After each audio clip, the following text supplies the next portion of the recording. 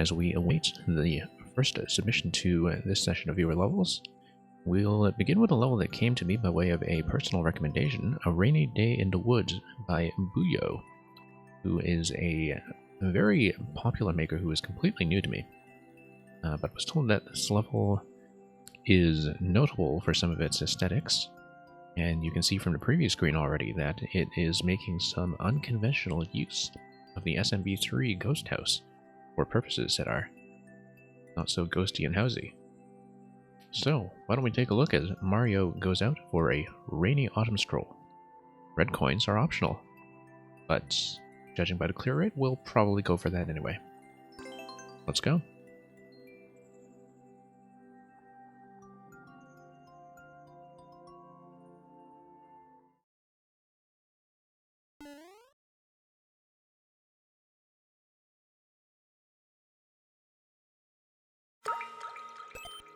Well, the peaceful music is certainly a nice touch, and you see that the Thwomp is going to activate a switch right away. Clearly something will be in the off state, perhaps for aesthetic purposes. And yeah, you see that already. The on-off switch was pretty done specifically for the purpose of toggling the off state and just to give us the autumnal look. The empty red dotted line blocks.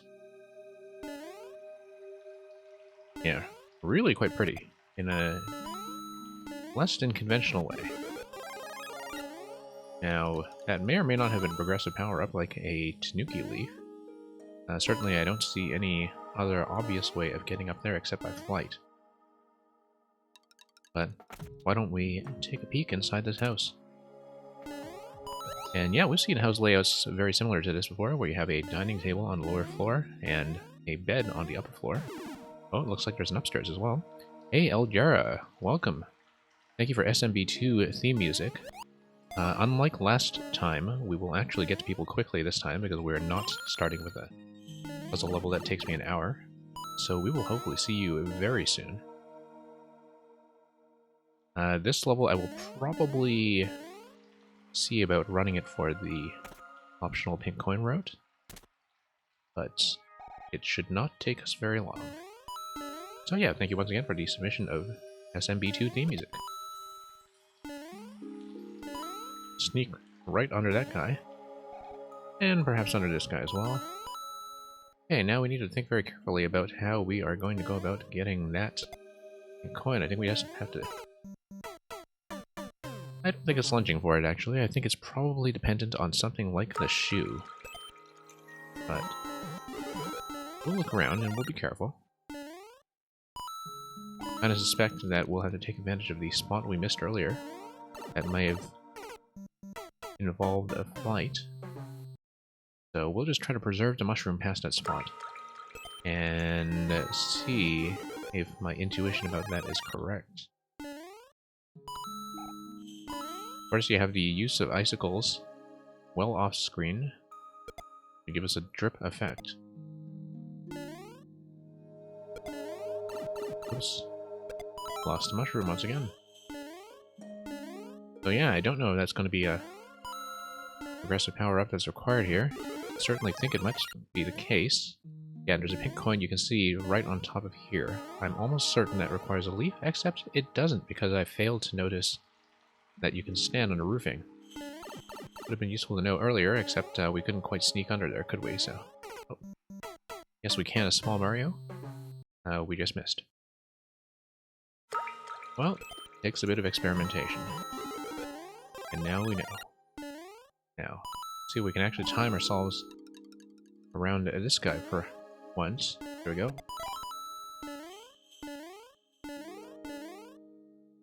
And, oh. That was a close call. Is it progressive? It's progressive for a fire flower. So, not going to be a power of flight. But, sneak our way up here, grab the coin safely, and peek in the house.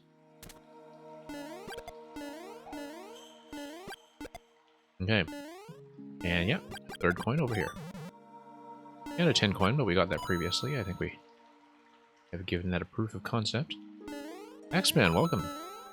Glad you could drop by. Looking forward to Zelda Can't Jump. And, okay, here we go. Now, let's see about making it over safely. Well, that didn't go well. Now, we can, of course, take damage on top of this guy to grab the... Whoops. I was about to say, if we're able to take a point of damage, we might as well cheese the coin above the muncher. I'm sure that's not really the intended route, given how otherwise traditional everything feels here, but that is certainly one way to do it. Does look like it should require something like the shoe, though. Or at least was designed that way. Okay, so no fire flower for us, but that's alright.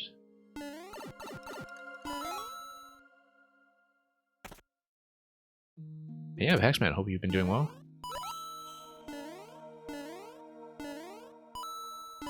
It's kind of nice to get back into playing more Mario Maker again. I have had a week or two of relatively light streaming lately while I've tended to some other commitments, but Julian, good to see you as well.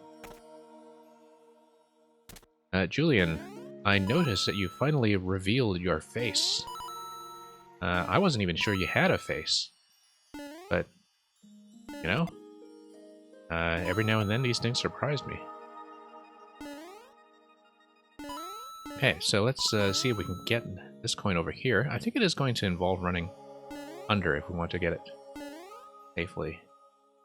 Let's think about that. However, it looks like we'll have to make a decision fairly soon about proceeding to the next zone. So without a mushroom, let's see if I can actually... There we go. Yeah, it probably is an actor. But, how well paid is the actor? That's the question. Okay, so we have an on-off switch up in there. It looks like another thing that's there to enforce the state. Oh, I see, for the checkpoint. Because if you respawn, it wants to force the on-off state to off at all times, purely for decorative reasons. And yeah, there we go. 2 more coins to go. Whoops, that was a very close call. Why was there a little kid sitting there? That's a good question. And, oh well, we are all young at heart. That's why we play this thing.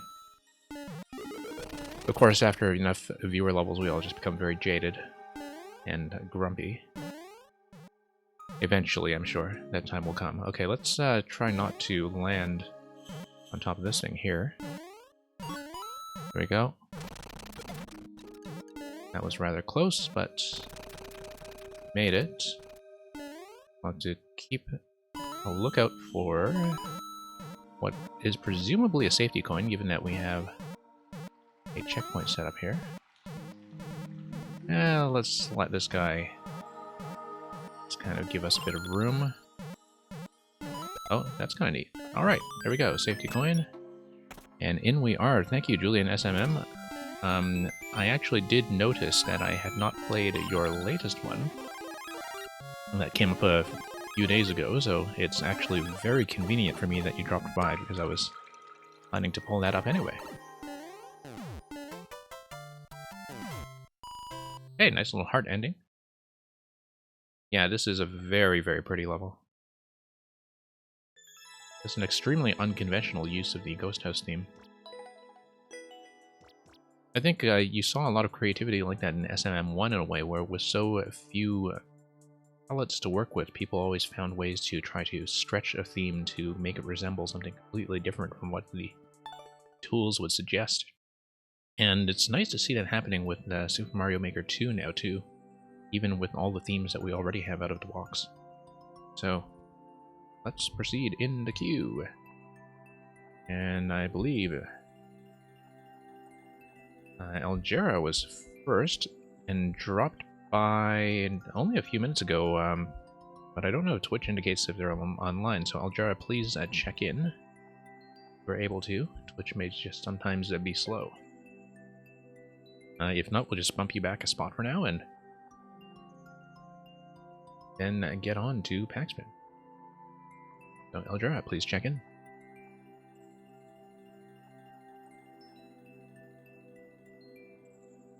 And in the absence of that, we will move on to Paxman.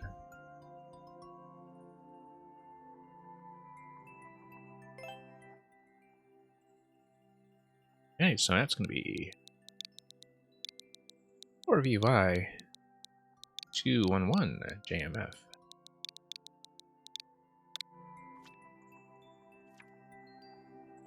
Hey, Zelda can't jump. This Zelda guy's boots are made of metal or something. He won't jump. Okay. So this is from December, so it's fairly early on as far as Link levels go, and I have not played it. And we've got about 7% on it, so... Well, I mean, they named the games after this Zelda guy for some reason, so why don't we see what the iron boots are all about? You said pizza? Yeah, pizza as well.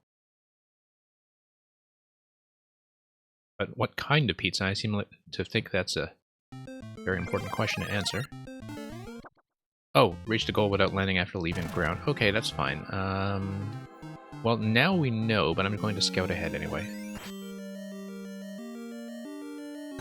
Yeah, we failed the condition, but you know what? We'll just practice it. Ah, okay. So, let's assume that the P-switch is going to drop something for us. There we go.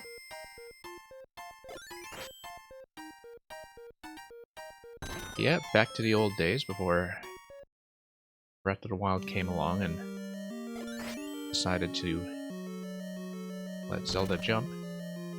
That was a bad way to go about it. I should actually rethink that, but that's okay. We'll have a chance to rethink that now that we are paying attention to the clear condition once.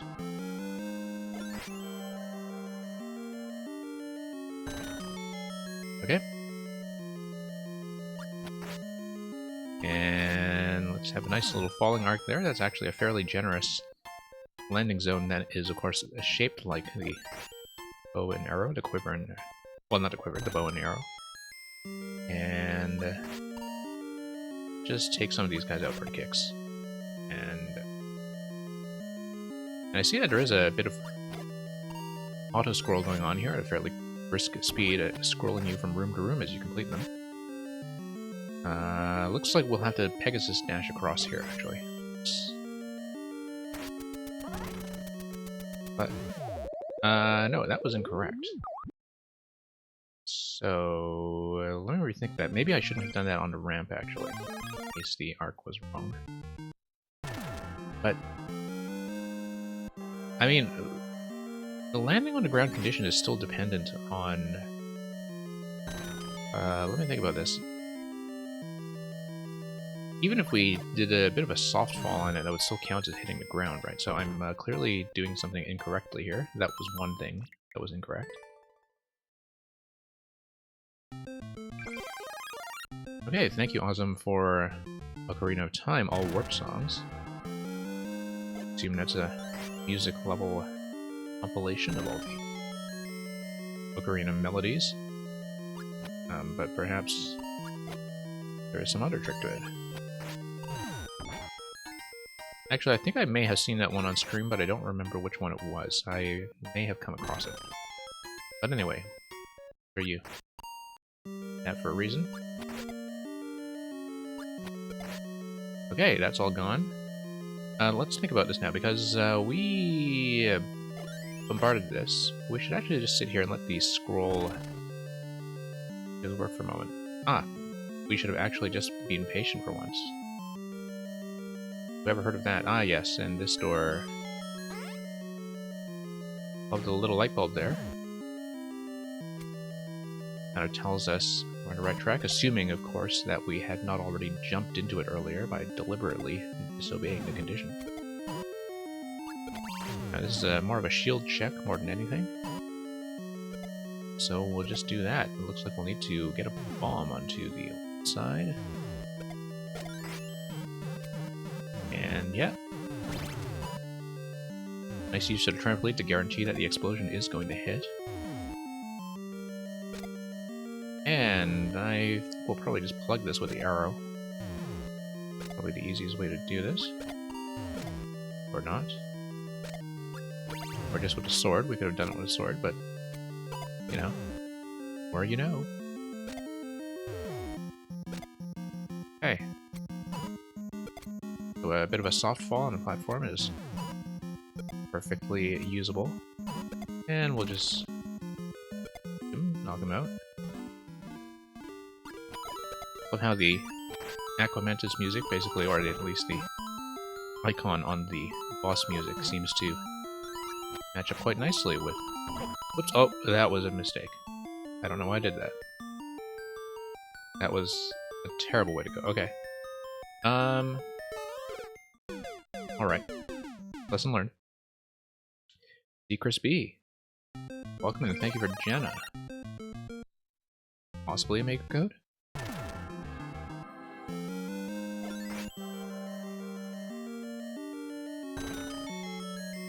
Yeah, what was I about to say? No, I was about to say I appreciate the color coding of having a green boss there.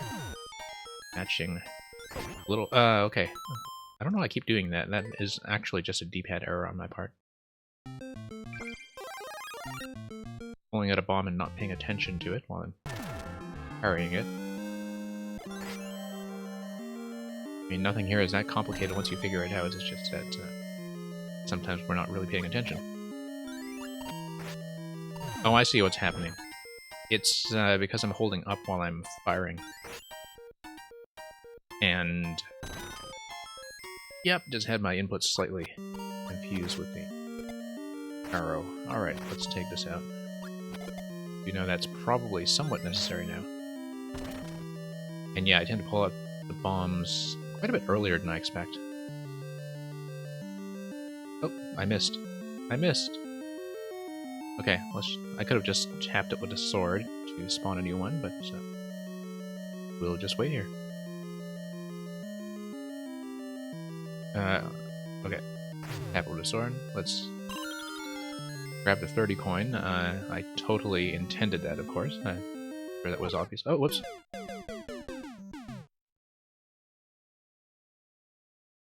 Alright, we'll just fix our positioning there. We probably made that quite a bit more complicated than it needed to be. And let's tap to peek. Oh, yeah, no, I see what's happening there. You see how I pulled the bomb pretty much right away after firing the arrow, and that's because I was trying to get into running speed again, and I had not let go of the up input, and that's why when I pressed Y to pick up running speed, I pulled out the bomb without realizing that I had pulled out the bomb, and so that is why I keep blowing myself up prematurely. That is exactly why. Okay. And let's drop. Oh, I was going to shield into that, and I just...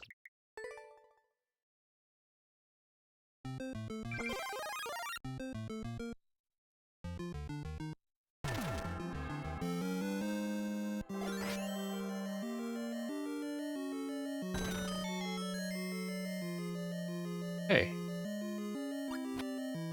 Yeah, awesome. You might want to be careful with that in case you accidentally trip up somebody's spam bot someday. I mean, I can understand you perfectly for speaking my language. And that will not be true of everybody.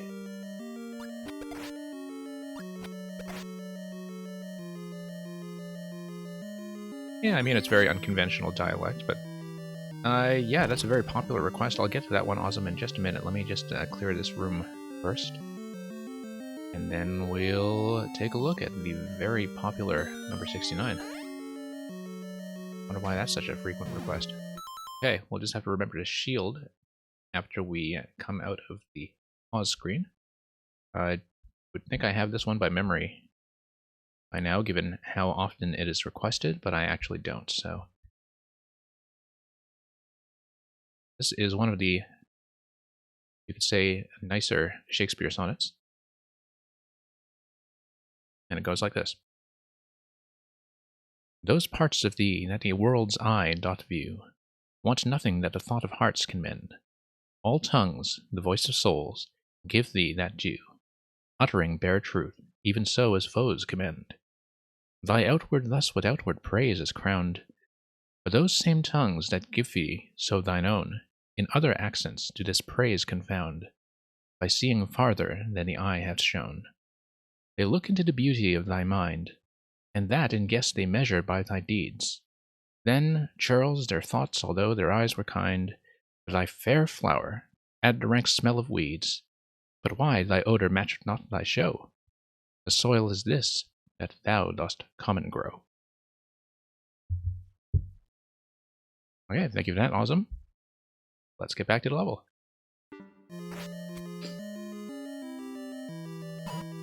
Yep, and we'll just have to be careful not to dive right on top of one of the spike balls this time. Let's let it pass safely instead of trying to speed through absolutely everything.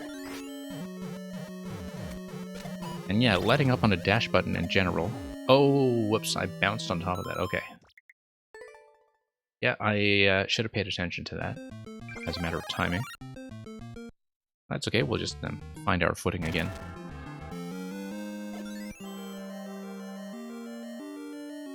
But yeah, letting up on the dash button is actually quite important on this level, so I don't blow myself up constantly.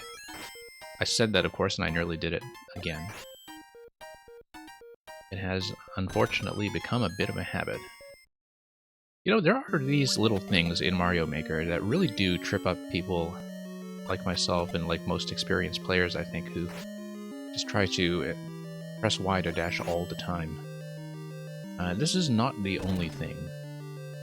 You know, if you think about how the 3D World Hammer Suit cuts momentum, or if you think about all the things that can go wrong when you try to dash everywhere with the Frog Suit or the P-Balloon, there are a lot of things that can trip you up. But we'll just have to pay attention to that and just not pull out the bomb absolutely everywhere. And oh, we nearly did it to ourselves again. That would have been absolutely dreadful. But, okay, there we go. We will make it back to the side.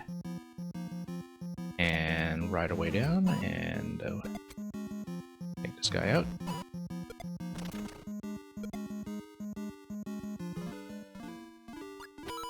Now, I don't think the Wiggler actually dies to arrows ever, so we'll just take this as a representation of a heart piece or something. I mean, it does have the fairy fountain music. And, yeah, okay. I'm sure the coins there used to look like a Triforce symbol, but having taken the coins with the arrow, we no longer know that for a fact.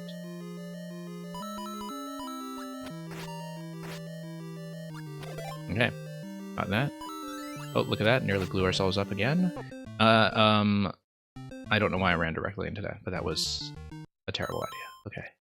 Let's scout ahead slightly before I reset. Okay, so you got... Okay, just a 3-coin segment. And then this is going to be a shield over there, and yeah, 3 coins, and we head forward through the pipe. You want Amiibo costumes back so you can make a level called Yoshi Pays His Taxes? Yeah, I feel like there is a lot that was a missed opportunity. You know, we just went through months of desperately needing, I think, a Dr. Mario costume for all of the pandemic-themed levels. There were already some pretty good virus-themed levels in Mario Maker 1. And I guess people have kind of gotten by regardless in Maker 2 and kind of done what they can, but that was certainly a limiting factor. And there we go. I mean, I do love the way that you have costumes like Link fully implemented in the moveset, though. So I certainly won't complain about that. But it's true that the Mystery Mushroom, and particularly the ability to have something that allows you to break bricks overhead like Super Mario, but with one tile of height. Like, that's utility that has not been duplicated, which was extremely useful. You know, just one additional kind of lock and key or puzzle interaction that we no longer have available to us.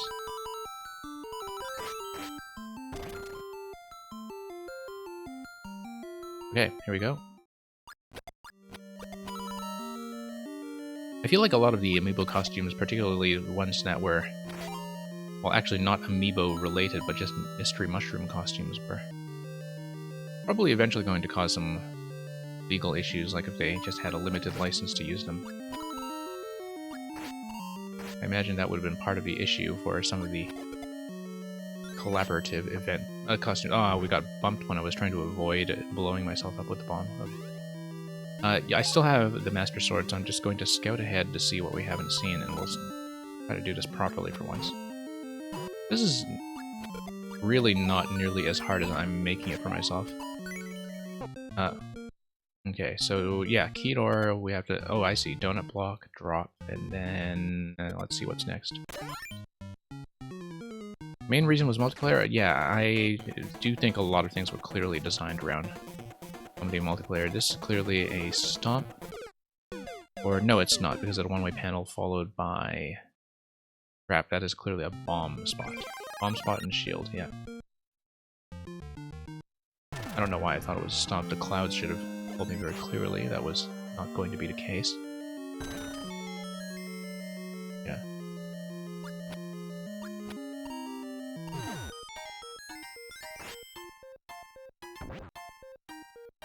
Really quite nice, though, to occasionally have a level like this that,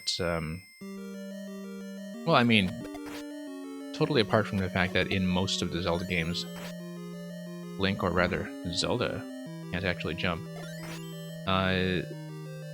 That the kind of Captain Toad style level you would think is what the clear condition here was designed for, and yet it seems like most of the time when I see this clear condition, it's just there to enforce some kind of, you know, bouncy speedrun. I don't really see very many levels that are designed around not jumping as a central concept rather than just a, you know, kind of enforcement tool. Now, it's possible I just don't play enough of this kind of level, but I think I already play, like, probably more puzzles than the average Mario Maker streamer in terms of the amount of time I devote to it, so you would think I would see this more often. But yeah. Very nice use of the theme, though, in terms of having it feel like a Zelda adventure in a classic sense. And moreover, still having a good range of vertical space to play with, or something that is a don't jump level. Partly because you get so much flexibility with Link's moveset when it comes to, you know, being able to use vertical space with tools like the bow and arrow.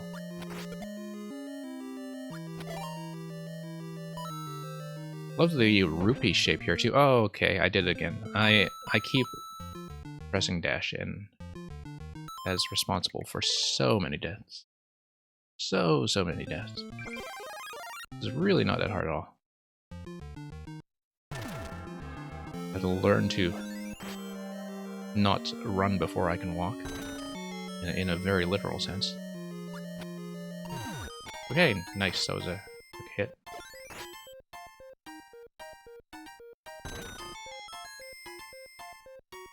Yeah, I mean, you know, Zelda, I guess, was top-down, so, like... But then if you're talking about the 3D Zelda, depending on when you started, then that is very true, that when I was playing the 3D series for the first time, like, it took some getting used to. Particularly when I was switching between Wind Waker and Super Mario Sunshine. I was playing the two of them pretty close to each other. And it would take some adjustment whenever I switched between them to kind of get back into jumping for Mario and get back into not jumping for Zelda. You would think it's very easy to just separate those in your head, but when you actually play the games in quick succession, the sort of auto jump in games like Wind Waker and in Ocarina does have a way of throwing you off. Okay, let's bump this guy. Yeah, and this is totally supposed to be 2 triangles and a missing Triforce piece denoted by the Wiggler. Okay, let's not blow ourselves up, and let's not die to trying to adjust our position when we are nearly blowing ourselves up, which is beginning to present itself as the issue here. Let's not get too close to the platform before we are ready. And pop that guy.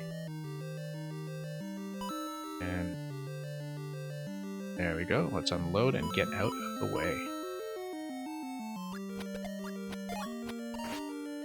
And then, okay. Once again, unload and get out of the way. No fire piranhas to deal with here, at least. And sure, let's get the coin, because we are reckless and we do that kind of thing. And let's pass by that safely. We picked up enough rupees for one day. Can't wait for Breath of the Wild 2? Yeah, neither can I. I hope I am able to play it as deeply as I did the first game, because, I mean, I was very fortunate when I played the first run I had through Breath of the Wild, in that I did have the flexibility to take a great deal of time off and just live inside that game for a few weeks. Oh yeah, Muncher. Okay, we'll just bomb that over and over until the Muncher falls down, and there we go. Now, the P-switch is timed, so we gotta... Oh no, it's an infinite P-switch down there, okay. And we can just jump, because we won't land on the ground. Okay. Nice little trick ending there. Okay, so we have learned our lesson, I hope, about repressing the dash button when I've just fired upwards. That seemed to be a particular mechanical trap that required doing a lot of things wrong in order for me to learn anything at all. So, yeah, nice anti-troll in the ending, for sure. Let's mark that as win. Let's do second and last check for El Jera, who I think, like, literally left 5 minutes after dropping the code, so, yeah. Short queue, they can always come back later. And, let's see, the new one from Julian.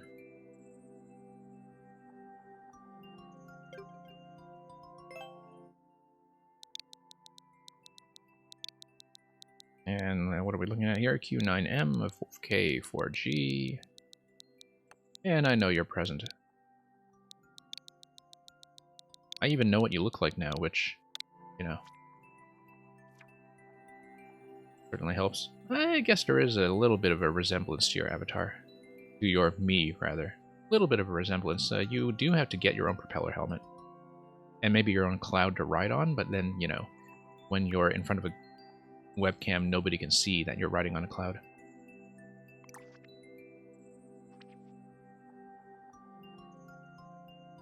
And this level is from August last year.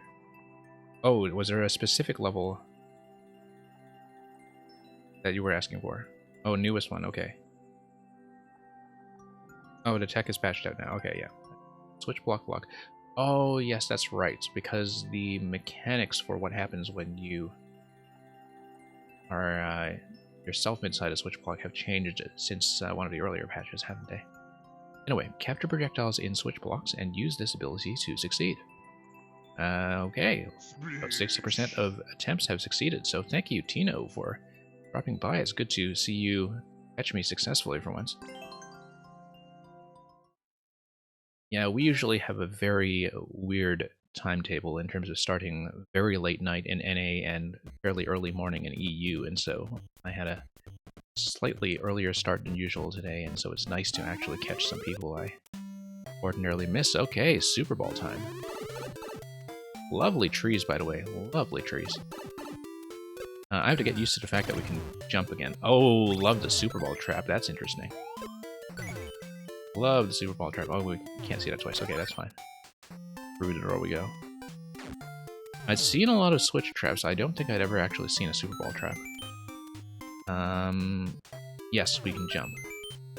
But we are going to fire first. No.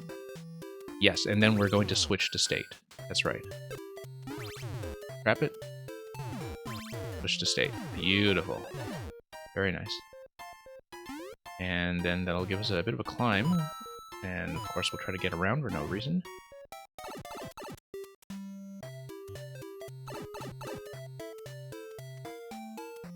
Okay. Yeah, it is too bad that the interaction has changed if it has. I would not even have thought to test the Super Ball with this. It's nice to see a Super Ball concept like this, given that... Oh, okay, so something is around here. I see, that's a jump spot for this side plana. Okay, now we know.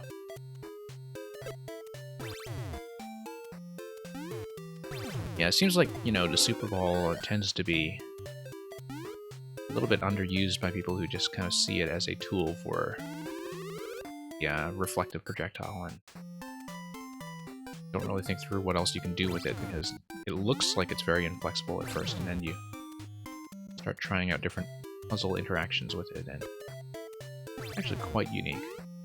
There we go. Still love the foliage in this level. That's, you know, with the semi-solids actually hanging like leaves.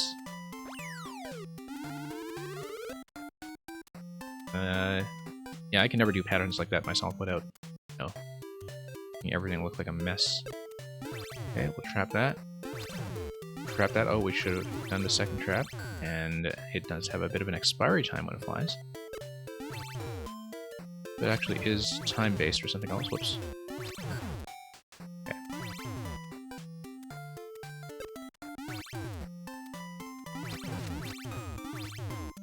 And, oh no, we needed to hit this. Okay, yeah. I see, in order to raise it and hit the bottom. I understand it now. I think. And you actually just need to hit them in sequence. Maybe not entirely in sequence. Maybe we trapped that poorly. Okay, let me think about this. Trap. Release. Trap. Release. Maybe we're just slow. There are 2 soft locks, but you can't change them anymore. Yeah, well, you know. That's the price we pay for actually doing interesting things Nintendo want us to do. We just have to be quicker, I think. I'm hitting the expiry. There we go. And then let's see what the blaster is all about. More Super Ball, okay. Element, and we'll just raise this. A bit of a crushing.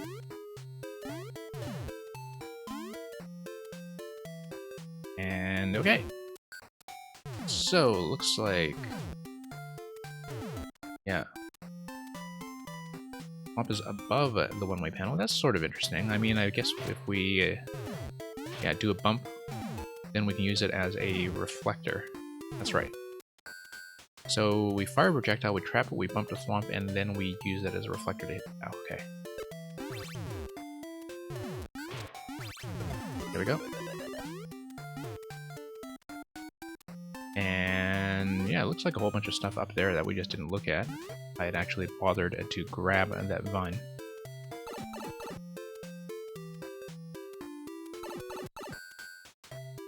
Now what are we looking at here? Shelmet refresh. In case we somehow are to take damage. Okay, so this is going to be a reflector point, for sure. Looks like we'll need to reflect off this ceiling and then do the trap. Then why do we trap it at all, then? That's an interesting question. Let's just do it and find out. Whoops. Oh, I see, because we eventually have to make our way to... no. It has something to do with... okay, I'm sure the piranha is holding the key. We just try this again. then I see, because reflection takes into account the fact that it has made contact with the dotted line block as a surface. And that should have been clear from earlier rooms, but it wasn't actually used actively until this room, and that's why I would have not been 100% certain about that. But yeah, ball go boing. That's right. Yeah, and so you use that itself as a reflector, and then these puzzles do kind of develop the idea by making it very explicitly clear how the mechanic works in a way that you might have taken for granted much earlier. Okay, so this is going to be a little bonus shooting gallery. Yeah, that's just going to reveal the flag. So. Yeah, thank you very much, Julian. It's too bad this mechanic is no longer available for me to steal, because I would have loved it to put the Super Ball into some better use again. And Schlagobase, welcome. Thank you for dropping by. Short queue today, so hopefully you'll be able to see yourself played. I'll get to Swindling Breeze in Oak Heights soon enough. So DDO, welcome as well. Thank you for Minecart Labyrinth.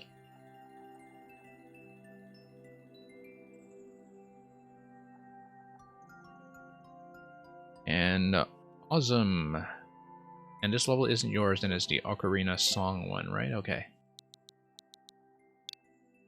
Yeah.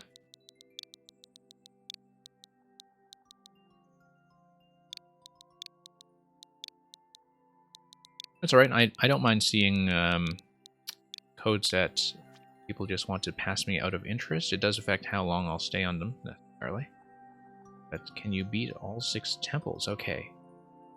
If it's a non-linear course that has tons of checkpoints, I actually do like those kinds of levels in terms of the scale and the length, but we'll see how long each of those individual segments take. I mean, obviously, with a repeatable checkpoint setup, it would still need to be clear checkable, and you have a 3-minute record on it, so it's probably manageable. But yeah, let's put this on and listen to some of the warp songs. Okay, that looks like a safety coin for sure. And you have 6 entry points, and we're going to just do them in order. It looks like they are themed after the original temples, of course, so we'll just begin with Forest Temple, which will actually not turn us upside down. Oh, I see. And it's got the song, yeah.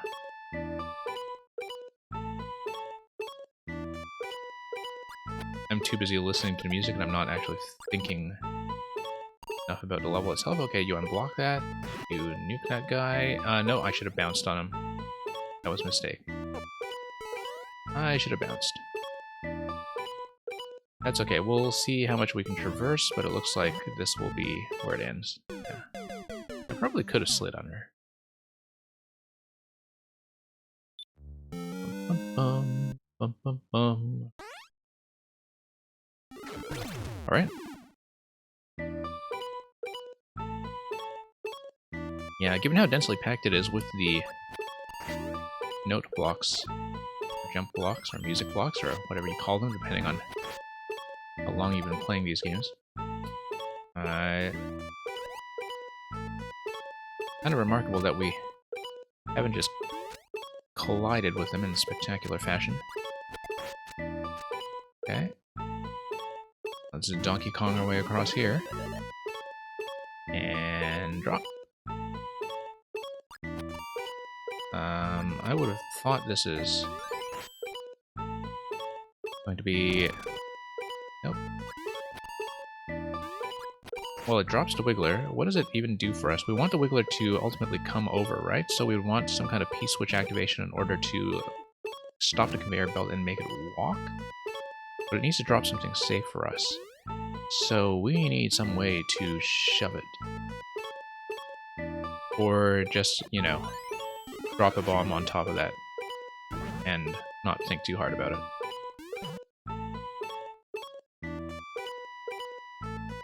Maybe it's there for musical purposes. Getting rid of this guy.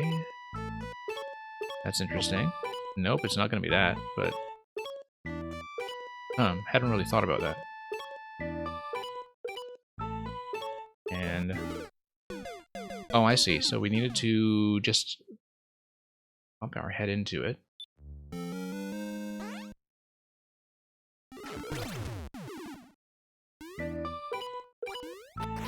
There are probably some things about this that are mechanically obvious, or should be. That I may occasionally misread, but hopefully we'll not make too much of an embarrassing hash out of it. Okay, drop the Wiggler. I feel like this is maybe not the actual solution. Okay, maybe it is. And we need to think about what to do to Piranha here. Probably just let go Divine, fire an arrow, and then reclaim Divine. Nope. Okay. Or, no, I just whack it with a sword. Yeah, let go of Divine, whack it with a sword, and drop. These things should be obvious to us, and yet occasionally we think of the simple thing last. Oh, here I go again with nearly blowing myself up. And very often. Already, no, that was not intentional. Did not want to treat it like a spike ball. Wigglers do not like being confused for spike balls. Yeah, jump sword quickly, grab vine. Yeah, I knew that. It should have been very, very obvious.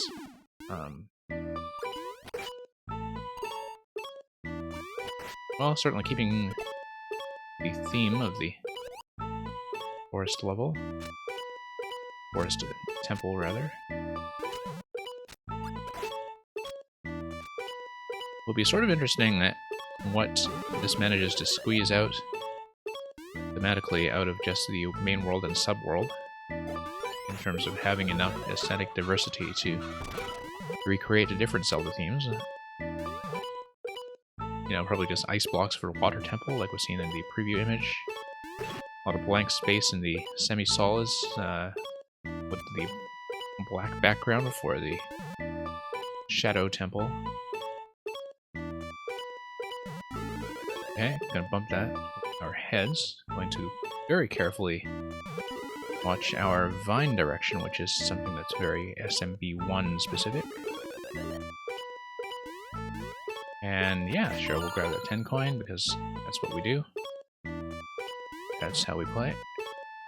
And here we go.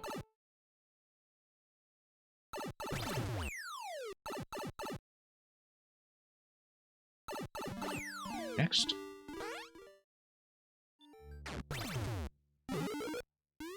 Okay, we can in fact jump. Took me a moment to adjust to that fact. Looks like we need to wait for the spike top to do its work, probably. There's nothing else for us to do. Except for... oh, bombs, of course. Yeah, should have been obvious once again. Loop around once more, just to be safe about the timer. And then drop that. I see, and then you just take a bigger and bigger loop every time. Works for me. I'm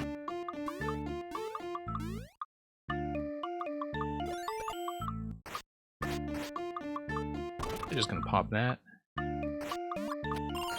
And that's easy enough to grab, as long as you're quick.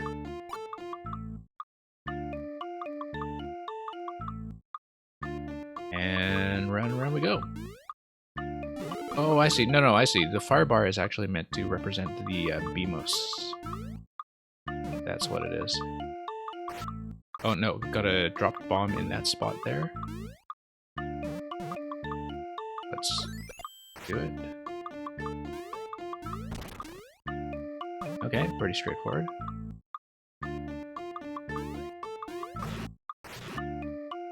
And then drop 4 bombs there, okay. And then, yeah, we can just clip through the bomb once we drop it. 2 bombs, rather. Should have been thinking about the bomb range. And there we go.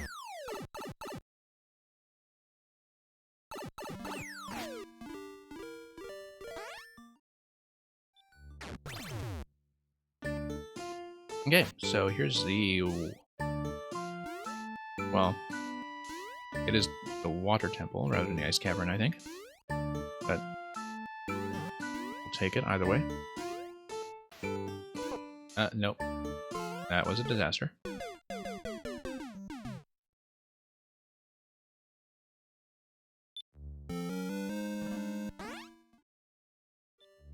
Yeah, this one isn't really puzzly, it's much more execution-based. Which is funny, because it's almost like the opposite of the original water temple that apparently gave people a lot of trouble back in the day. I never quite understood why. I always thought that, as far as puzzles go, the original water temple was really not that complicated, but you know, I mean, if people are encountering three-dimensional puzzles like that for the first time as children, I can see why that would be a difficulty spike. But I never really sort of understood the hype about the difficulty of the water temple myself. Okay, so this here may be mildly puzzly. You see an off switch. Actually, you just see a way to build momentum on the ice. Okay. Oh, whoops. Alright.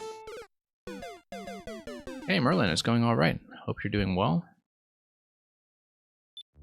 Yeah, trying to get back into some more Mario Maker again after having been a little lighter about our playing lately. Been a little busier with some other things, and also with the Maker side of the game. It's always nice to just sit back and crank out more levels as a player. Alright, let's drop the bomb. And yeah, that was very straightforward. That was almost pure execution. First set of icicles, run off that, jump on a second. Yeah, I knew that is what I was supposed to do. It's just that the first time didn't quite gather the momentum to do that. Okay, so here we are in a subworld, and that's going to represent a shadow temple. We'll just see it in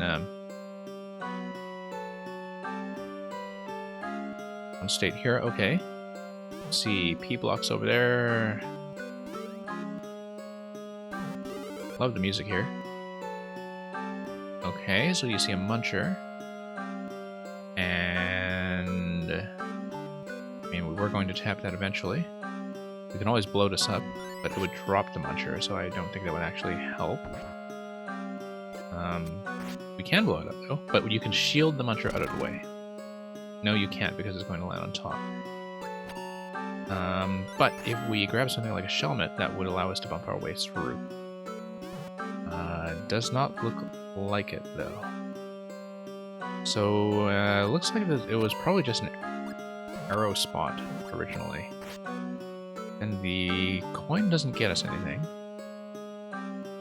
Damage boost doesn't appear to get us anything either, but we can always just try it, because it's what I can see in terms of progression. Whoops, it's unexpected. Yeah, Merlin, thank you for 3-2. Would be happy to look at the continuation of your water world.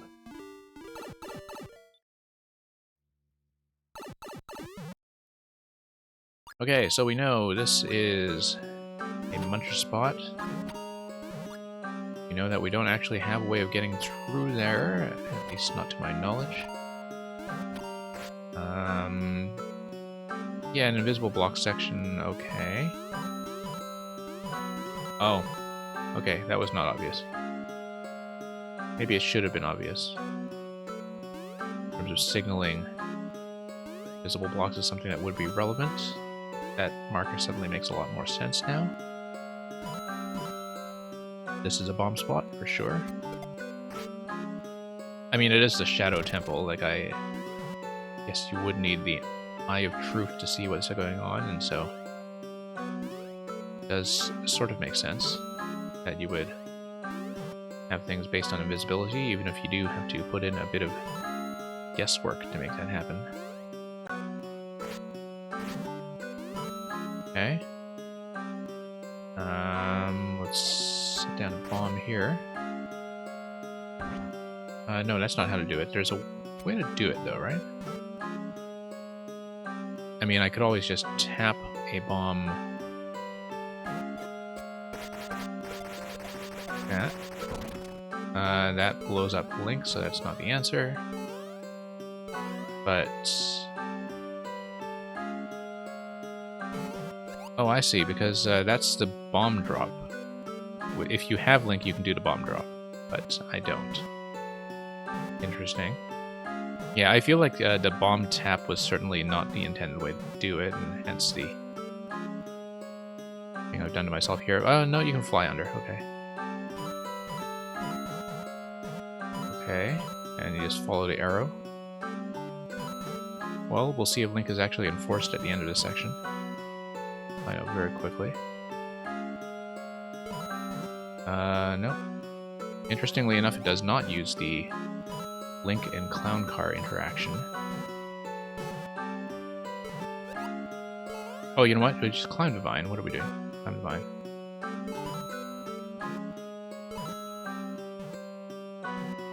Okay, looks like we probably do have to blow something up. Oh no, we don't. We just follow long scale of the pattern. Yeah, it looks like we do have to blow this up with Link, so we probably messed that up. And yeah, awesome. You don't need to just spoil every solution. Like, you know, just let me get stuck at it first. I mean, the point is to figure it out. So, I mean, I know it can look rather slow if I'm trying to work something out for myself, but try to make do. Yeah, it looked like it was definitely a Link check. I was expecting a Link check to come, I just didn't know in what form, and I wanted to scout ahead to see. We have that track teaching us about invisible block tracks, actually, and that should have been a clue for us here that this was maybe something relevant. And you know what? We can... oh, no. We needed to bomb our way through. I needed to throw a bomb through to this side. Yeah, hit the left block, throw a bomb through. Yep. That's right. Okay. I mean, there is a way to do the sword tap on the bomb safely, like if you want to cheese a segment like that, particularly if you're just right up against a wall. But it's usually a cheese, because I've rarely seen that actually be the intended solution. Partly because it's a... whoops, very fussy to carry out, but...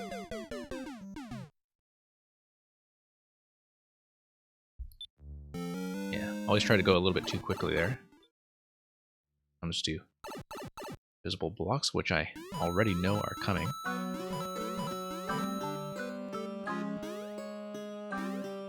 And, yeah, we'll see. Like, check. Yeah.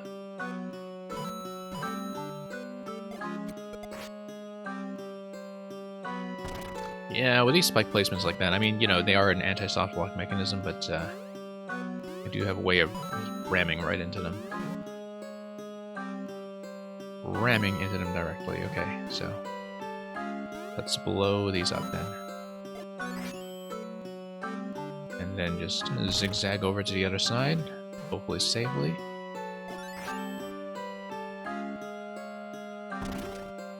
Yeah, we know this is clear. And then you see these markers here that I think were just there to spawn the instruments.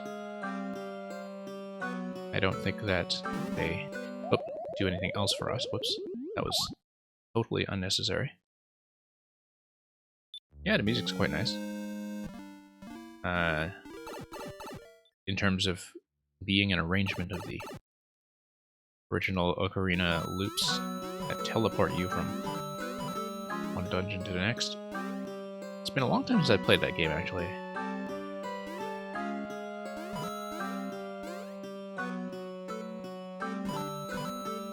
Because last time I played it would have been the 3DS port not long after it came out.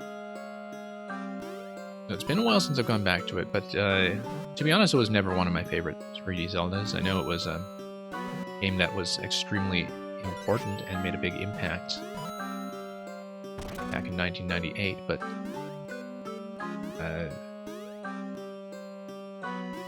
the N64 era in general for me was one where, you know, I respect all the things that the developers got right on the first try, but I feel like there have been better games since. But that's kind of my general attitude towards the N64. And I was playing before the N64, right? Like, it's not like I was new to video games. But sometimes I think it's a generational thing. Alright, let's drop a bomb here and hopefully it'll hit somewhat reliably. Nope. But yeah, cool level. We'll just need to be a little better about timing. It's remarkable that we're missing, given that if you actually put it next to the spike block, it should be within range of them as they go up the diagonal.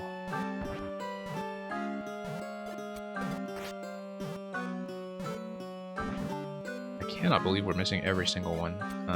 Just need to sort of nudge it when it's in open space. Unbelievable.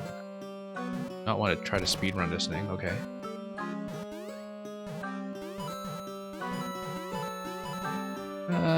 Yeah, well. We could have shot it with the arrow, but we didn't. So, what was up with that muncher anyway? Okay. Guess we will never know. And we'll just proceed to the Sand Temple, which, let's see if it has that element of time travel. Suppose not. But maybe a little bit difficult to implement. Yeah, I love the music in this one. Look at that star being trapped. It's going to be released like crazy as soon as we have some kind of P-switch interaction somewhere. That's going to be a bomb. And that's going to be a dry bone. And then that's going to be ooze. Ringing their way around.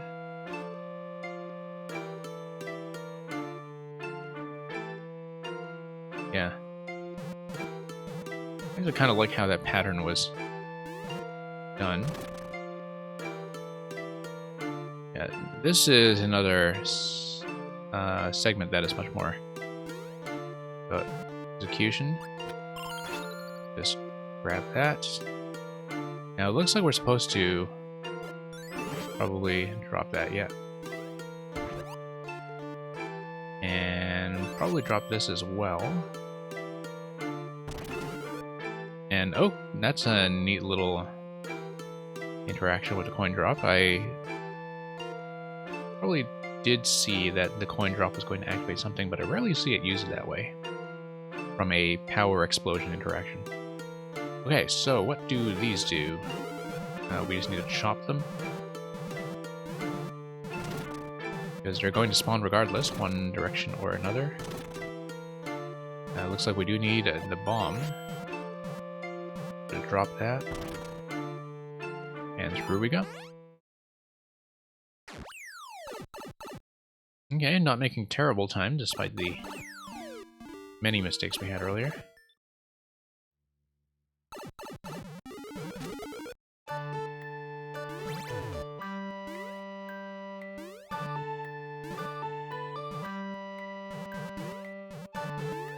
And yeah, just gonna take a moment to listen to the music. Oh, I see. The star was mainly being used as an instrument.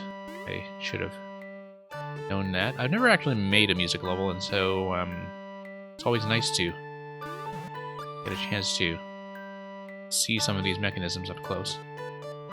Okay, so we are going to activate an on-off switch somewhere down below and then loop our way back up. I think that's fairly clear. Except this is a one-way panel. Okay. So there is indeed some kind of loop, though. You can theoretically blow that up, I think. If you're careful at the bomb, you would probably just take damage yourself. But yeah, a lot of these trappings are clearly for instruments. And oh, I see. So that tripped a switch somehow. Maybe it's something based on facing direction, but I have not looked at this carefully. Or maybe it's based on a timer. Given the bombs, yeah, given the bombs there, yeah, it's definitely a timer. Definitely a timer. Okay. We'll just need to be quick. And I can see exactly where it happens. It is from the activation of the switch because you get the bomb spawns towards the Podoboo under the other on-off switch right away. I probably needed to do a Pegasus dash in that segment, but... Oh, I see. Throw a bomb through there, and the thing is, the on-off switches will... The on-off blocks, rather, will kill the bomb. Okay.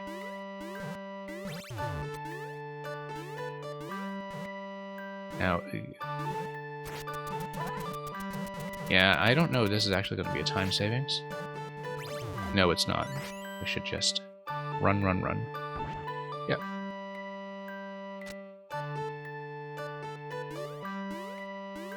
Yep, no need to tell me the solution. I do like figuring things out, so... no. Yeah, we could have made it, we just, kind of slipped in there. 90 seconds. Okay. You know what? Okay, never mind. We need to let that reactivate. Hang on. Yeah, just gonna nuke that.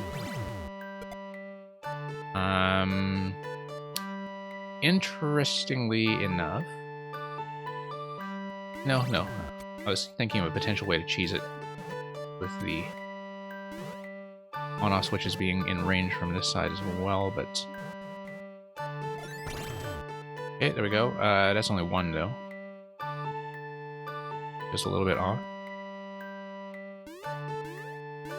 Yeah, it is weird to not have the music react. Should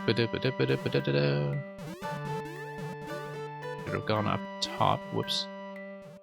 Yeah, we keep slipping. We have 35 seconds to get our act together for this one. That's okay. It's the last segment that we need to do, so... slipped here. No, this is a disaster. But luckily... Yeah, we can do this to reset. Watch this. No. And we can actually save ourselves a little bit of time.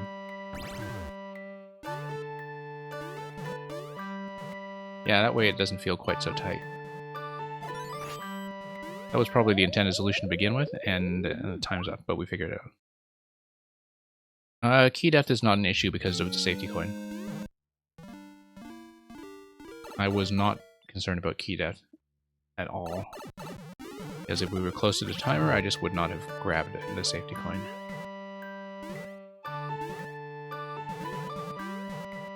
And then... Oh yeah, okay. We need to loop around, we need to hit that switch, and then we should hit that switch from the top, yes. That's right. And we came out this pipe to begin with, so I should have known this. Let's just let it activate.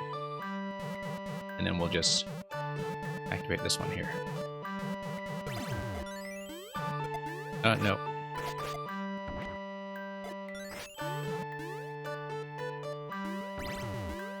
Really does have a way of throwing off the dash button. Okay, that'll give us a bit of a margin of error, which we will use to the fullest. Yeah, Zarex, welcome. Thank you for the submission. We will hopefully get to you soon enough. Okay, through we go. And 50 coin, how shall we grab this thing? No, we just need to bomb it. And then it should fall when it's in explosion range and bounce back up. Right. That's gonna be 1.5. Yeah, thank you for sending that. I know you said it was not your own, but it was a pleasure to play regardless, so...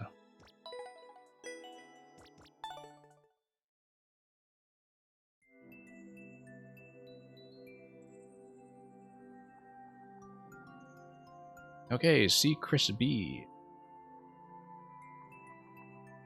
Believe you are still around, at least Twitch tells me so, so we'll, at the very least, punch in your code and I'll let you tell me what to do with what I believe might have been a maker code, but it's 4JF.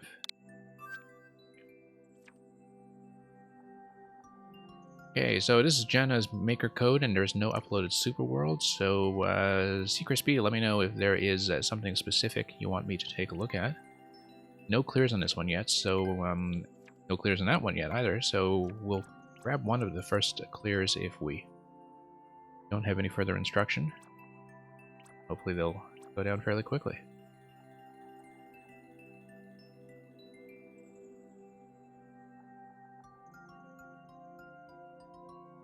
Yeah, which seems to think they're lurking. Lurking is fine, it's just that I might not necessarily stay on it for as long, so let's just take a peek of this. At the end of the plains is a lonely red pipe. Where does it lead? Well, it's named after Lawrence for some reason. So I presume that the pipe will take us to, I don't know, Arabia.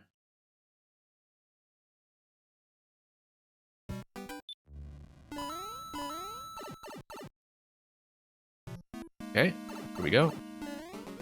Now this was tagged as having a boss battle. If we play so incautiously, we're not going to see it just yet.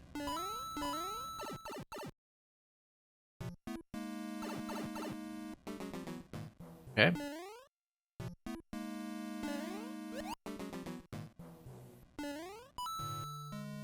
Synchronization here seems a little bit weird, but got it.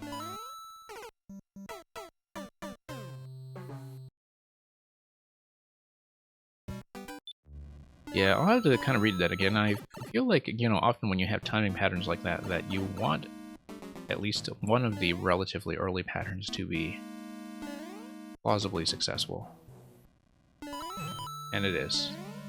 It's fine, nothing to complain about. I probably should have taken that shell. I probably should have not missed that spike. There we are. No clears on this, really. Okay, fairly new, though, I think.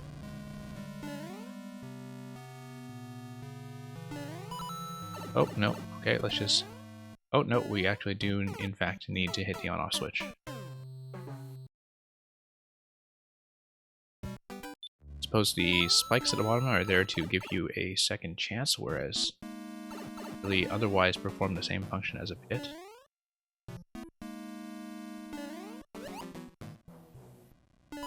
Almost done with your World 3. Well, very nice. Merlin, I do know that you sent me your 3-2, so we'll get that soon enough.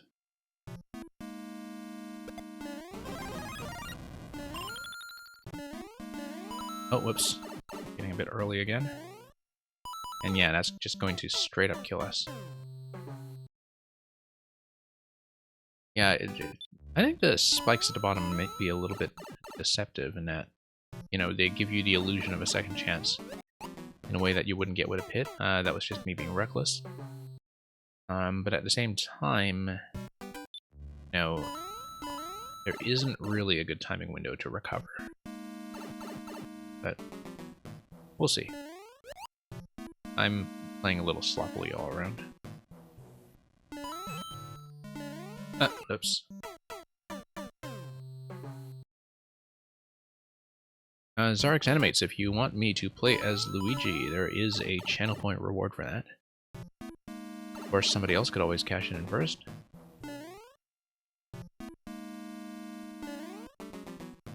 But yeah, we do take character requests through the channel point system, so thank you for the follow.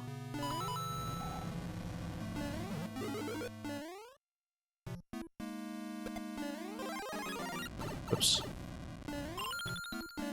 Wow, the way they just kind of peek at you like that.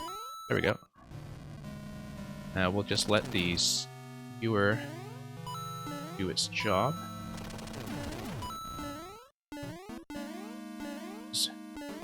Donut blocks do really go quite a long ways. Okay. Mecha Koopa, sign that this is a fairly recent level. Well, we knew that already. This is actually quite new. We want the Mecha Koopa up in the top section, sure, and we want the claw to probably carry it through and drop it, so it can walk. I'll have to take this Mecha Koopa.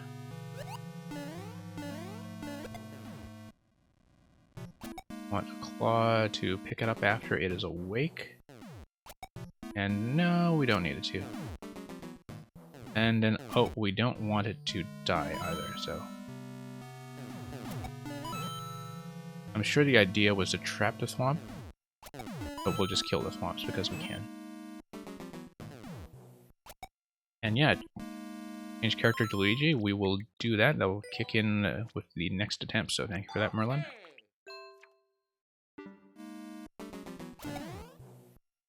Okay. So, okay, it's going to follow my horizontal position.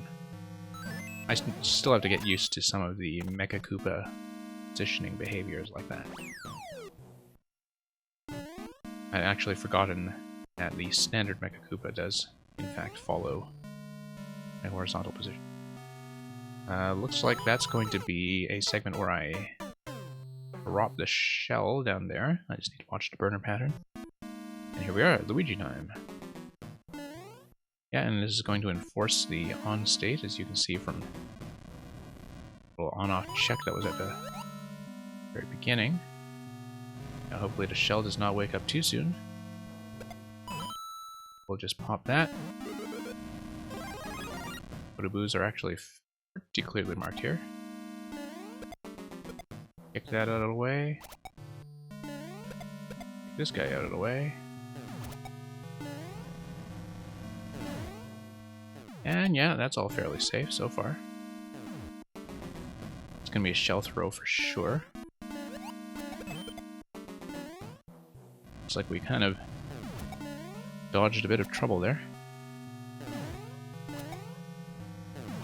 Is this progressive? Yes, it is. And Leaf will be quite useful. Will be a relief. Yeah, pretty clear indicators of where the Photoboos are going to fly. That's quite nice to have.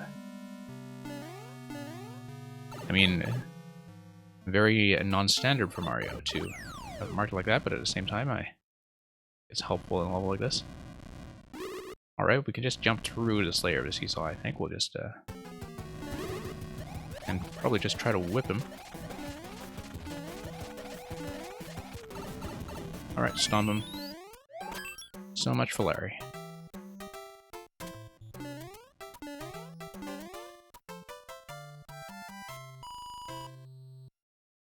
Yeah, I don't think the creator actually showed up in chat, but it seemed like they were lurking, so hope they enjoyed that, or will come back to enjoy that if they stepped out for a bit. Thank you for the first clear.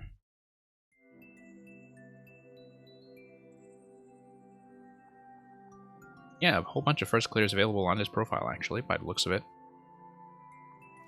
Now, let's see if Schlago is still here. Schlago does occasionally tend to drop a code and leave, so... Schlago does not appear to be on, and they should check in if that is not true.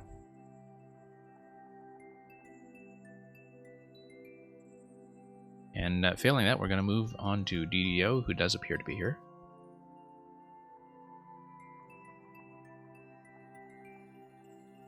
We have some people who follow me sometimes and do send me good levels when they do stay, but then they drop codes and leave pretty much right away, which I think kind of defeats the purpose, but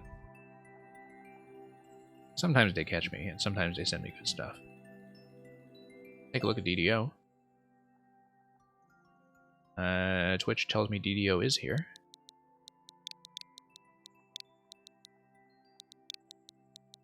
But, again, as we just saw, Twitch can sometimes be a little behind on that score.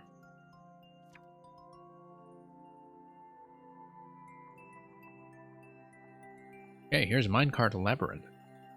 Explore this abandoned mine in a cart. Choose your path wisely for treasure. Well, We're very easily swayed by treasure. So, neat little cart design, actually, surrounded by P-switches. In the SMB1 theme, where you can't accidentally pick them up, but let's try not to stomp them, perhaps. And, yeah, thank you for the follow.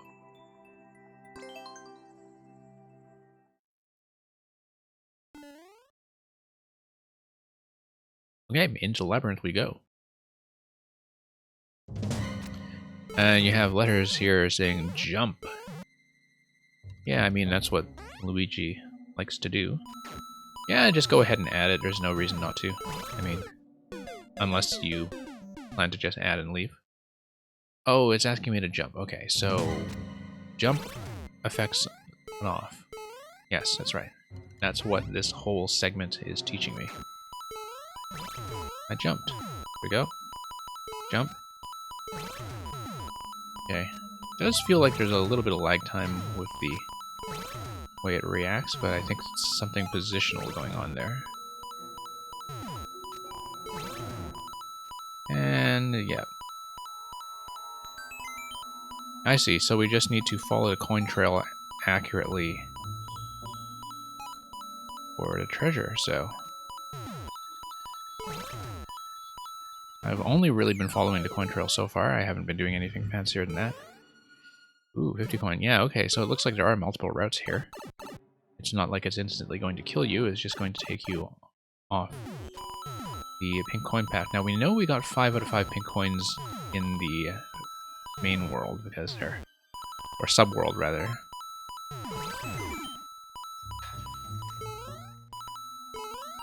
Okay. There we go.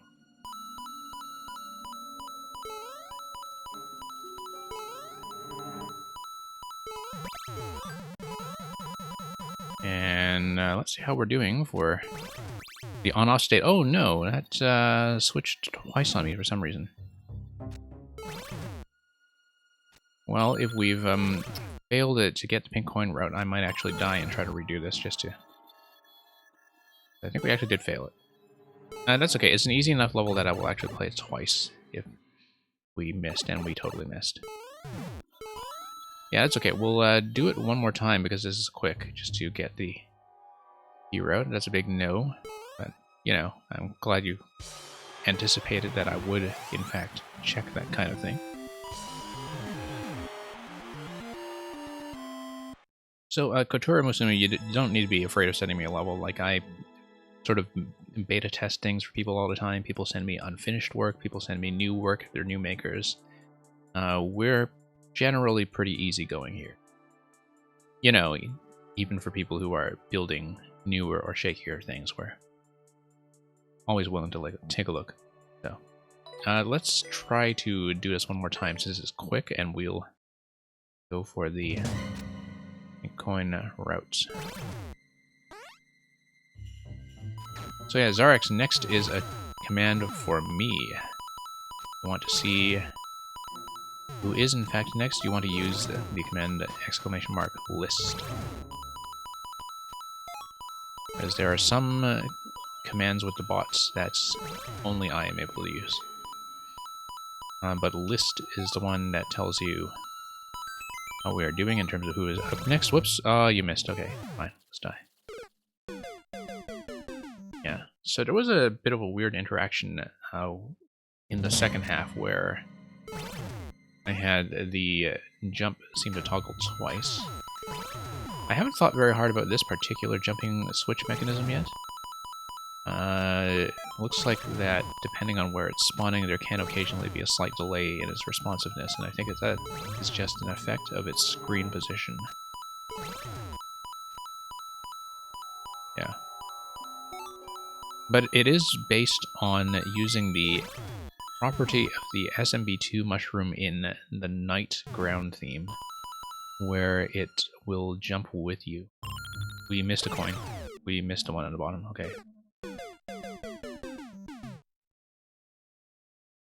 Oh, precision levels. Okay. Well, I mean, there are different kinds of precision, right? Like, I don't know if you mean the kind of, like, dodge this one pixel hitbox kind of precision, or just, a level that requires you to jump and land accurately. I gotta say, I'm not too fond of the ones that are mostly about, you know, dodge this 1 pixel hitbox, but they can be interesting from time to time. It's more that often I just kind of fail on those repeatedly and don't have much to talk about.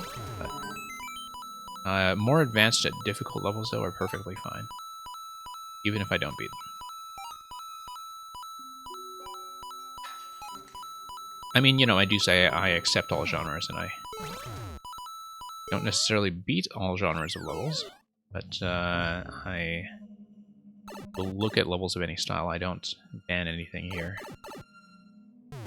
At least not on the main viewer level streams. Sometimes if I'm doing just a short stream or something, I might be a little more restrictive. But that's not very common.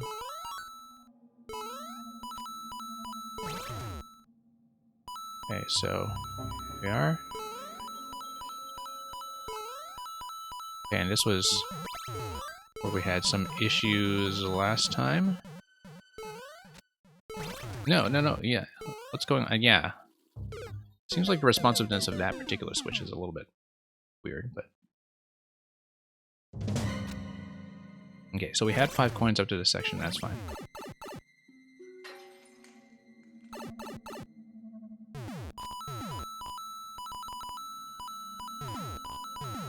But yeah, Merlin, I think it's true that as soon as people saw that on-off switches had been added to Maker 2, that a lot of people wanted to do, you know, on-off jump-based platforms. I think it became a very popular idea instantly, and I think that's because the levels that use that in Mario itself, particularly, well, I mean, it's mostly a 3D Mario thing, but like those levels were always very popular in their own right. I remember back when I played Celeste, I say back when, but it was only 2 years ago, when I played Celeste, that at the time it was one of the very few 2D games that used the kind of on-off jump block concept from Mario Galaxy. And now it's just all over Mario Maker, really. It's absolutely everywhere. And yeah, we'll do the bonus room. And we'll be thorough, as we can be. I noticed, of course, that the key doors are just here for symmetry. And I approve of symmetry.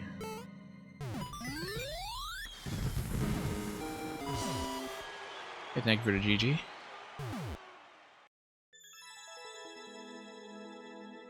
Move on.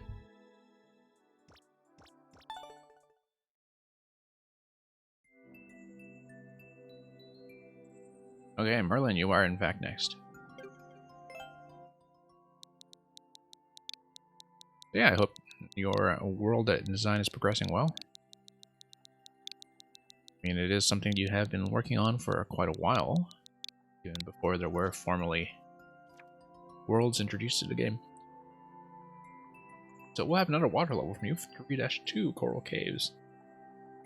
This one from a few days ago, swim through the deep caverns and travel through the mysterious deep cave. So let's do that.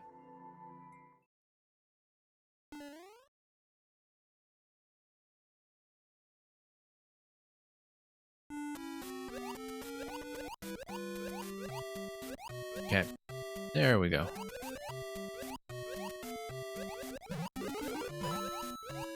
Yeah, actually, I remember you showing me a prototype of the aesthetic that you wanted to use for your water world, and actually maybe even precisely this level that you showed it to me in a very early state. It's the first room or so. I mean, it's not really divided into rooms, but you know what I mean. But yeah, using the different slope types to kind of have these very curvy platforms, I think is... yeah, always goes over quite nicely. Hey, I did that accurately. Okay. Wonderful. Remember I had trouble with that last time. For showing me the early draft. But yeah, nice to see this in a finished state now. And all these very non-threatening spinies all rolled up, and sure, let's go for a one-up challenge. Have to float up very carefully. Tap our way through. There we are. Drop.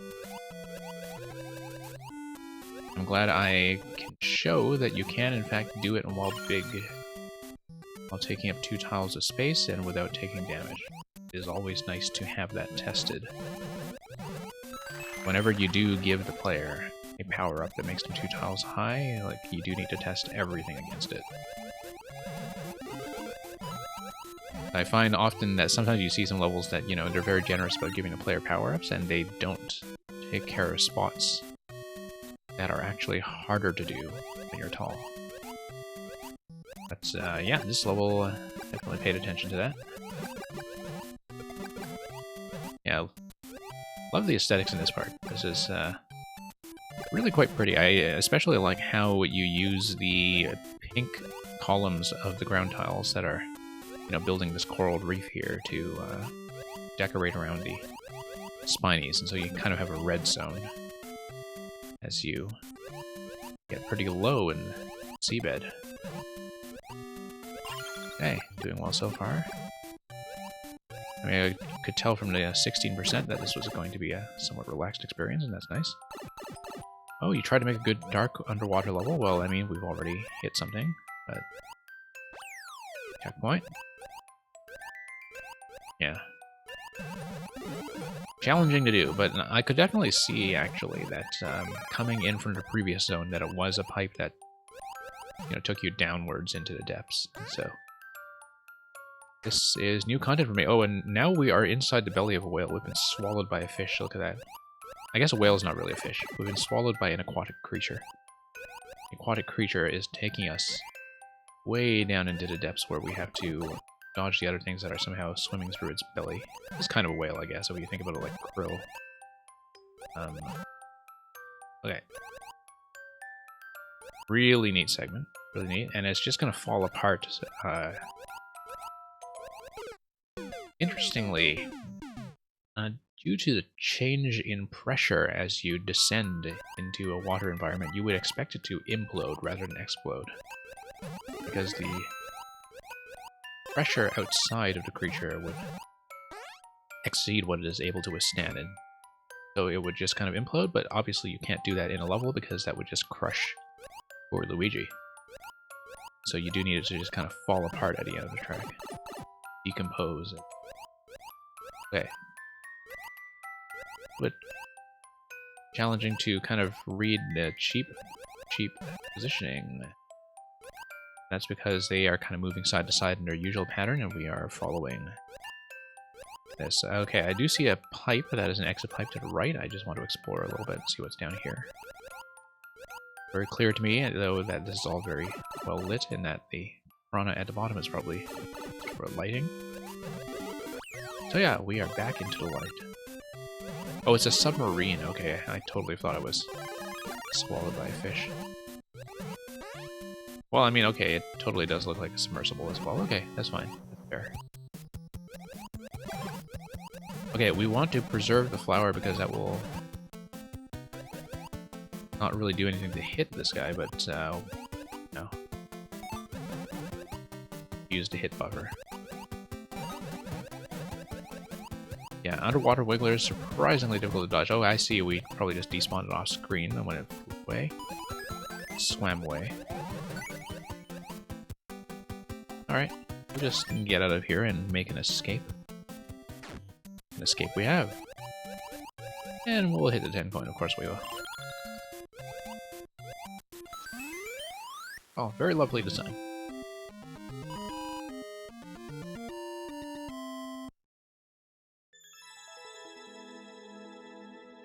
Yeah, thank you for that, Merlin. Don't know if you have made more since then, but as you know, you're always welcome to submit more if you're able to stay, so.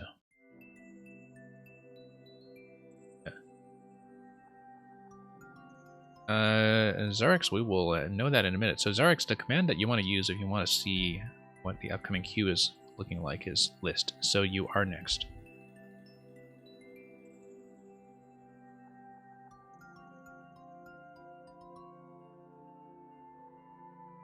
So Zarix, thank you for sticking around.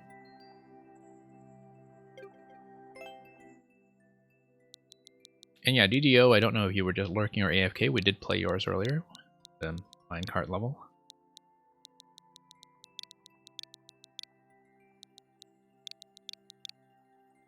And let's take a look at what you have.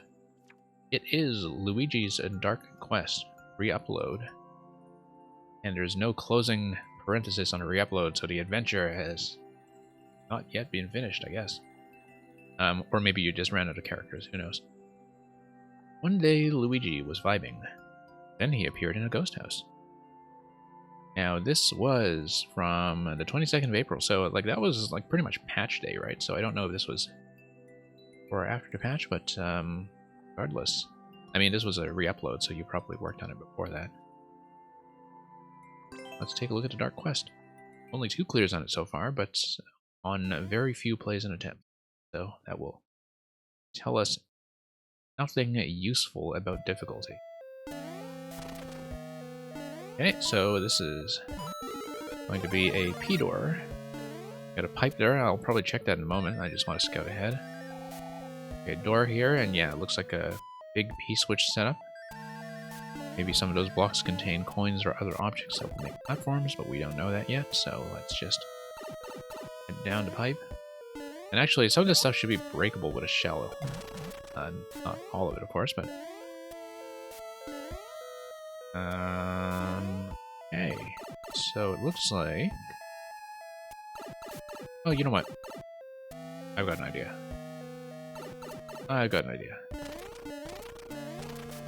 We're just gonna bust through here. The camera is actually locked on the left side, so that's not gonna do anything useful for us. It's just a wall in this subworld. This is almost certainly not the way to do it, but I'm gonna do it this way because I can. And we'll eventually crouch underneath and just blow up everything we can. Because it looked very much like it was some kind of P-switch lock, but given that we also have a P-switch door behind that. Just drop this. Whoops. Just scout ahead of it. Yeah, we're actually pretty close to the end of that segment here.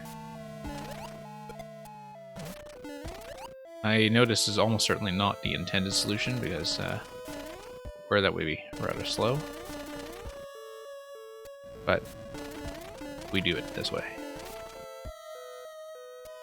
And yeah, thank you Merlin for the new submission, and hopefully we are able to look at it before you have to go.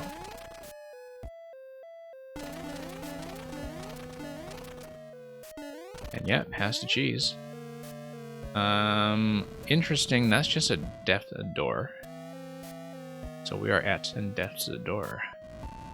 So unless there is something that, and actually that just drops you without giving you a chance to go back. So like we do not want to enter a standard door. That would be a bad thing. Looks like we actually need a little bit of right here, or actually no, you know what? We can just smack that with a shell. We're probably just breaking the crap out of this thing. But okay, that doesn't actually give us enough distance, I think, to... oh, okay. That's unexpected. You do have a key door up there. Can I gain enough height? Yes.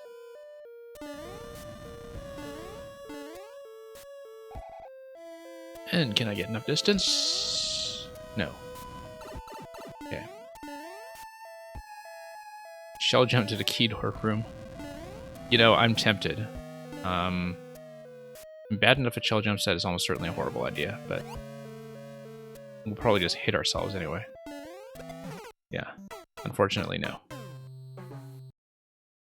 And it is entirely surrounded by hard blocks from what I can tell. You can't just drop into it. Anyway, there's almost certainly a puzzle element to this that we're just not reading at all. We do know that we don't want to drop down the standard door, though. Like, this is probably the death door. We'll check it anyway. I think it is, but... oh, no, it's not, because the death door is in the other subworld. We are still in subworld 1 right now. And it just Takes you to something that looks like a duplicate, except it adds a boo. And we'll just keep on going, except that it has a different pipe connection.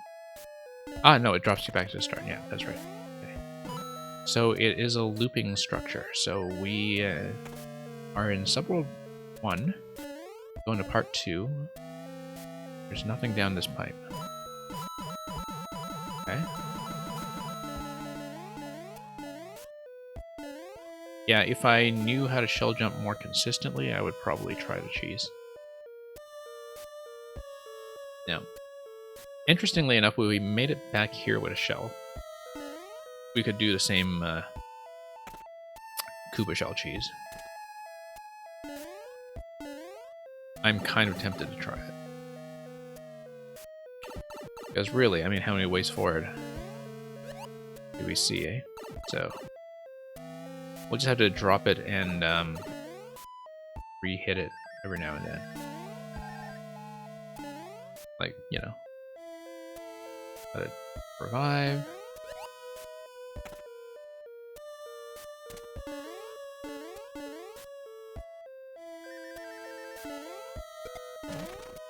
Oh, whoops. Okay. Let's actually try to stomp on it so we don't need to do this whole thing. I mean, I do see a clear passage out to the other side. Oops. Yeah, we actually haven't thought about that P door front at all.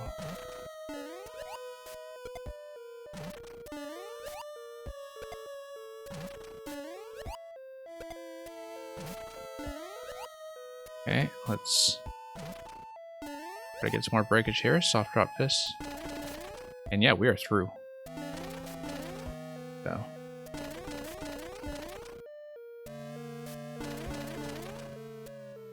Let's make some room. Might as well keep this here in case we want to carry it over. Oh, welcome to Warp Zone. Look at that. Yeah, this boo is starting to crowd us a little bit. Welcome to Warp Zone. This kind of looks like a pick a pipe. Well, let's pick a pipe.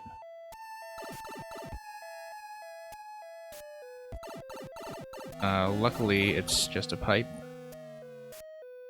Looks like we are supposed to have a key at this point. But because even if we go through a pipe...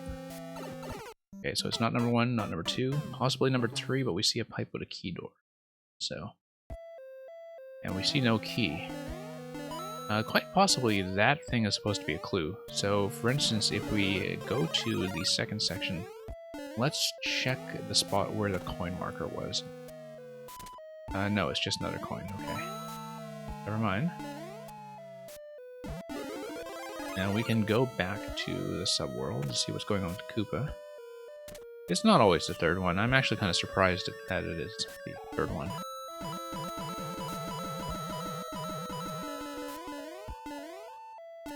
We actually did not check that block on the second part of this.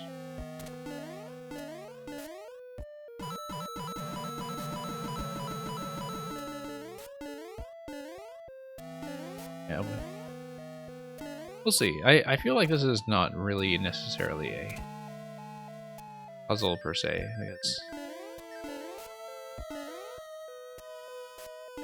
You know, it's one of those levels where you are not sure whether you are cheesing it or actually doing the intended path. Because the thing I'm doing feels weird enough that it's hard to imagine it being the intended path. But hey, we can go back and just check pipe 3. I don't really think it will let us progress that much further, but might as well give it a look. And did we actually check segment? This is the segment before we enter part 2 of... Yeah, because there's no boo in this room, so this is still part 1 of Subworld 1. Don't know if we actually checked this one. I don't think we did, but there's that pipe 3 bit up ahead.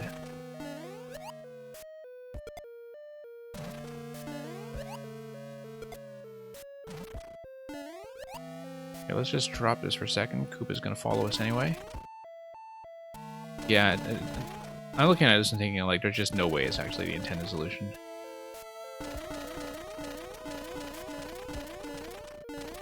And I'm even beginning to doubt, despite the presence of the P-door, that the P-switch would be relevant here. Okay. Catch this.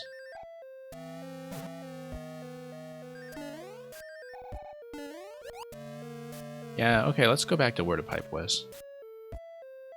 I mean, it looks like it probably just connects the front and the back, which tells me also that this was not built with scroll stop. Which is kind of surprising, because we know then that the... well, I mean, bricks don't scroll stop to begin with. It's only the ground blocks and hard blocks that do it. And so in terms of a separation of the first and second section, like, maybe the bricks were supposed to just be used as a separator to keep the other part off screen, but the issue with that is, first of all, that they're breakable, and secondly, that doing it with scroll stop would have been much more effective. And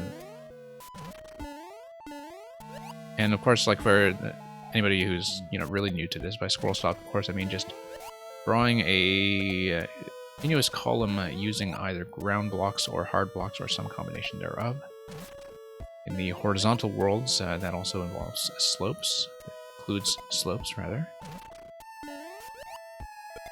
And then you can have a screen stopping effect that is, first of all, not breakable like this, and oh, we made our way through. And yeah, that is preserved. I'm actually going to take the shell with me over to pipe, because... yeah. Because, once again, we can. Don't know how that might be useful, and yeah, actually it does require a key. I suspect that might be the case.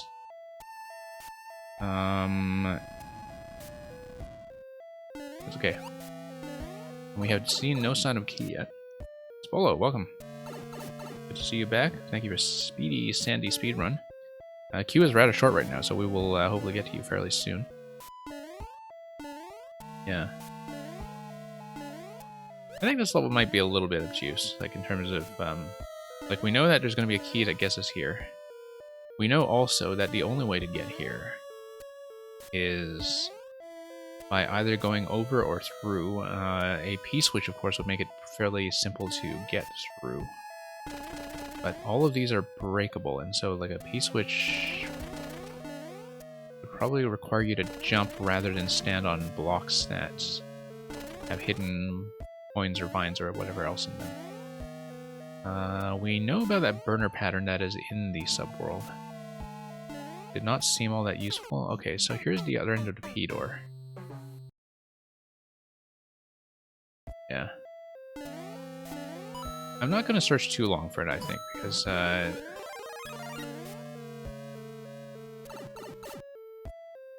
you know, I think that it's not really a puzzle interaction, per se, in that, like, it's not giving me something to figure out, right? So, because of that, like, it's like a lot of blind guessing in some ways. And we know that this carves a path over to the burner, but we also know that doesn't really help. Unless, of course, we do what you suggested earlier and just shell jump over, but I see no sign of a key. I already thought about the coin at the beginning, and I checked that. I checked that coin, and I even checked the coin in the nearly identical part 2 that was meant to replicate the first section, so... I don't really think there is, like, a puzzle solution as such, but then people have clearly finished this level, so who knows. I mean, there have been some clears on it. And, yeah, lurking is fine, I don't mind that.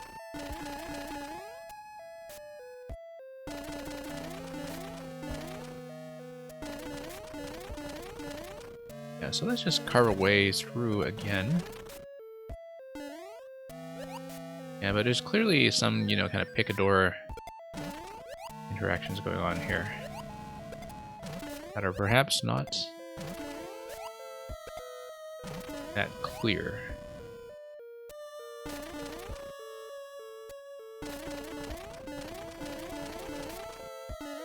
Oh, hey, Progan. Yeah, there is entirely a wall that I could have just totally missed. That is very true.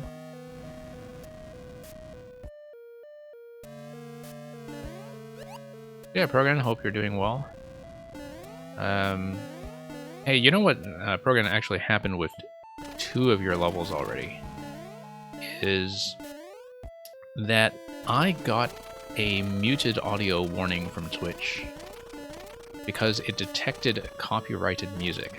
The reason is because it falsely detected the Super Mario World Bowser's Castle music as infringing on the copyright of some kind of like hip-hop track that was actually a remix of Super Mario World Bowser's Castle. So Twitch thought that I was playing that hip-hop track without permission when it was actually just picking up Bowser's Castle, which is extremely annoying because, like, I mean, I have a Bowser's Castle thing of my own that's going to be finished up pretty soon, and that's almost certainly going to cause all kinds of trouble for Twitch streamers.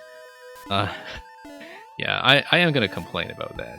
Like, I already appealed it specifically, but it's actually happened twice now, and so, like, clearly they don't know that this Mario remix thing out there has been tripping up their whole copyright system. But yeah, I just found an odd program that it actually happened on 2 of your levels because you were using Super Mario World Castle for them.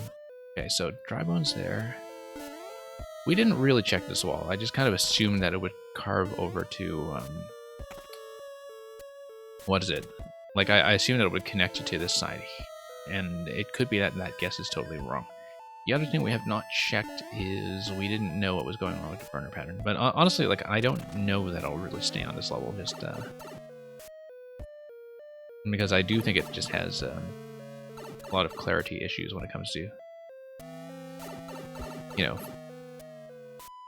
knowing what's going on. But it could be that I'm just totally missing something. Whoops, I'm trying to crouch and jump into that one slot there. But yeah, Program, don't worry too much about the first clear. I saw that, and I just decided to go in and grab world record. And hopefully that will hold. Oh, look at that, there's stuff over here. Maybe there's something in that block. If I were big, I could have hit that, actually.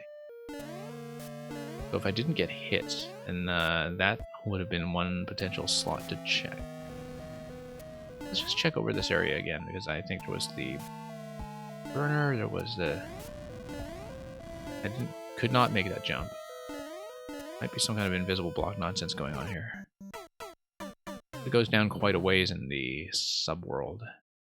Might even be a vertical descent in the subworld. So we'll check the 2 things. We'll check that block that was up top. And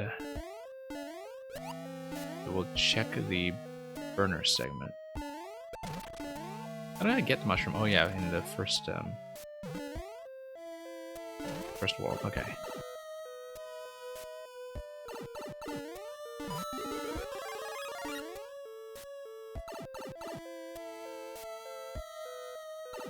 Alright, so let's make some space.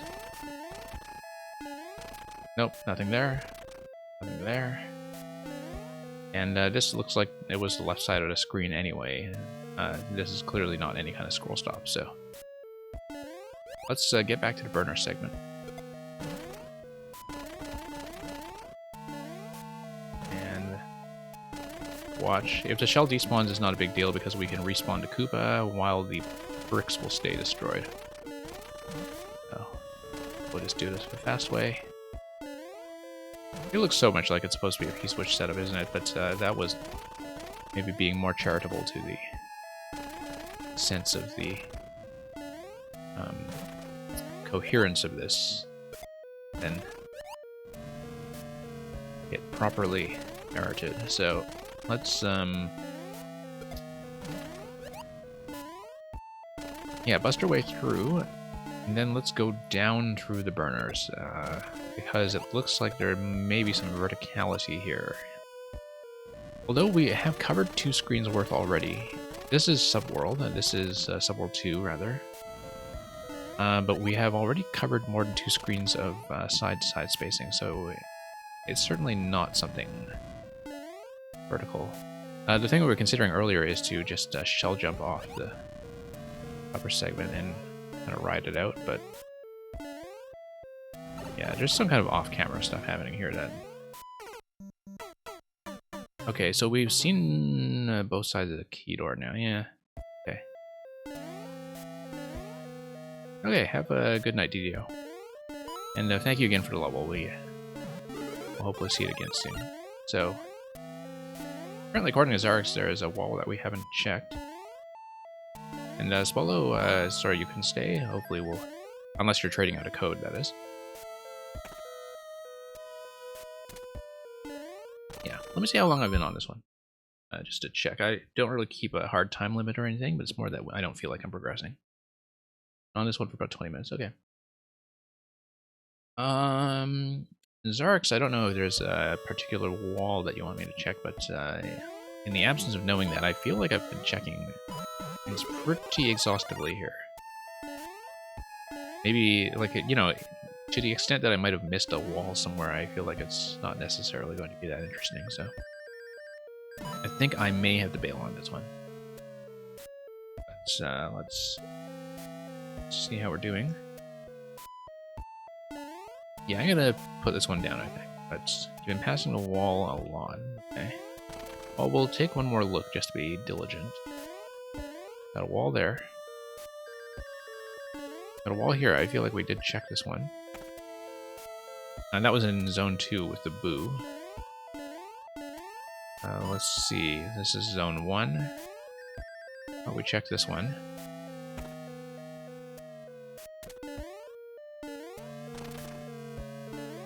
I mean, it's not so much like, you know, did I see the solution? It's more like, you know, is the solution going to be something interesting or insightful, or is it just checking every spot until one works? And I don't see that I've really missed a puzzle as such, unless the bone there is supposed to be referring to some connection with the Koopa in the other zone, so... No, Merlin, I don't think it's really something that, like, we're stumped on in terms of a puzzle solution, because I don't think that, like, basically in terms of, like, finding an answer, I don't think the question is necessarily very clearly stated. So we can always just kind of drop down here, because I don't think it'll do anything, but we can try it. Oops. Because we do know from the burner setup later that we actually are fairly high up. Whoops. In terms of this being built on the top half. So let's try to soft drop this shell. And, whoops, kicked it into our own face. And yeah, thank you for the code, Brogan. I know we actually have some of your older mail delivery levels that I actually have not done yet. I've seen many of them, but certainly not all. And if you have a particular recommendation, I'd take that as well. Oh no, I'm trying to drop this. Do a soft drop, forgetting that I'm standing on top of the pipe. Okay. Whoops, picked it up by mistake. Okay, now that was bad, but we open up the slot. I think that's almost certainly a pit, and if it's a pit, I'm going to bail on this one. Yeah, well, you've got lots of levels. I certainly am a long ways from playing all of them.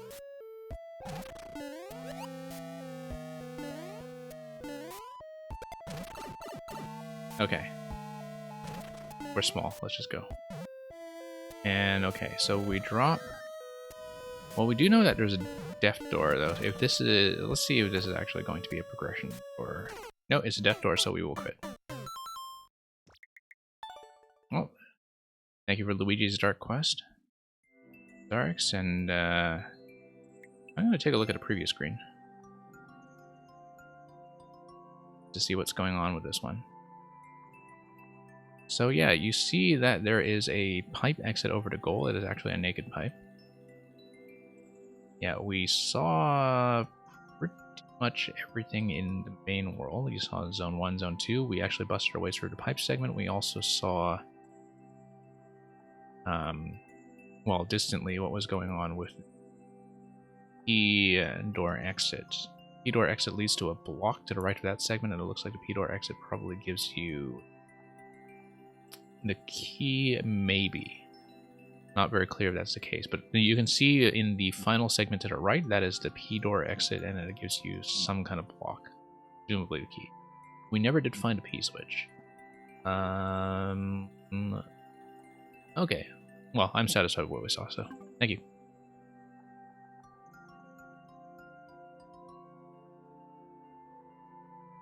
Yeah, I mean, there's probably a whole bunch of stuff in the subworld that we didn't necessarily see, but at least I feel like we did what we could with the main world for sure.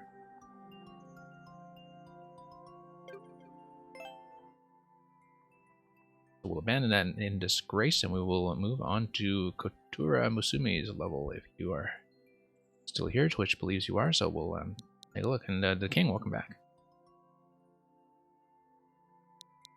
Oh, let's take a look at 9KP. And it's alright if you are lurking Kotura Musume, but if you check in, that is, of course, very convenient for me. So 95G.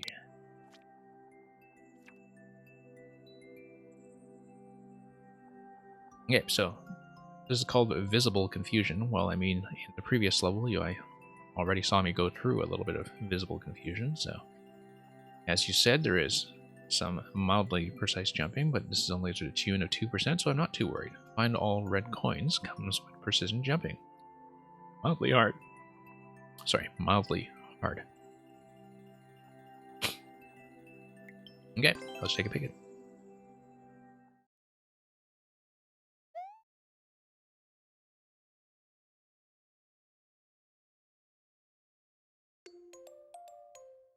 Okay, so we see right away that, oh, poison is rising. Okay, if it keeps rising, we're going to have a limited amount of time. I needed to kick the shell in here. Okay. In order to grab the coins. Yeah. So left side, right side. I'm gonna check the right side. Oh, okay, it looks like the poison actually stops. So if we were able to get another shell, we would have been able to do something with them. Looks like this allows you to go right to left if we eventually hit it, and looks like a repeatable checkpoint setup. In fact, this looks like a spiny hat spot. Maybe, oh no, it's just probably something from the jump block. Jump block, you toggle that, the spring propels it, and it kills this thing up. Interesting that you have 2 coins coming out of that pipe to the top left. That's maybe strange, but maybe there's something technical there that I haven't seen yet. So let's get in here. So we know that in the subworld the poison level does not change. So know that we can grab a spiny hat, pick it up. No, we can't while we're spin jumping. But oh, that is potentially exploitable, actually. If I die, I'll come back and show you what I mean. Okay. By being slow. That's okay. We'll that.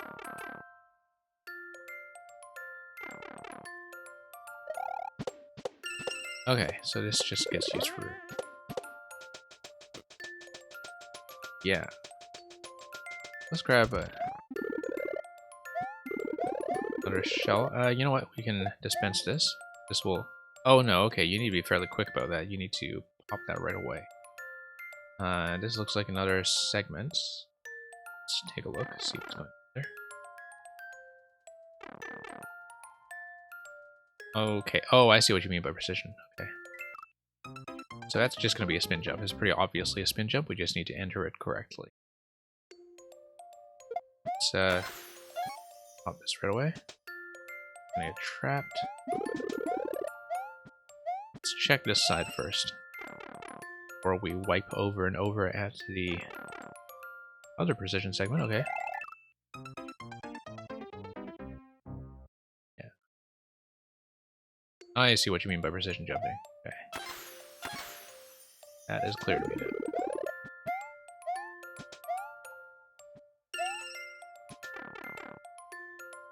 So yeah, interesting that it's kind of a built-in hard mode by willingly abandoning the Shelmet instead of taking it. Like, that's an interesting choice.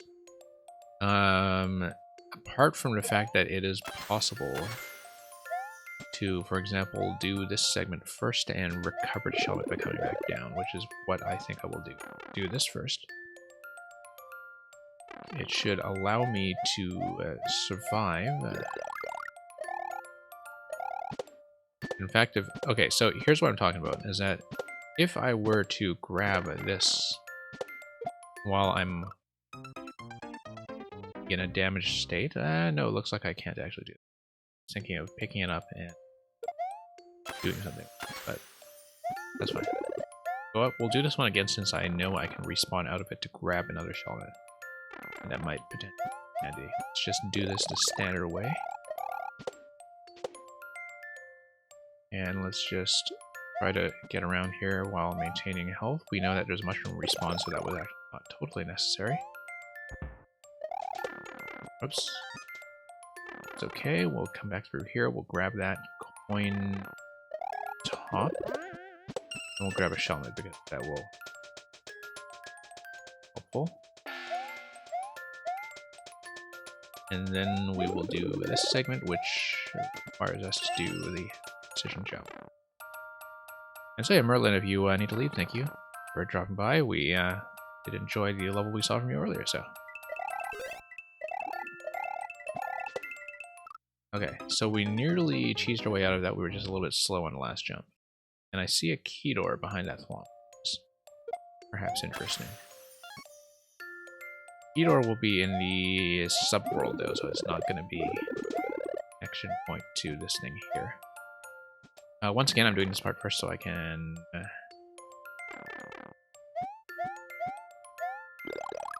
have another run at the Buzzy Helmet. Also notable is that we have not actually saved anything at a checkpoint. But the fact that it looks like there is checkpoints set up that we saw in the main world with the way that the... Well, there's just the one pipe that exits to it. Okay. Let's grab the Shelmets. Now, the thing about precision zones, like the ones that you see... Oh, that's an X. Why is it an X? Oh, power-up detection, I guess. Yeah. Okay.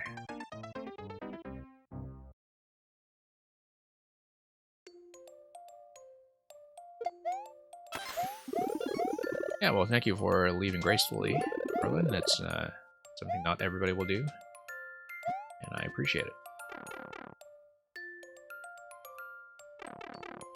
Okay. So, let's do this part again. Jumps are not too bad.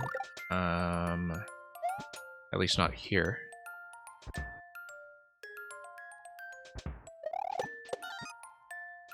As we get further along, that will be a bit of an issue. I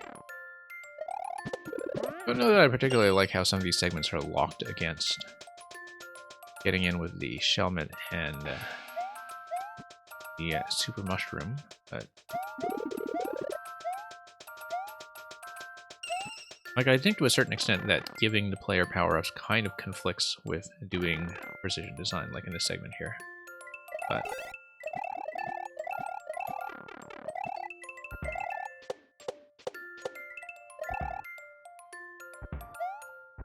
Now, that door is just a drop door. That doesn't... Enough for us, okay. Like we do need to retain some momentum here, too. Clear that.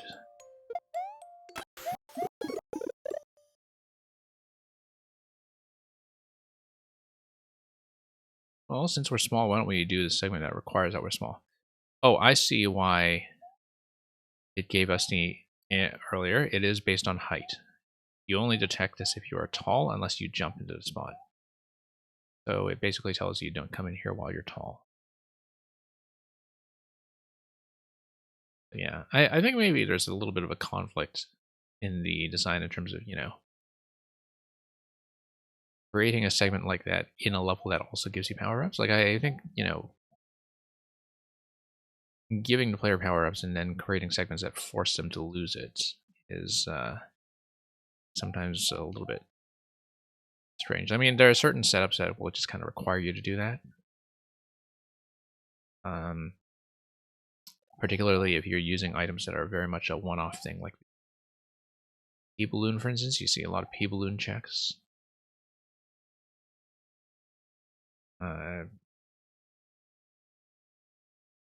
But maybe, generally I'm not that crazy about the one tile high stuff.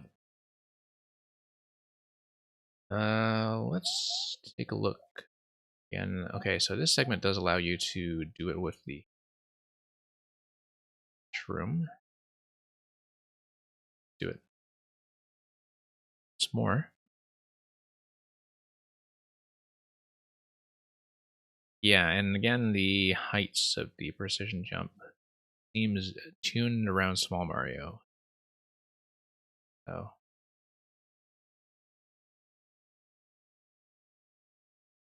again, we'll have to be small to here.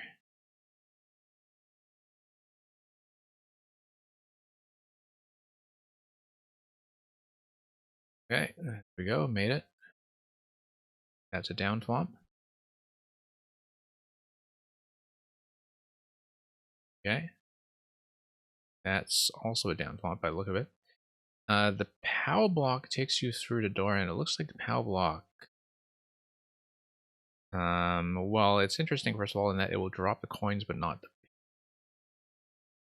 knowledge. Also won't do anything to the mushrooms. Looks like that's kind of a straight drop.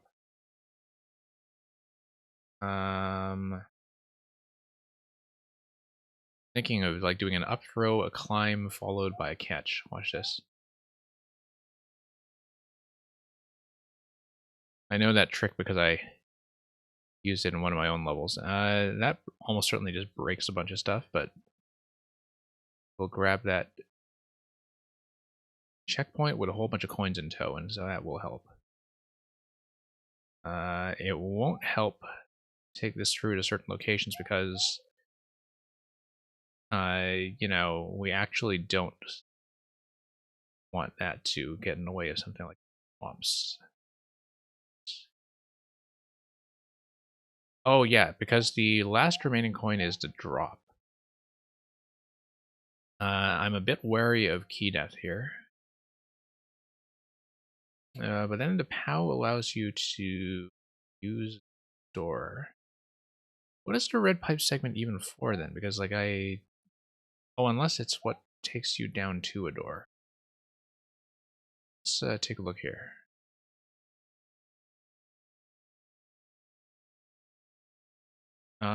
Yeah, we can just spin jump this, I think.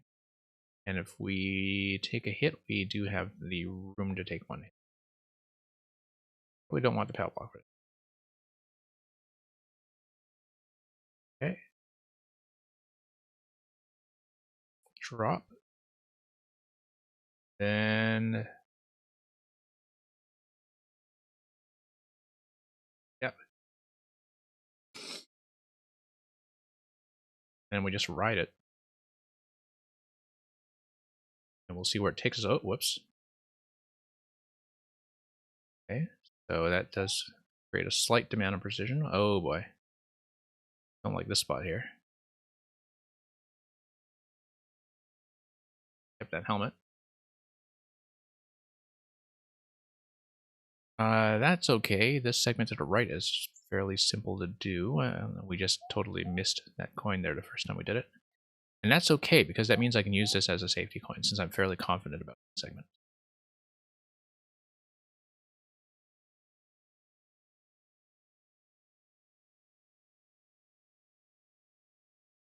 Here we are again. We'll just try to do this precisely this time.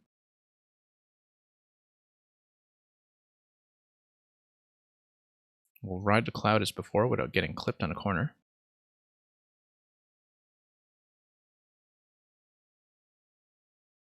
Gotta be dead center. Oh no, that was failure. Yeah, you do need to be very precisely in the center.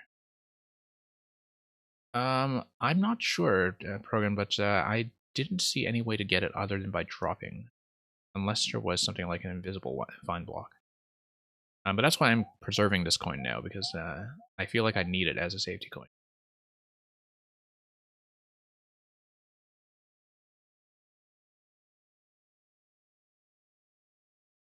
Let's just try to preserve the helmet this time.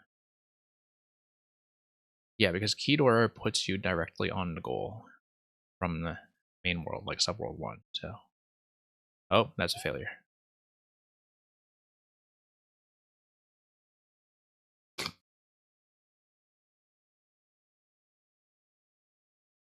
Yeah.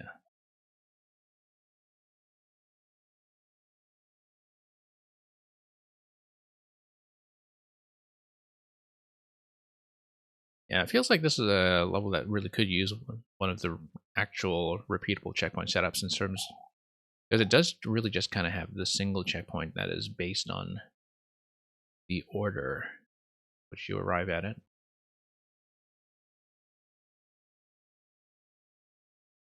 While it is built to be very much a multi-segment challenge. I don't actually know what the POW block was for, like what its intentional use was, other than just doing things like dropping coins. Okay. We just gotta be dead center here. Do it by going slightly... Oops.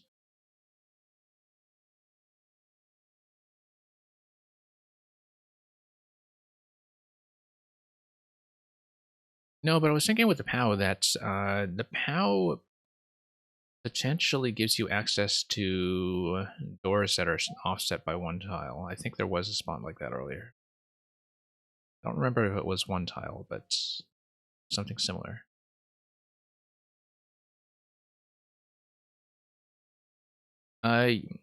Yeah, I could see that key door. I didn't really know what it was linking up to.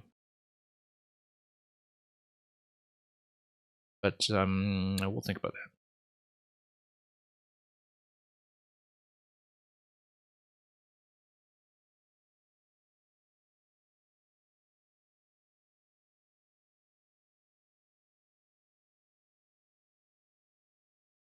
Okay, you're left a little bit.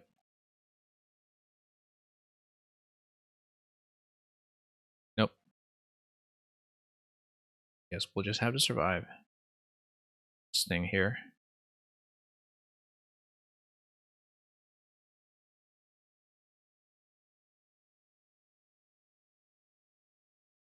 Yeah, precision, definitely not my strong suit.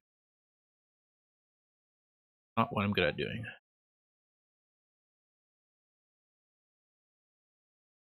Luckily, once we get the next coin, possibly at the end of this segment, I'm feeling pretty comfortable with the last one, so... Yeah, assuming that this is a required segment, this is definitely the biggest roadblock we've seen so far.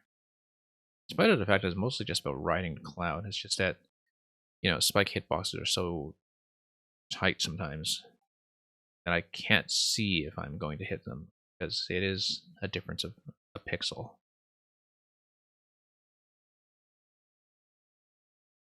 So for me, like, it's effectively just trial and error, because like I don't know if I'm standing on the right pixel, and of course it would help if I kept the helmet in the first place.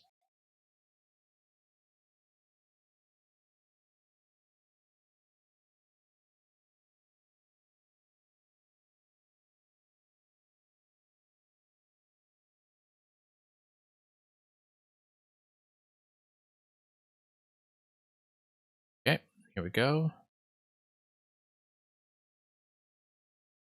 That was safe, at least. Yeah. I feel like I definitely need the helmet there. But then the helmet also changes my hitbox, right? Like, as far as I can tell, so makes me slightly easier to hit. And I don't know if it's really going to be helpful here. I mean, it would be nice to keep it past this segment, which we know we can do if we are just a little bit cleaner.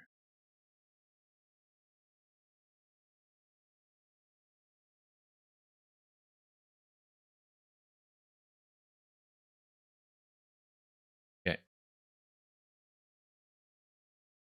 let's go up. Yeah. Guess I have to tap slightly left on that one. Of course, would be nice if we could just get over this segment safely. Okay, as a start. It's not going to do the whole job for us because we do need to preserve it all the way up to the top. And with the width of the helmet is actually like maybe a little bit hard to see. That will be successful.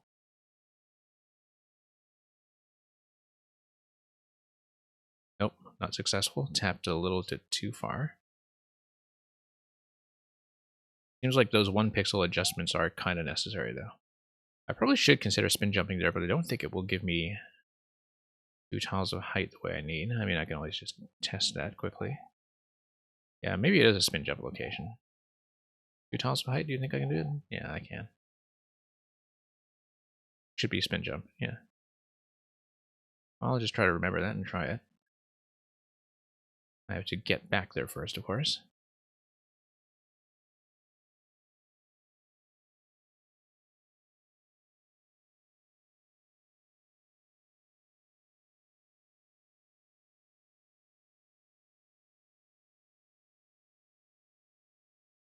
And we'll just make a little 1 pixel nudging adjustments. Nope.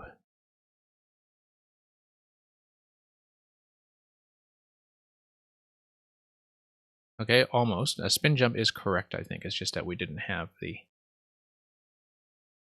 precise distance that we needed to cover.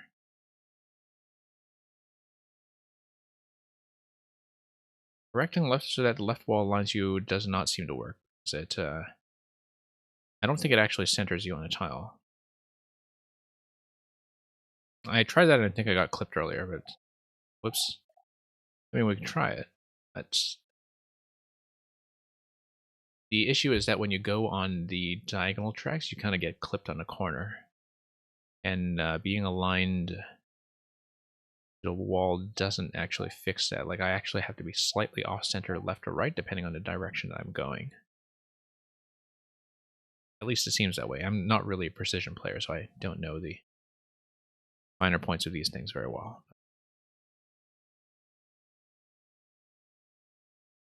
Let's back up here. Yeah, we can try the wall alignment strategy. I really whoops. Don't expect it to do much for me though. Maybe it does. Maybe it does. You could be correct. Yeah, you're absolutely right. That works. And then we lost it anyway.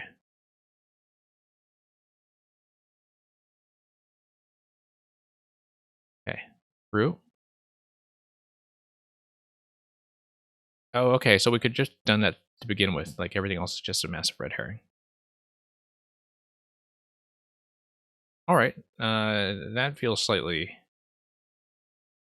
like visible confusion, but yeah, thank you very much for that. We'll mark that as a win. That was rather unexpected. I did expect I'd have to gun for the last coin, but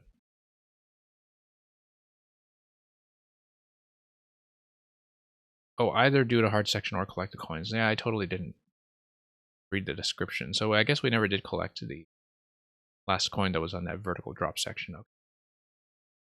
Yeah. Well, nice to have the option to do either way.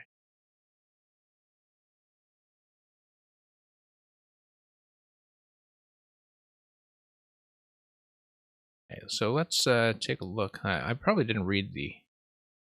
Yeah, it says find all red coins comes with precision jumping.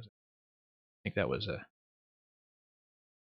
And, yeah, it only gives you the main world here. Like, everything is kind of disguised. Well, alright. I mean, we figured it out. We beat it. Let's look at program. 6WQ. ND. GKF.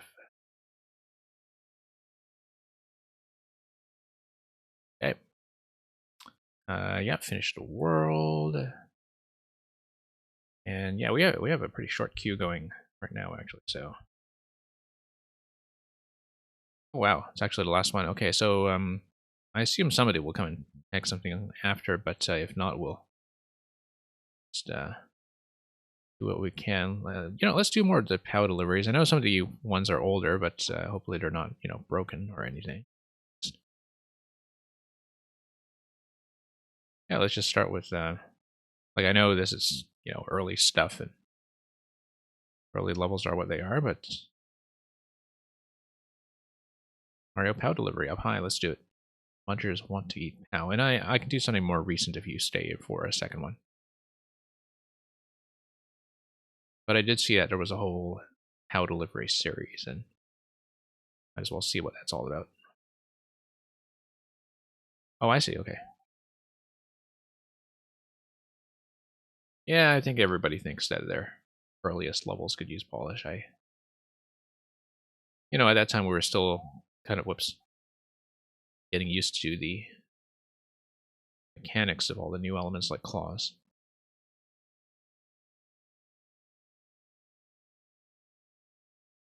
Oh, I see. So soft drop onto tracks, right? Okay. Soft drops onto tracks and then what? Because this allows you to go over. But then there are two POWs there, and so you need both. Okay. No, I want to drop the swamp first by going up to the donut block.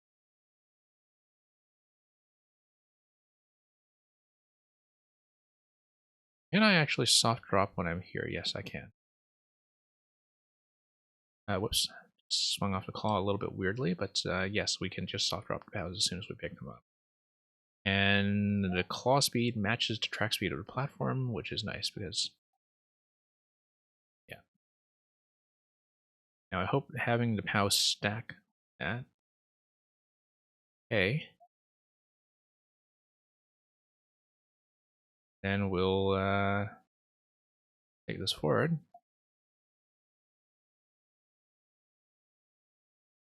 We'll drop this. Now, why was I... Oh, because you can ride it. Okay. That was almost certainly a mistake. Okay.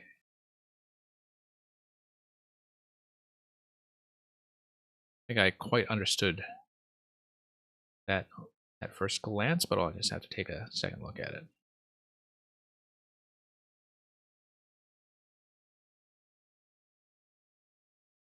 Okay, this at least is clear. You just want to trigger that. Drop the other POW. And it looks like it will give you the option of... Oh, no, it won't. It wants you to go in a very specific direction. Okay, yeah. No, I should have read ahead and seen that. I, in fact, understood that from the last attempt. Interesting that you have a reset door all the way up front like this. We haven't actually seen the other end of that reset door yet, but perhaps it's at the end of this whole POW delivery segment.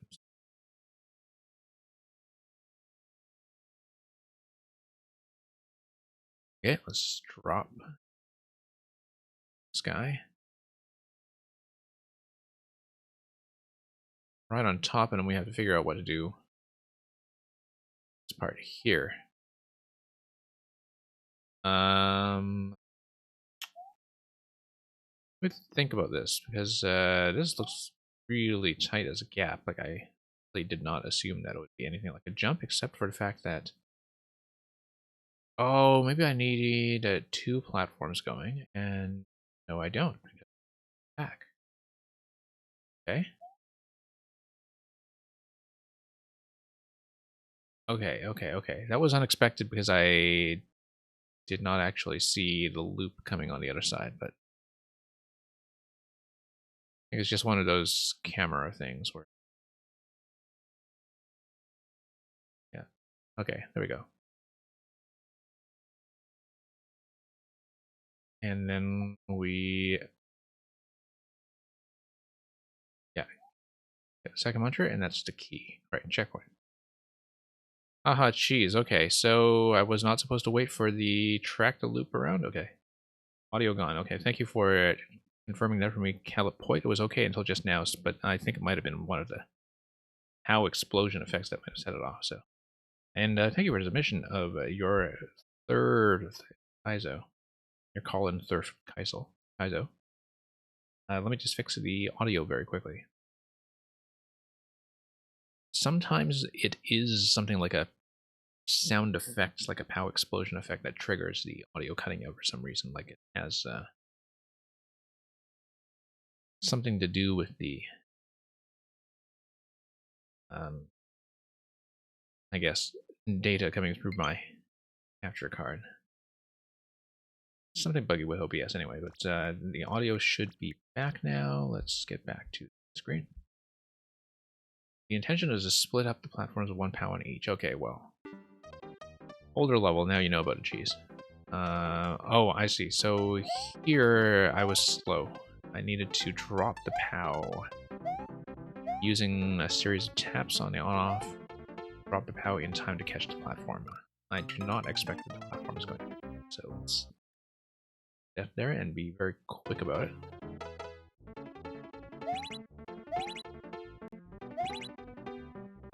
Okay, here we go.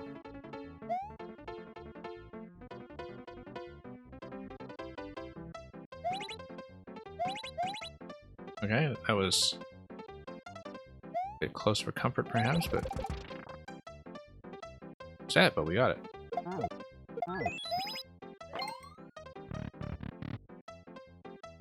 Yeah, don't worry about your English and Calipoit. We get a very international audience here, and so it's kind of expected. Oh, whoops. I did not actually need to carry the POW, I just needed to jump back and forth. I think.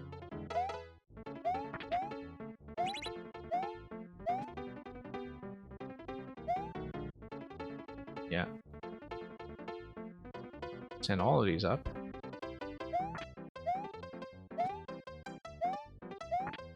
There is going to be a bit of auto-scroll timing here. That requires us to get on that platform as soon as we can.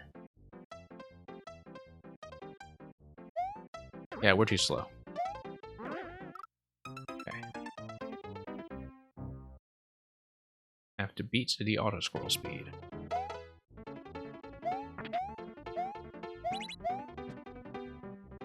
Which does require us to get moving as soon as we can and activate those blue platforms.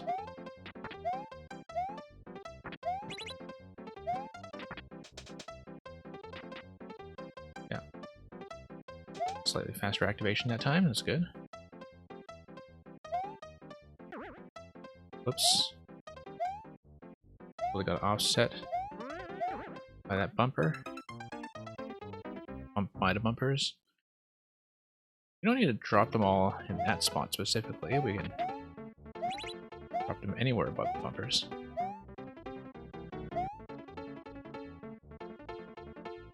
Just doing the soft drop accurately is the challenge here. Okay. It is a very neat part. Desert001, thank you for Spike Parkour. Say that it's fixed, and I hope it is.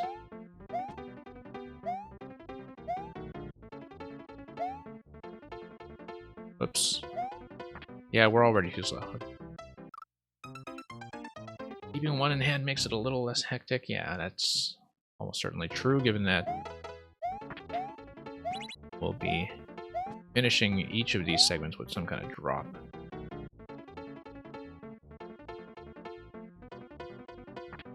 Okay, a little bit slow there already.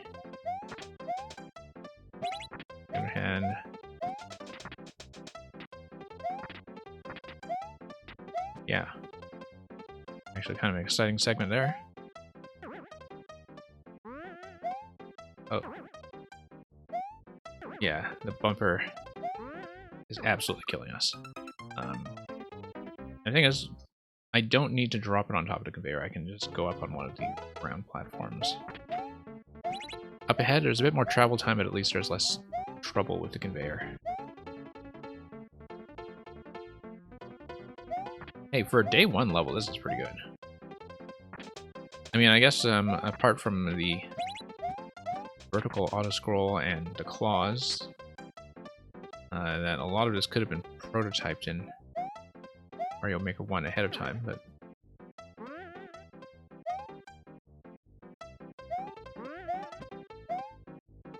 still, at the same time, pretty impressive.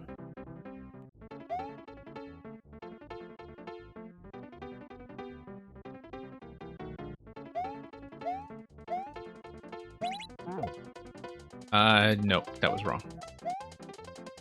I needed to lower the thwomp and have the thwomp deliver them up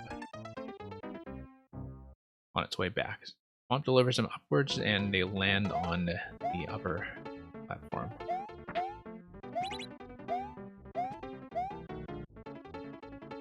I was making good time there, I just read that interaction.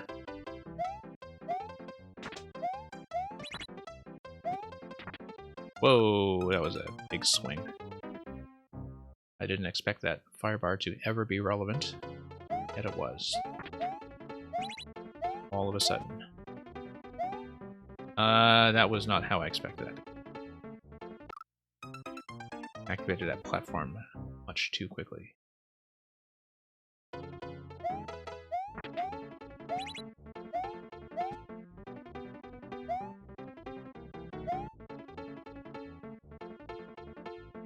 Okay. Got that. Get that on off right away just to get a head start on things. That could have gone very badly. That went badly. Okay.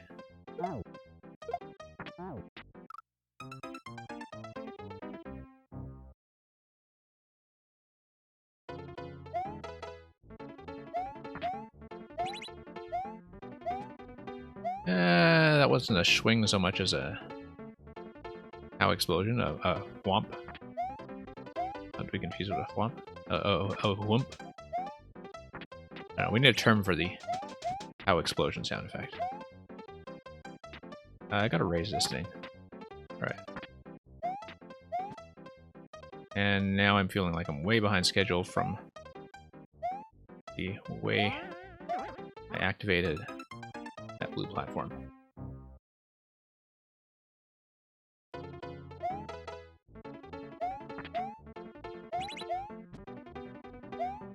Okay.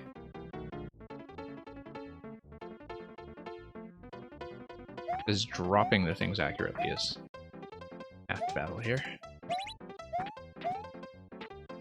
Remembering to activate platforms is the other half of the battle here. That was too quick. Time. That was surprisingly salvaged. I'm too slow to salvage the rest, though. Yeah.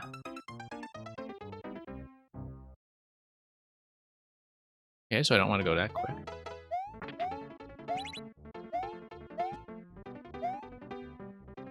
Oh, nope. Got under that by mistake. Don't want to start over.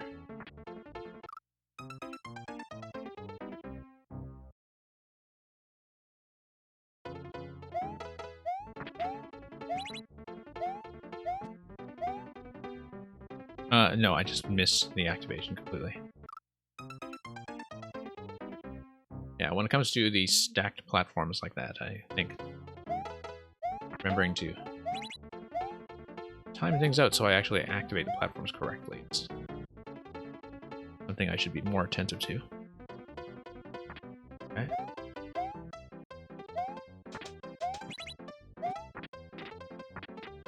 Oh, that's going to be a problem. That's going to be a problem.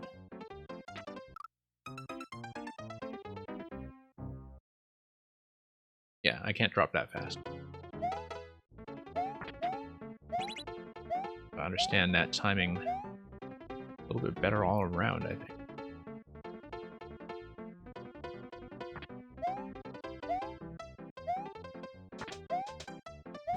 Oops. Okay. Got it for once. Okay, actually got a decent amount of time for once.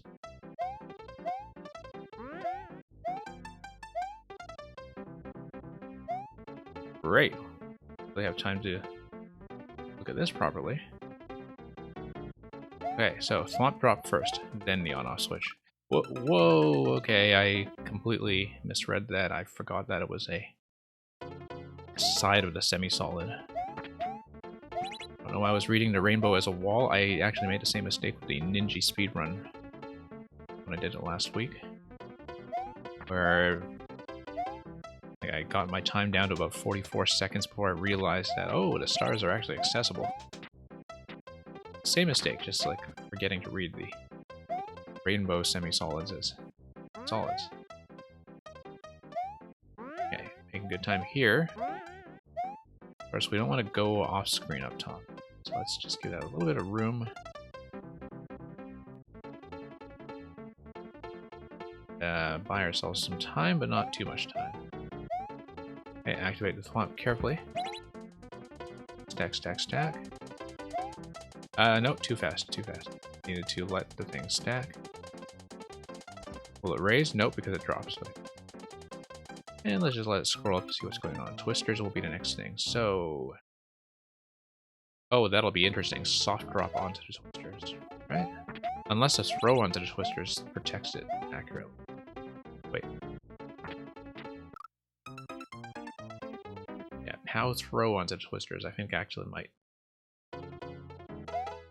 fine. It looks a bit. Right, whoops. Hi, the king.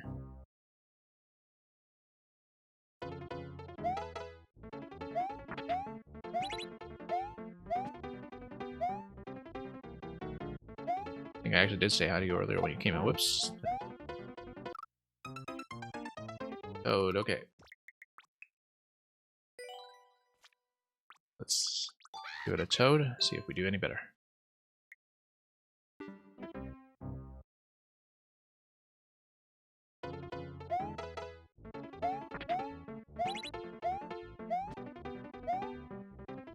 Yeah, Luigi having lost his SMB2 high jumping power, not being particularly helpful here.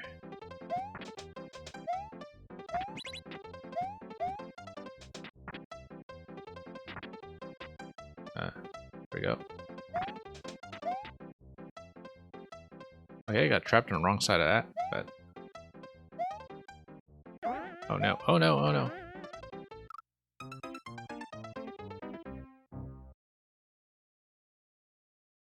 Oh, endless easy, okay.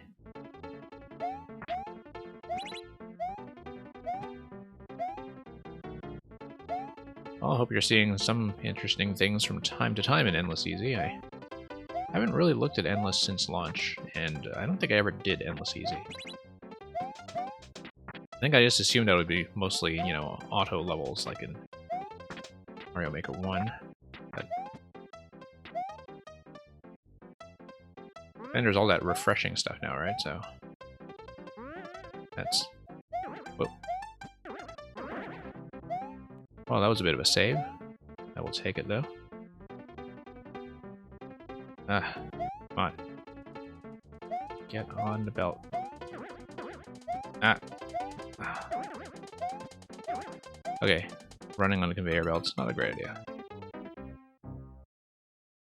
After that big save, too, you know, I was hoping that attempt would earn that back somehow.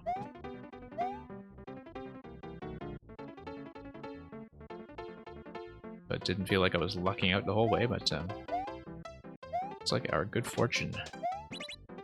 Way of running out.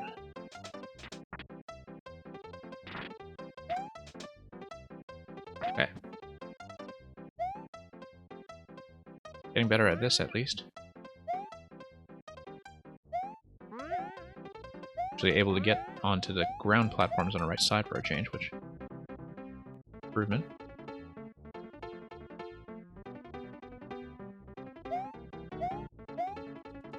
Drop the swamp. Drop the POWs. Load the POWs. There we go. Oh, no. I could not see where I was going at the top of the semi-solid there, but now we know. I mean, I'd only previously seen that once, and I did not see it with the POWs last time, so didn't quite know what to expect.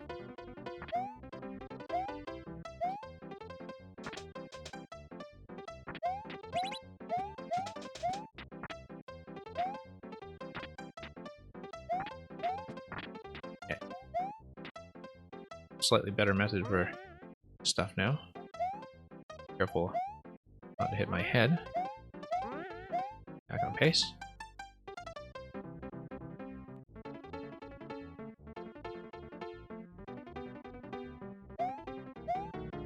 Alright.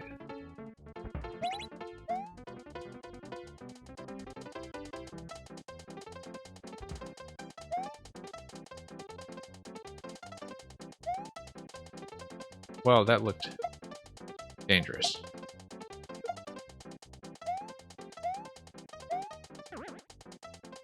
That also looked dangerous. Surprisingly. Made it. Oh boy, what's this?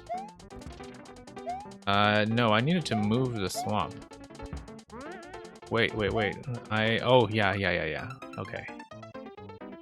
I see what's going on. One-way panel, the swamp does a push over to right side, but the swamp is only too high, so I guess I have to carry one while the swamp pushes too, right? Like you have a 3-stack, presumably. Swamp pushes to top 2, or the bottom 2, depending on how that track was working. Takes it over to the conveyor belt to right. Yeah, that's going to take a little bit figuring out, but we'll see in a moment. It took me a moment to actually stop and read that. Next time, if I fail at that point, I might actually have to pause the screen and take a look at the clues properly. Oh, come on. Pow, don't do that to me. Alright, fine.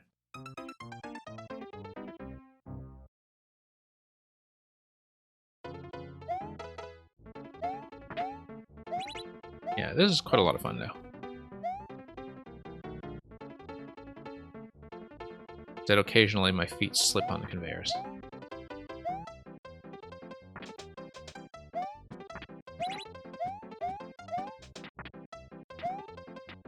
You have a very limited amount of time to read some of the timings, but... Oh. Okay, come on. Conveyor, go away. No. Yeah, conveyor plus bumper there, that's that feels like a really difficult drop, but we've managed a few times.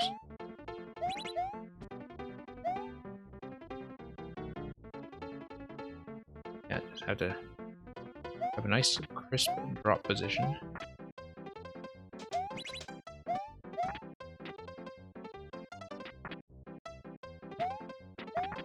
Oh, come on. Ah, I kept recatching, okay.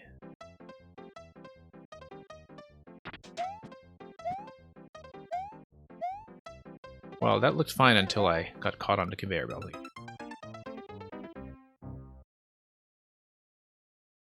Yeah. Yeah, I mean, like I said, claws were new to everybody at this point in terms of their activation ranges, jump heights, etc.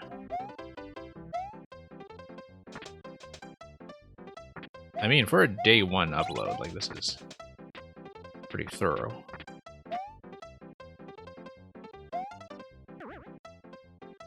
Okay.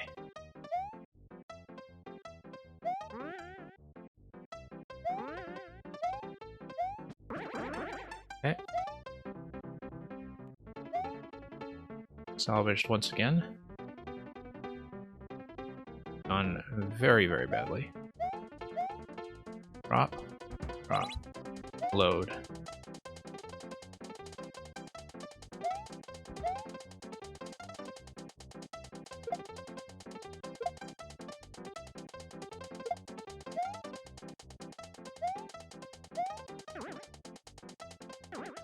Okay, load, load, load.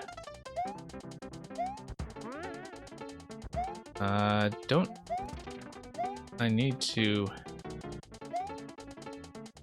Okay, we obviously need to hit the off switch in order to release the thwomp. Okay. And eventually the auto scroll doesn't actually take you past here, so that's a good sign for a very specific reason. Let's see how far off we can go. Okay, just a few tiles.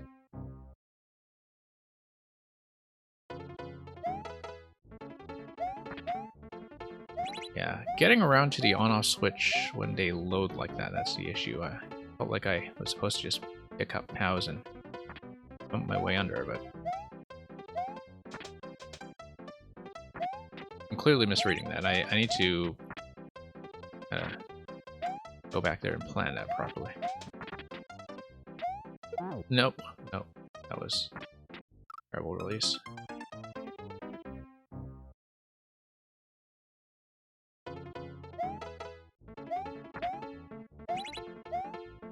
Yeah, the very first thing I made, nobody could say my old name. Thank you for the raid. That is a very generous contingent that you bring my way today. I hope your stream went well. I will pause for just a moment and give you a shout out. So,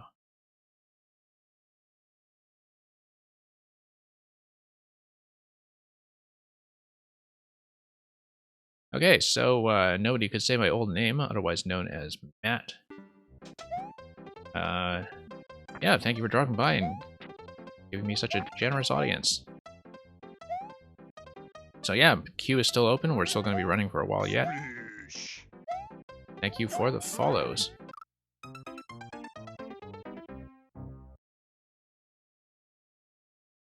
And also for the new submissions. Kind of read over that in a... Whoops, not paying attention.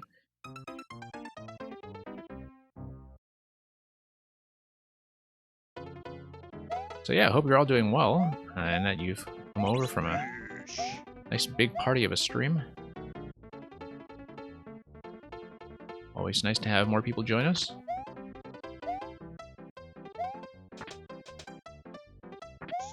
And yeah, we'll catch up on the sudden influx of chat in just a moment. We've been trying to negotiate a particular obstacle here.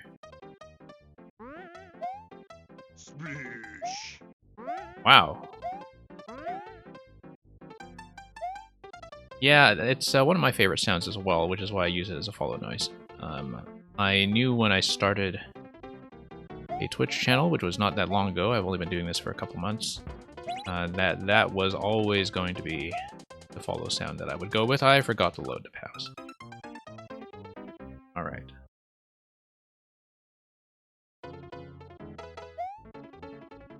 Yeah, I mean, you know, Matt, we know how it goes.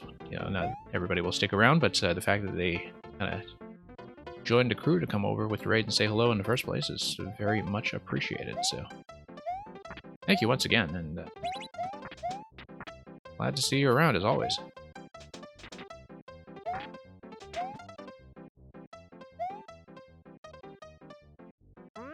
Yeah, for those folks just joining us, we're doing one of the earliest levels in the game. This was actually a day one level back in June 2019, but it is by D.I. Progan, who has since done an entire series of these POW delivery stages, and really kind of shown off all kinds of interesting variants to how this concept can be done, and so I'm quite happy to go back and play one of the oldest ones. Assuming, of course, that we can figure out how to do this little interaction here, which we had tons of trouble with. Oh, look at that. That was spectacularly bad. Okay, this was a blown attempt, obviously.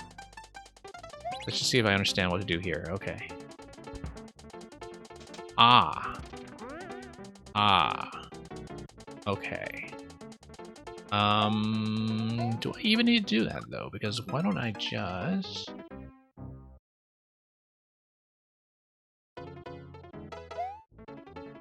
Yeah. Alright, I am a little bit behind in chat for those of you coming in all of a sudden, so I will look over that and, you know, say any greetings I may have missed, but, yeah, thank you very much for the new submissions, though. Like, our queue was thinning out a little bit after a series of some quicker levels earlier, so... Let's try to salvage this. Nope, we missed our chance to salvage it.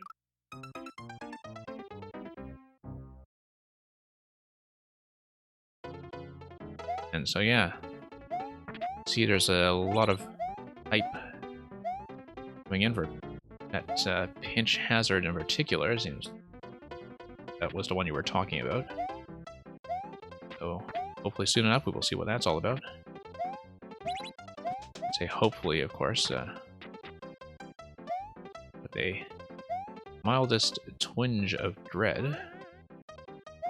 You know, we do all kinds of levels here.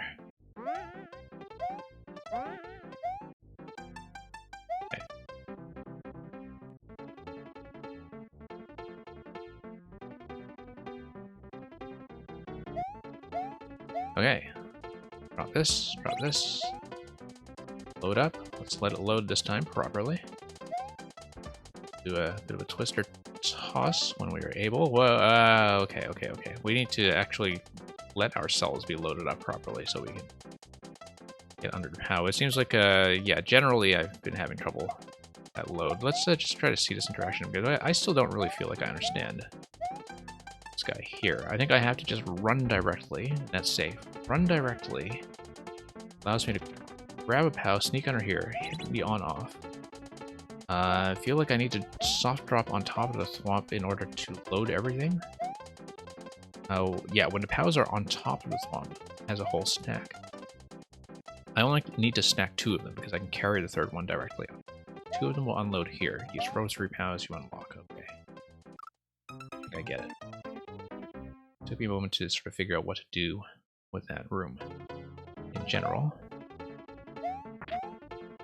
Oh, okay. Let's not flood this completely. A little more tension here. Oh, whoops. There we go. And here we are.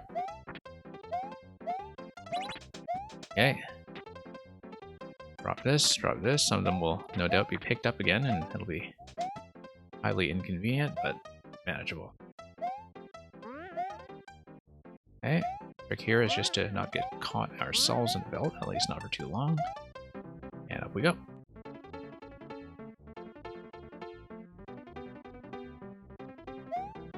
Let's remember to actually drop all of these.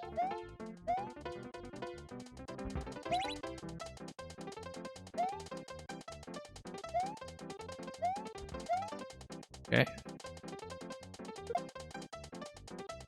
And then, oh, accidental cling. That was not great, but at least we're not, you know, bumping the whole stack with our head this time. That would have been absolutely tragic. Okay, run all the way across. Soft drop 2 on top of the thwomp. Get across. And we're too high. Okay. We're too high because we were too slow. If we actually had a little more speed there, we could have done that properly. Okay.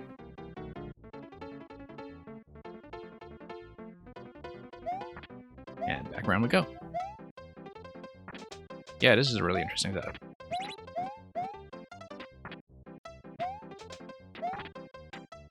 Okay, that's a bit of a regrab. Yeah, Mista X8, there is a whole series of these by Progan, just called Mario POW Delivery. And the newest ones make use of the carrying powers of the SMB2 mushroom. And do this concept in the SMP1 theme, which leads to some very interesting possibilities. Yeah, Program sends us a lot of levels here that really have a lot of the POW mechanics figured out in terms of what they interact with. And okay, we were a little bit too slow, but we got trapped on a track that time. We really should come around on the right side.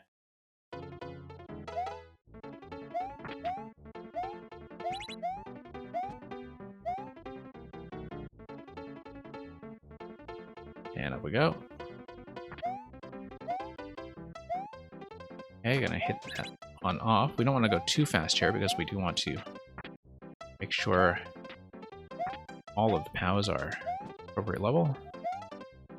To not get trapped on the right side. Going to not accidentally bump these guys with our heads. Up the elevator. Okay. Yeah, speed is of the essence here to some extent. I mean, you do need to wait for certain mechanics like the loading. Onto the platforms. No, too early. I didn't want to touch that. Okay. I regret everything. Note block is for activating the thwomp while getting up quick. Oh, interesting. Okay. Yeah. I guess there's enough back and forth in that setup that it took me a moment and actually several attempts to kind of work out an order of operations for it, but I think I have a rough idea what to do now. Drop, drop, drop. Come on. Yeah.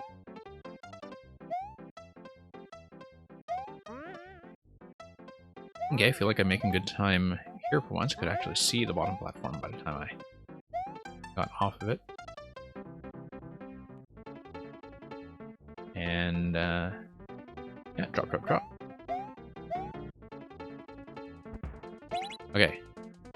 I always get a little bit nervous about that part of the stack on the left, but okay, let's get within range of landing on the semi-solid. And let's go around. No. I wanted to grab that. I didn't want to hit it. But that's okay. Let's just practice this segment here so we know what we're doing. It's going to be soft drop, grab the third POW, and then we will be able to do it so long as we don't just pop the POWs like that. Okay, so let's die. Let's do that again. We're getting very, very close. Very, very close. And I do understand the interaction with the jump block now.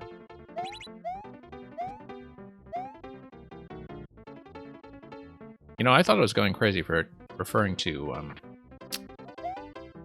note blocks as jump blocks all the time, because I've always called them jump blocks, and I realized that I'm actually correct, and that's the original name for them in the classic Super Mario manuals was in fact a jump block, and it was only changed to note block sometime in 2000s, and I was trying to determine exactly when, because it's actually very difficult to get this information off things like the various community wikis. I mean, they are, I believe, just called note blocks by the sound effect in the editor when you place the elements, but I knew there was a reason I always called them jump blocks, because I'm told that they might have been note blocks as early as Super Mario Advance, like the remake of, or port rather, of Super Mario World, but not absolutely certain. Nope, that was a bad release. Got a little bit impatient there. Yeah, I feel like I can do this, which is...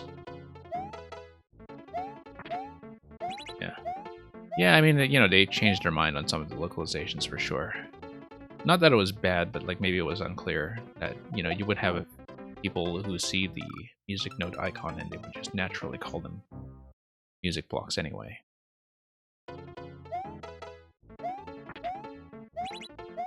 But, I mean, its original function when it was introduced in SMB3 anyway was to give you a bit more jump height. You can see why they referred to it as a jump block, but then it didn't make it clear why the icon was a music note, because it wasn't really acting as a music element until Mario Maker, really. Which I think is done quite brilliant by making it react to everything as musical instruments and just permitting the entire genre of music levels to emerge.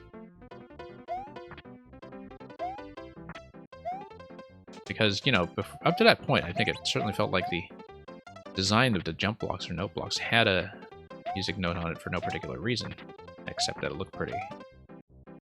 But now it has a very specific reason. That's quite nice.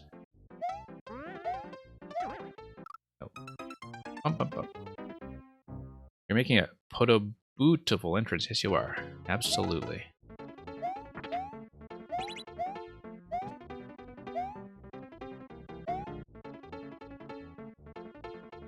Yeah, and that's the other big localization change. We were just talking about localization changes in terms of jump blocks being referred to as note blocks, and Photoboos turning into lava bubbles is the other big one I can think of. I've always referred to them as Photoboos, so like lava bubble is something that's still... I don't think I was really even aware of it until I played around with the Maker 1 editor. Of course, part of it is that they don't show the names as text in the end credits anymore. I don't even really know in some cases where people... Whoops, wanted to grab that, we missed. Where people get the names from, given that you don't have the luxury of something like the credits roll of Super Mario World that spells out all the localized names for you. Including the localized names of the kind of Halloween mask variants after you complete the special world.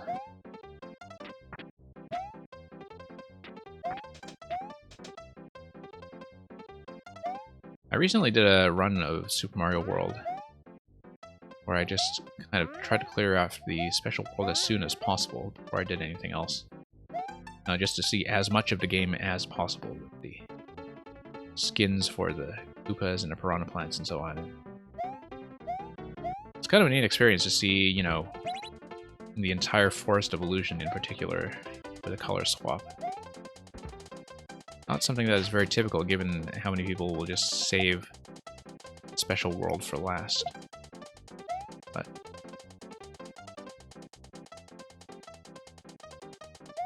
definitely a new spin on how Super Mario World looks visually that I wouldn't have experienced previously. Okay, we're a bit slow here, but... Okay. No, we wanted to activate it first, and then we wanted to do the jump block. That was nearly a successful attempt. I just choked at the very end, and that went out. Whoops. D-pad death right there. Yeah, Super Mario World is just an amazing credit roll, and lovely music, lovely Yoshi marching animation. Get to see the names of all the enemies, and moreover, everything is very brief. Like, it's... You don't see that many credit rolls like that these days.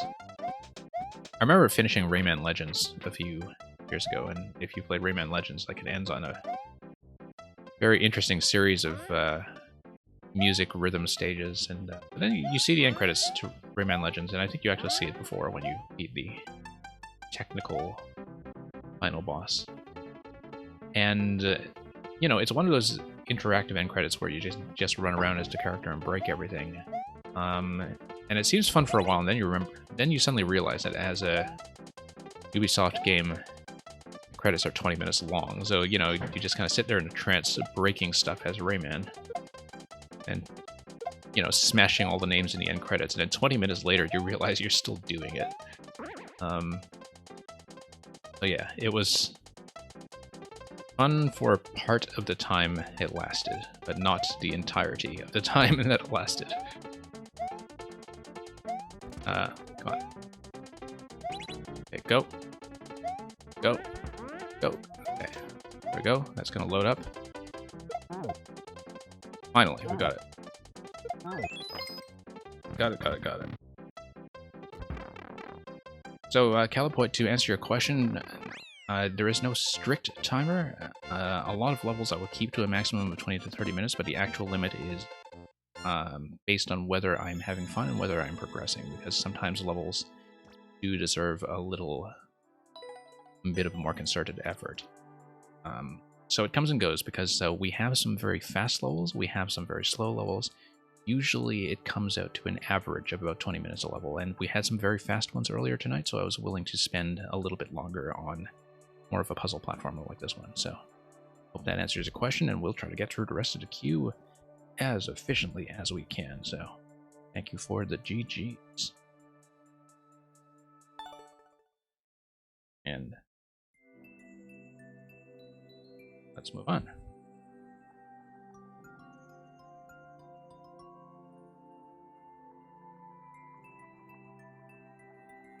Okay, I'm just kind of catching up on earlier chat messages, so... And I think I saw the various submissions come in, and... Great. Thank you, Program, for the additional level, and thank you, Mr. X8, for the cheers. Always appreciated.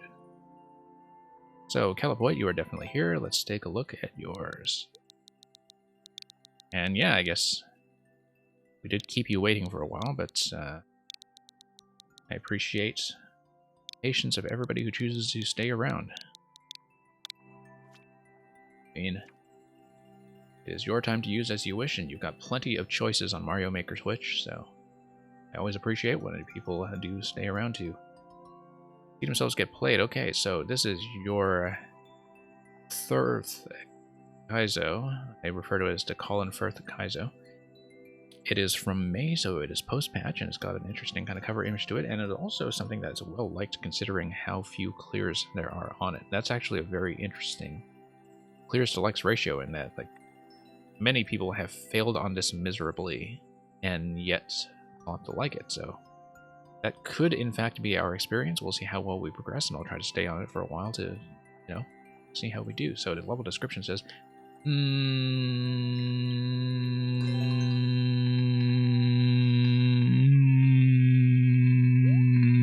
okay, I can't do that any longer. Okay. But you get the idea. I think the M&Ms follow by induction. Wait, I was supposed to go faster there so I could actually grab something to throw. Oh, no, Shell is here, okay. Shell is a throw to the right. Shell will hit the wall and we'll rebounce it on it in the square tracks off to the side. Okay, that was a bad initial jump. Jump on a mole, release the shell, land on shell. Okay. Okay, timing was a little bit off. I needed a higher bounce to hit the indicator. No, I need to bounce first and then release. I guess abundantly clear. Whoops. Looked into it a little bit. I need to twirl my way down. I don't know if that's something that you would ordinarily... Oh, I see. No. We just have a bad adjustment. Over-adjusting when it actually has a few blocks worth of spike blocks that it can hit on a vertical column, so we don't actually need to be quite that precise. We can, in fact, rebounce on the Goomba on our way down, and that's probably the smart thing to do. Not that slowly, we don't.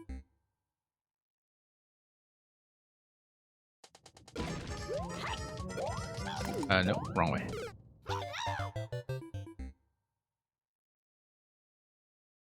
I find that when I play Kaizo, and I'm not very good at playing Kaizo, but when I do play Kaizo, that I tend to die quite a bit to, what is it? Thank you for the cheers. I kind of lost my train of thought there, but thank you very much for the cheers. When I play Kaizo, one thing that I often die to is just doing kind of mid-air adjustments as a matter of habit. Sometimes when you're following indicators, like, the best thing to do is to just, you know, follow your momentum and do very full jumps and not hesitate. I hesitate quite a bit. P-jump, oh, missed a P-jump. A P-jump is going to land on something that will... I see, it's going to be a wall jump back onto the one-way panels after that. And the wall jump off the one-way panels is going to be a spin jump over to the spiny Anyway, we have what we're supposed to do on this segment figure. It's going to be throw, rebounds on a Goombrat, and full jump onto... No, bounce first. Okay, bounce on a mole, throw. Bounce on a Goombrat, bounce on a shell. Okay. Yeah. And when I do that way, I feel like I should get this down consistently pretty soon. E-jump more like free jump. Well, I guess so. So yeah, green beans, I hope you get that nosebleed patched up pretty quickly if you are indeed having that. That sounds very concerning.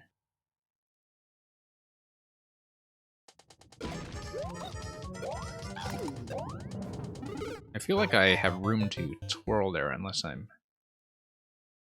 kind of missing something. The level you submitted, Mista, is Kaizo, but it's all platforming? Yeah, that's fine. Like I said, I mean, you know, it says in the stream description, I take any genre. I don't stay on them for an equal amount of time, depending on if I feel like I'm progressing. No, I don't need a twirl. I can just bounce on it directly. But, yeah, I try to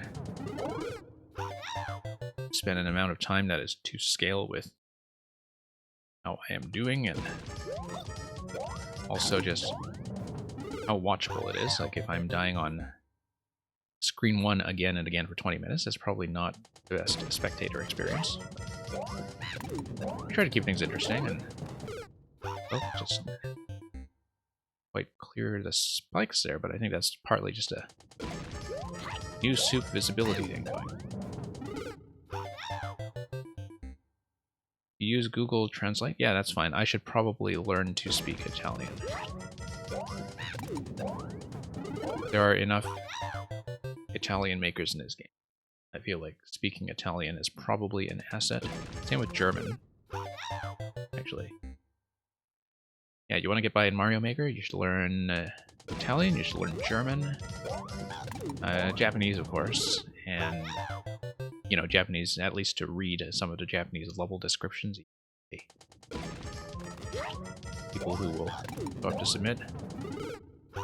Korean, actually. Korea seems to have a very big streaming scene certain hours of a day. Like, there are certain times when it seems like every big Mario Maker stream is Korean. And yeah, Electrodude, I know that you probably have historical grievances against German, but no, that's understandable. Oh, actually, Automod held that message, I don't... Okay.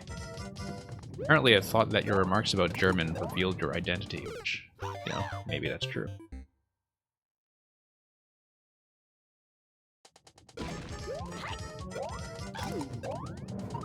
Okay. Should not twirl here. It's just that sometimes our shell timing for the landing is a little bit off, and I think it's something to do with my throw. Okay, now it's fine, except we were just a little bit to the left on the P.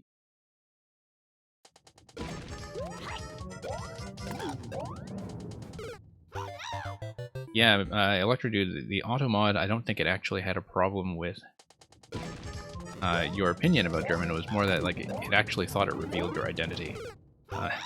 It thought it was sharing personal information, which technically it kind of was, but it wasn't terribly personal.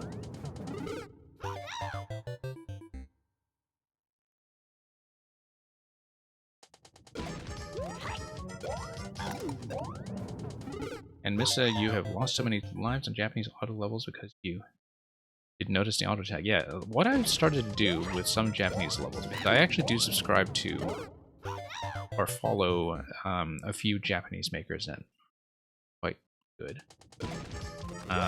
Usually they have the bilingual titles, but they have a Japanese description, and I've just started to pull out my phone and use the kind of image recognition mode in Google Translate, where you point your telephone camera at something and it will just kind of display the translation, like you would with road signs or something. And I started to do that with Mario Maker levels that are in Japanese.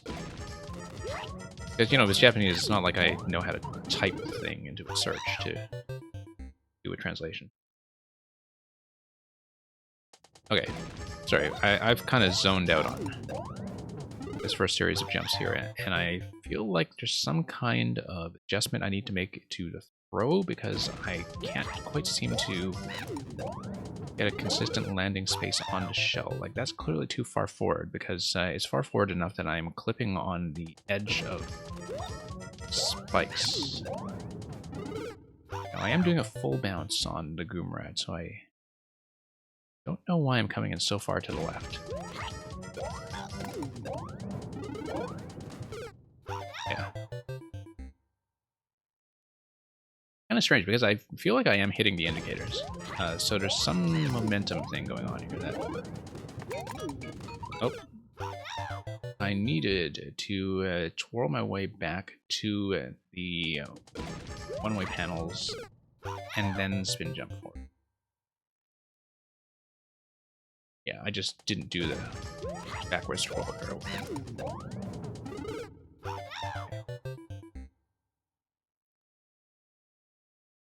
Yeah, in Endless, that's definitely much more of an issue. Because, you know, you just see a whole bunch of complicated track setups or whatever and decide to play through it.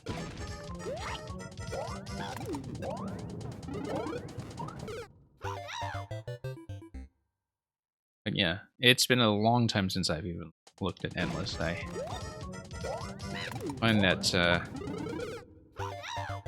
you know, even from playing viewer levels, I don't have as much time as I'd like to catch up on all the makers I already follow.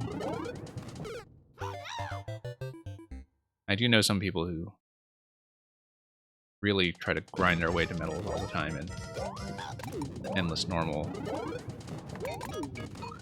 Like, I know one guy who's a very serious Kaizo player, actually the only Kaizo player that I know in real life, and actually for reasons other than Mario, and who plays tons of Endless Normal as a way to just kind of cool off from Kaizo. Like, well, he'll just do a ROM hack all night, wipe on one level for a couple hours, and decide to use Endless Normal as a kind of stress ball afterwards to just kick back and collect one-ups. Hey, Mutant Ape, thank you for the submission. We probably should have kept our eyes on the level instead of trying to look over to see the title of your level, which is speedrun number 1.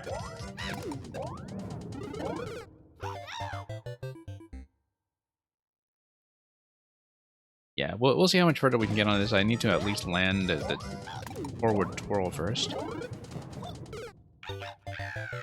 But I seem to still have some consistency issues with shell release here.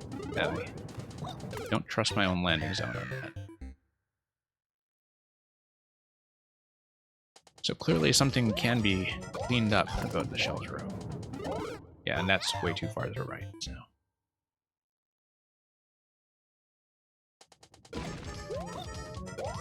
Yeah, considering that, like, you know, Expert really is my comfort zone as well, and that I find that sort of the 1 to 5% zone is what I enjoy the most, usually. And yet, Endless Expert, my streak is not very high at all. Because I think with Expert, when you are on a bank of lives, you really begin to notice how dependent you are on kind of checking things for their own sake, and occasionally just kind of taking a death for no reason to, you know, just try something new or explore a certain spot or kind of read a level properly the first time. In some ways, like, Endless actually did give me, back when I played it, a new appreciation for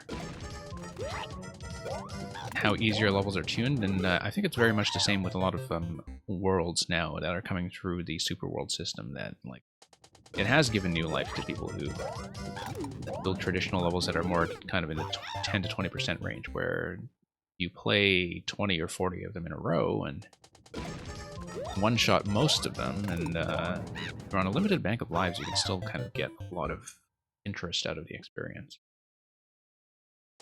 Okay, let's try to get this consistent. Yeah. You can really see the drop-off in the death markers after this initial check. Okay, that was clearly a terrible release. I could tell that time that that was not going to fly at all.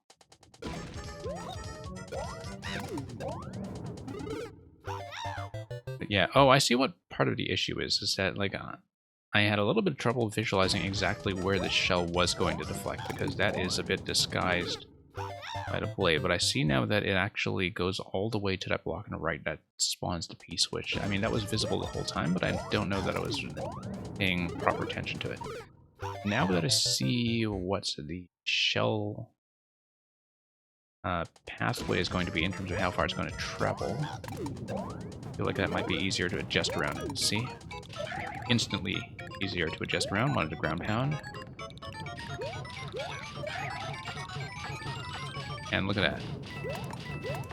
Way better already, except we're not going to make the timer. That's okay. We might as well see what's going on. Okay. Trying to build up a bit of momentum there. Yeah, I understood what to do, Calipoid. I just needed to... Like, I know I failed at that spot a few times prior, but I understood what to do. And yeah, it seemed like we had a bit of a breakthrough on that attempt in terms of understanding how to read things, but given that we do have a 50-second timer on this...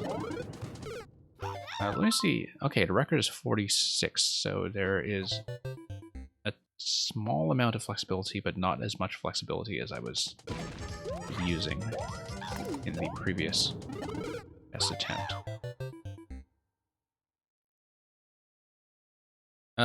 Electrodude, I've tried to twirl adjust in this, whoops, first jump here, and it actually sets me back too far. Like, I can't reach the P-switch if I do that, because I land way too late.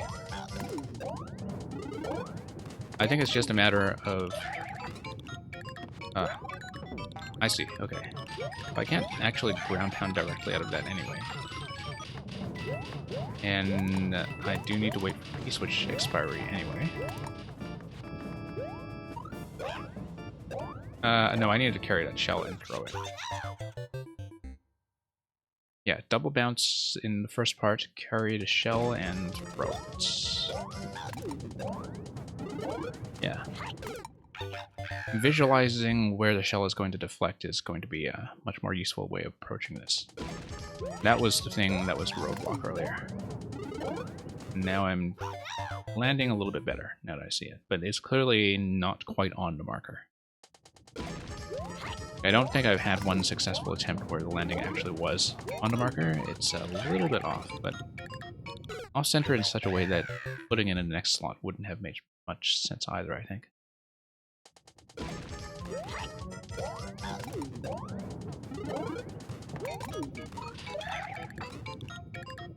Okay, so out of the spin jump, it looks like I cannot do a ground pound directly out of that, right? Is that something I understand correctly? Oops, a little bit too far to the left.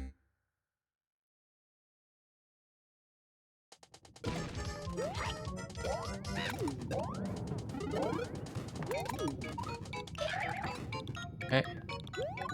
That was a total miss. Hey. I was trying to adjust a little bit to the left so I would have enough headroom to jump at all, and that went... it went.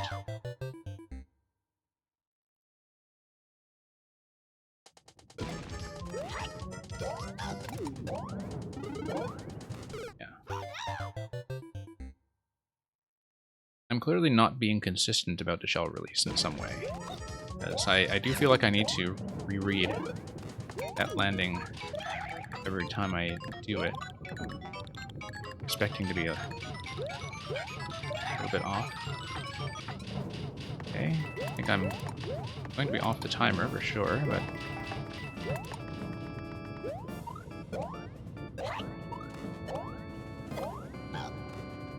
Oh, I see. So, interesting that there's nothing on the final muncher despite the presence of a marker there.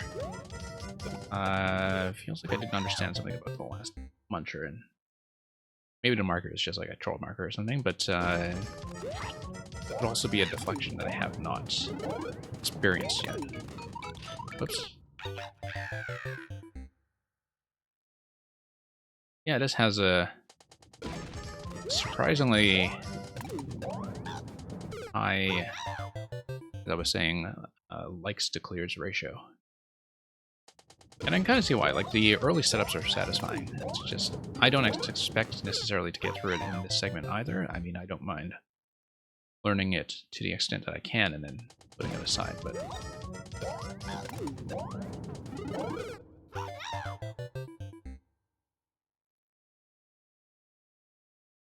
Well, I mean, 50 seconds. 50 seconds for something that's kind of constant momentum like this does have a way of requiring consistency over a fairly long stretch. Like, that is a lot of consecutive maneuvers without any kind of rest stop. And of course, I think part of it is that even if you do learn the maneuvers, I am clearly running to a few snags here where I'm losing time. And I would imagine that part of the low clear rate is that even with about 4 seconds of generosity on timer, 3 seconds of generosity on timer, it is something that would feel tight even after you learn the obstacle, simply because you don't have much wiggle room for things like the on-off segment you see later. No, I'm undershooting now. I do need to go to the right and then roll to adjust backwards. I'm doing that a little bit too early.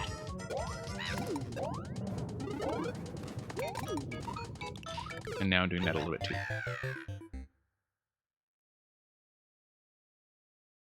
Yeah, I feel like I am actually getting better at this, so always nice to feel a little bit of progression.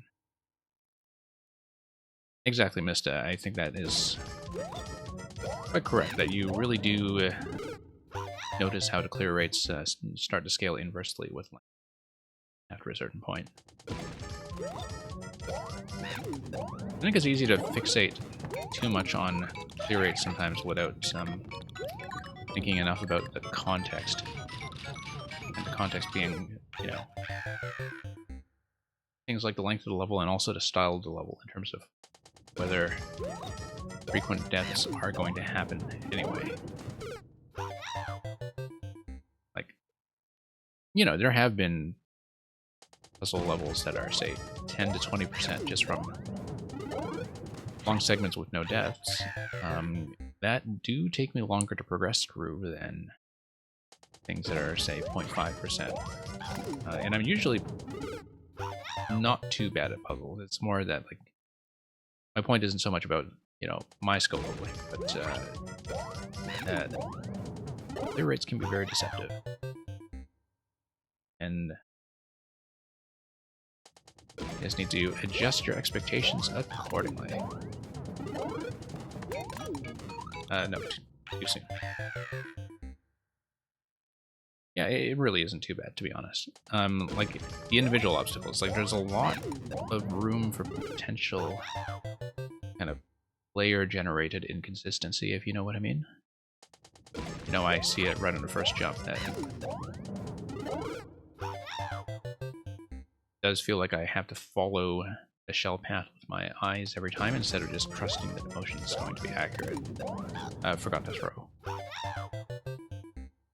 And which is why I've repeated this jump so much. It's like, I feel like I cannot do this 100% of the time by any means. And for something that is very early in the level, like, that is going to pad out a lot of it. But then there's a very clear stretch after this where I'm much more worried about the timer than I am about, you know, dying a day. I wonder where I'm coming in low now. I did not have this problem at all earlier. I think I might have made some kind of weird adjustment that I did not have made. I'm also throwing a little too far back. That could be the issue, that if I throw with Toad being dead center in the first indicator, things might go a little better, and indeed they kind of do. Yeah, well, the timer, like I said, was about 3 seconds off of, whoops, world record, and so I don't know how much lenience it will have further along. And Mista, yeah, I do kind of agree with that. That's, you know, like people think about difficulty a lot, and they don't think enough of, I think, often about consistency when it comes to obstacle order and checkpoint placement and such. Where if something is liable to feel consistent, then it makes sense to have it be the first thing that you can complete with the shortest lag time leading up to it. You don't want to do a whole level and then run into something that feels inconsistent, right? Like you do want it to be something that is right at the start or right at the checkpoint. As something that is likely to have to suffer a great deal of repetition. Like a lot of the segments after this, for instance, I don't feel require a lot of repetition because, you know, they don't require as much on-the-spot planning as landing on the shell seems to require. Nope, just didn't pull back hard enough there. Yeah.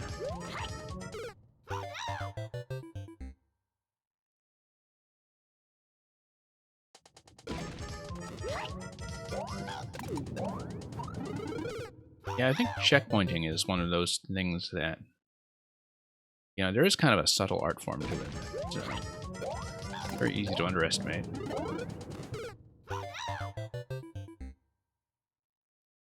Yeah, Electro Dude, I'm not trusting the markers on this shell at all. I've started to find the most success, I think, when I watch its deflection rather than the markers. Like, markers feel like a distraction because I don't think I've had a single successful attempt that was, in fact, on the marker. The successful attempts have been when I'm kind of watching the shell visually. It was what happened that time, except I'm starting to miss the twirl that comes after. Yeah. Okay, here we go. Nope, forgot to spin jump.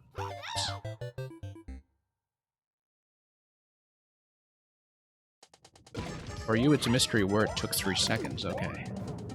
So basically, it's supposed to be tight, then, from what you're saying.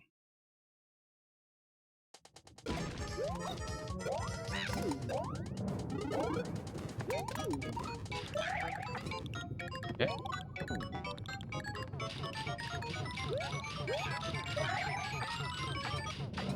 Yeah, it looks like I'm kind of behind time there for sure.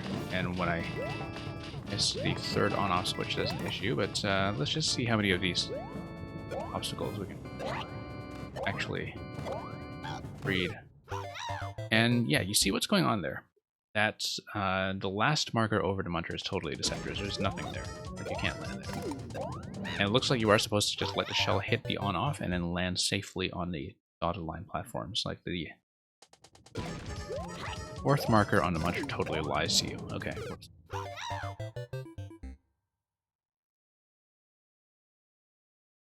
Oh, you're talking about the... okay. Yeah. Okay, that twirl adjustment actually kind of helps when I was undershooting the P-switch.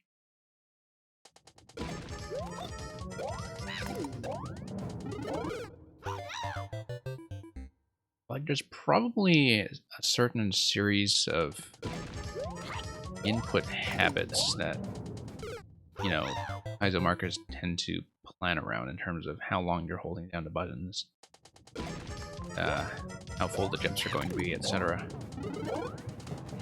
Kind of like how, you know, when you're making a kind of normal level, sort of in the expert range, you just assume that everybody's going to be holding down the dash button, right? Likewise, I think sometimes for Kaizo, like, the levels do kind of assume, the markers assume anyway, that the players are going to have a very consistent series of habits that are shared by most Kaizo players. And the thing is, as somebody who's not a very experienced Kaizo player, I don't have those habits. And so I actually find markers to be something that I can have trouble with.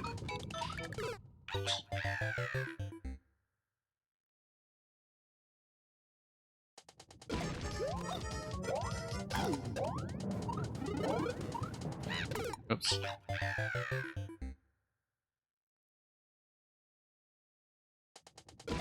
People don't really have access to others' playtests? Yeah, maybe so. I mean, it depends. I think it's a little better now that people are a little bit more organized on things like Discords and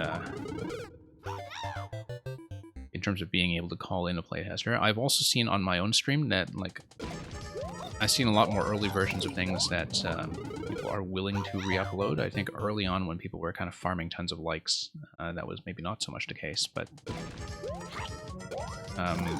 nowadays the community is small enough and I guess more quality-oriented enough to the point that at least with the people that submit on my stream, I generally see a greater willingness to re-upload than I used to in terms of people who want to fix things that break.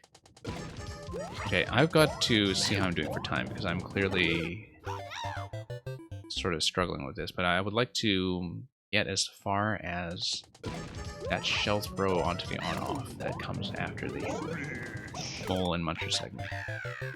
Thank you very much for the follow. And then we'll see how we do. Because, yeah, I've been on this for, I think, probably too long, considering how poorly I'm doing it. Actually, it's been going by swiftly. I've put in about half an hour, which I think is pretty fair. We'll try to put in at least one really solid attempt, which will hopefully come soon. Then it's probably time to move on after that. Let's try to at least get some of the first segments down. Okay. Whoops.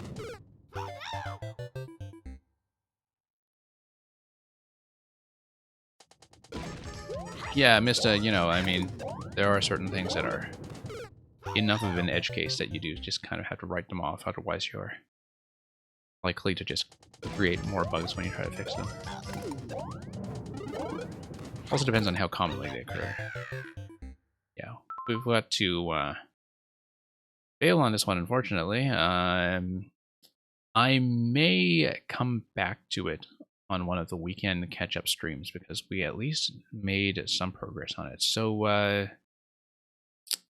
Filippo, yeah, one thing that we do often is that if I don't manage to finish a level on stream during viewer levels, I might come back to it over the weekends if I feel like it's something that I'm able to complete. This one might be a little bit outside of my range in terms of the difficulty that I can do, but you can see already that, I mean, you know, it is limited to 50 seconds, and the on-off throw after the Munchers is pretty much the halfway point.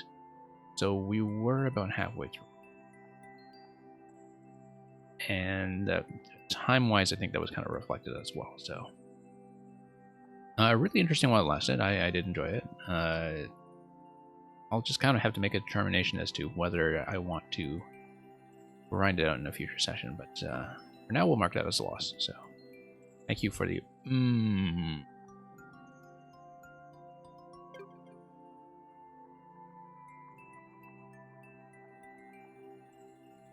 Yeah, thank you for the submissions. We'll be closing up the queue fairly soon, depending on how we're doing for offliners and also how the next few clear rates are looking. I'm going to inspect that quickly and see how we're doing.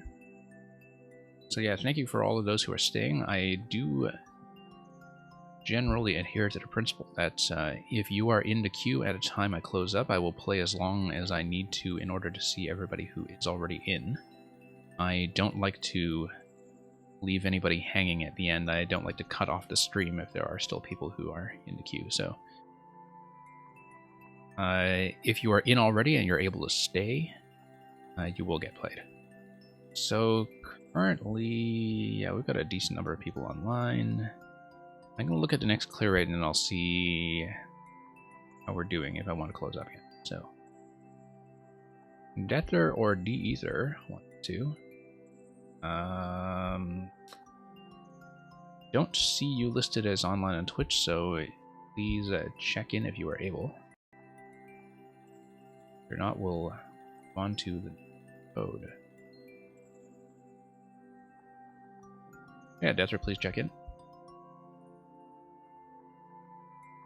Failing that, we will go down the ones that are further down the list. I was currently looking. I think we do have a few offliners. Understandable that they came in with the raid earlier and didn't know how long I was going to be taking with some of these.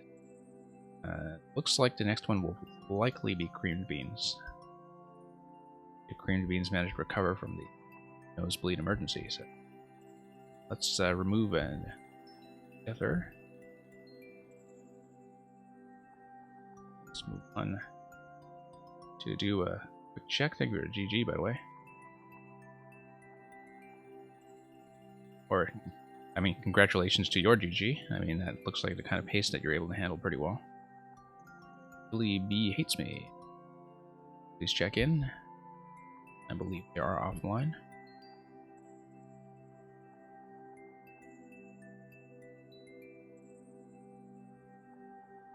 And that's okay. Some of you folks gave me a follow, and hopefully catch some of you in due course.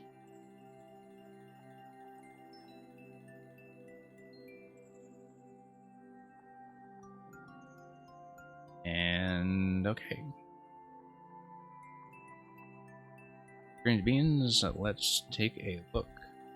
Which believes they are online, so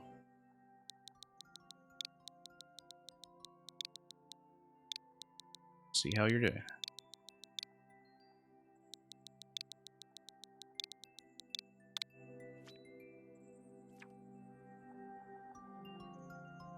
Beat this as Big Luigi. That's it, okay. It took me so long to beat this. Longer to beat as Big Luigi. Cool, okay. Given that this was uploaded just a few days ago, it is well past the point at which the properties of the various characters firing things like fire flowers was patched, so I don't think Luigi actually matters. But yeah, okay, one clear so far on a very high number of attempts, but not that many players. Fairly lengthy world record, so we'll see how we do. Yeah, Green Beans is probably a good idea for you to check in if sometimes that determines just how long we stay on something, depending on how interactive and experienced it is, but for the time being we'll just try to get on the ice and survive some of the simpler looking stuff at least.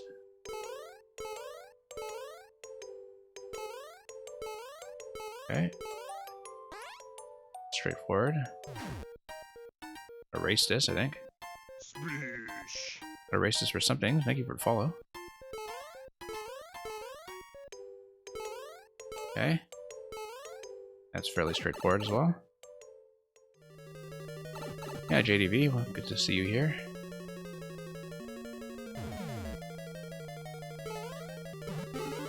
Okay. There's, of course, a level from just about 2 days ago, so not surprised to see some new elements like the Mecha Koopas here. Firing their missiles our way and following us up as the tracks kind of split all over the place. This is kind of neat. Only one clear on this, really. Okay, because segment by segment wise, it does not look too bad so far. I think it's probably just the low clear rate, partly from length.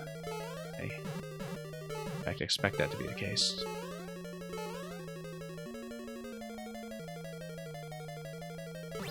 Okay. Whoops. A little bit tight here. You're close to Elite Smash at 6.3 million GSP. Okay. Very nice. Given that GSP is based on kind of active player population in a given mode, right? Last time I checked. In terms of how many players you are above. Like, I don't actually know how good 6.3 million is now, because the last time I checked my GSP was well over a year ago. And I was never that good at Smash. So I actually have no idea what cutoff for Elite Smash is like these days. Yeah. Really looking forward, however, to an ARMS character. I enjoyed ARMS considerably as a game. Had tons of fun with it, and it does feature, you know, some of the best new Nintendo character designs in memory. Hoping for an ARMS rep since very early on in the story of the game.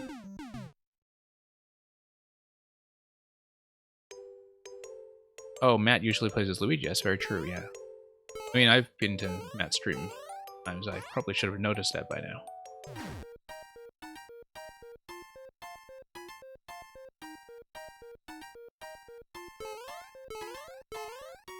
Okay.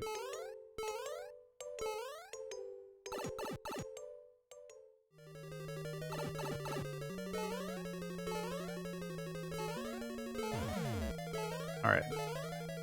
Missing the mushroom. Does not do wonders here. We do need to kind of hang right away given the speed of the scroll. Let's just wait this out. Honestly, individually, obstacle by obstacle, this level does not look bad at all.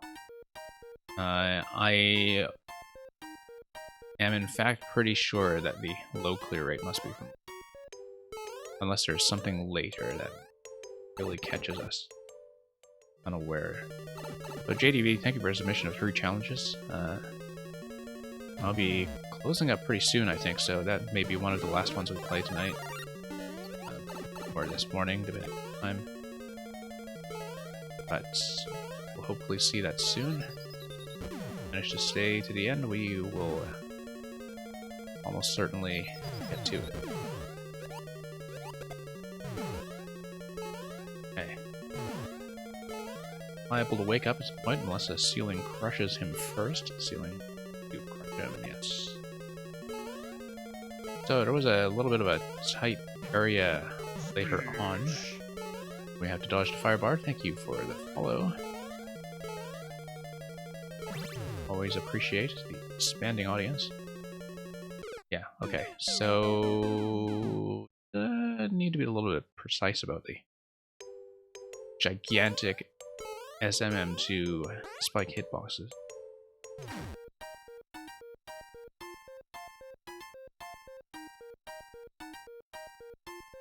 And yeah.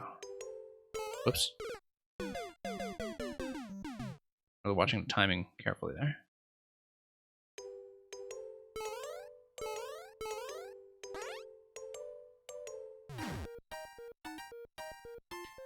And yeah, run around a bit. Pretty generous P-switch timer there, actually. I've had no trouble with that so far.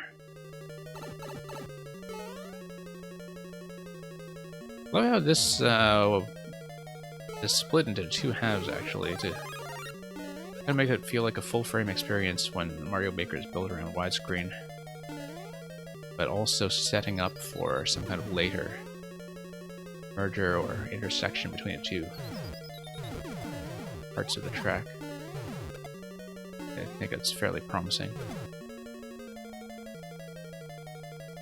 And that's assuming, of course, that we have the accuracy to get around that little precision check around the fire bar that's coming up very shortly, but at least this time we are getting to it as Super Toad, and perhaps the way around as long as we don't get crushed by anything first.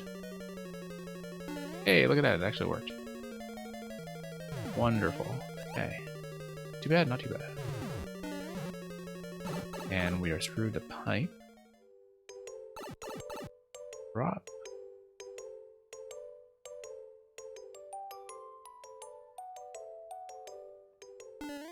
Yeah, this is really not too bad at all. I strongly suspect that length is the main issue when it comes to the low clear rate.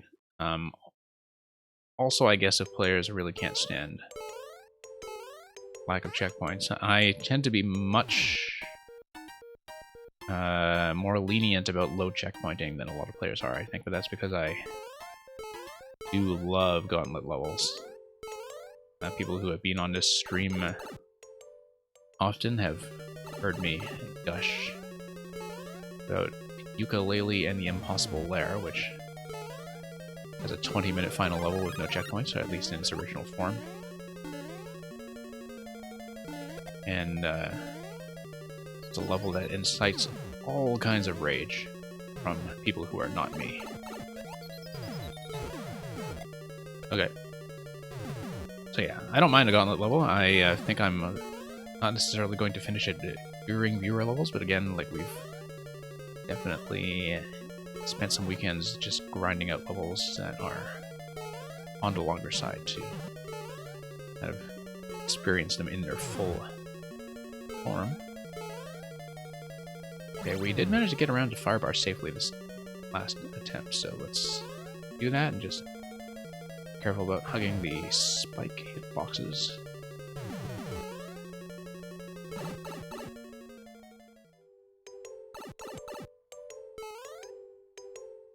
And yeah, this does look like potentially a natural spot for CP, but you know, we don't know what the pace of the rest of the level is yet, so... okay.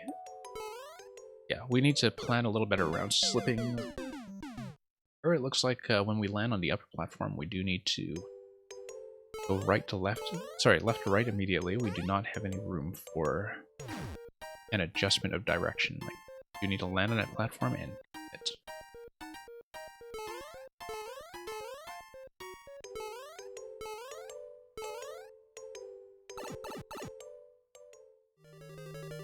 Okay. Let's see how we're doing.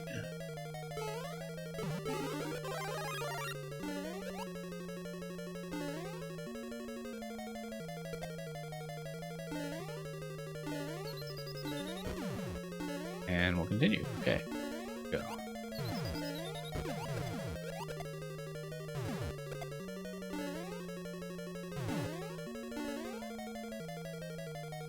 And up we go. Okay, so we need to be careful with the on-off switch that comes up ahead, followed by the fire bar.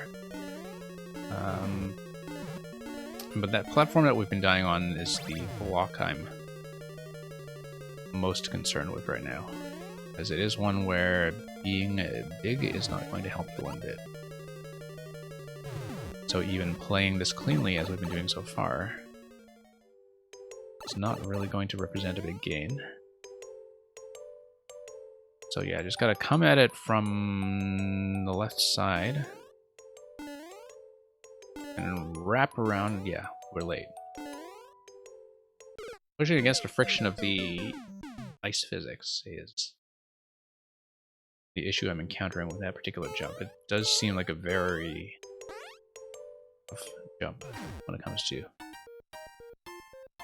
having enough time to take off against the... Whoops, nice.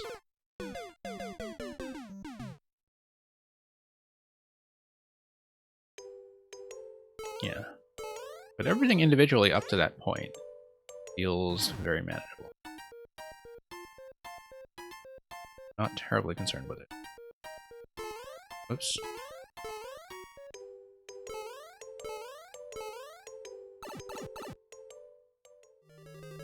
Okay. Up we go, up we go.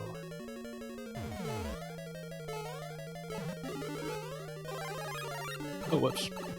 Totally didn't watch my headroom that time.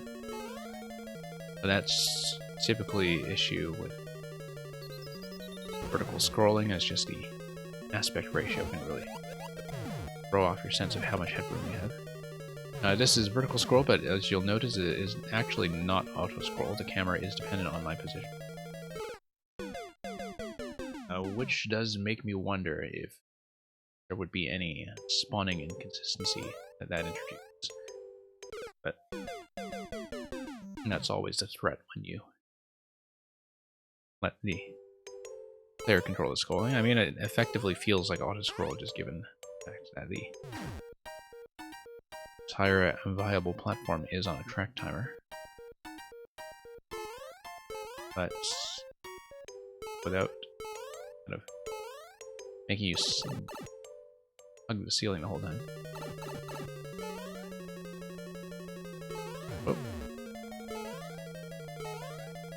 Oh, whoops. This.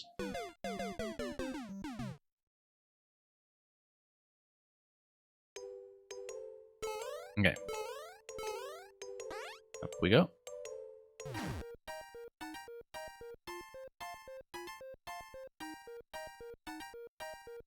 And through.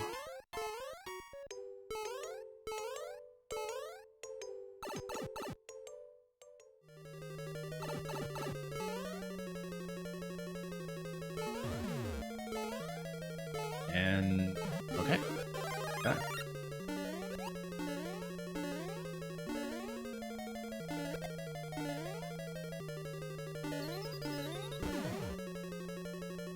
And yeah, just have to survive all this. Don't feel like it's huge cause for concern, given how we were doing it previously. It's just that really tough jump on the ice. Ron, or at least in the night winter theme, was giving us a fair bit of grief. Do it consistently. Whoops, that was almost a crush death. Done quite badly.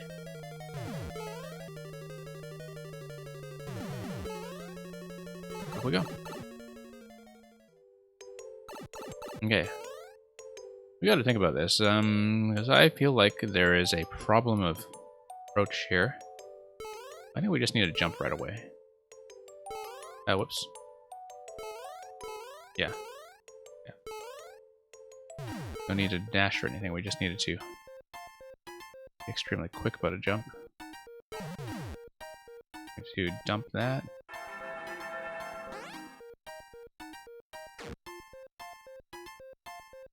Okay. Okay. Pretty manageable.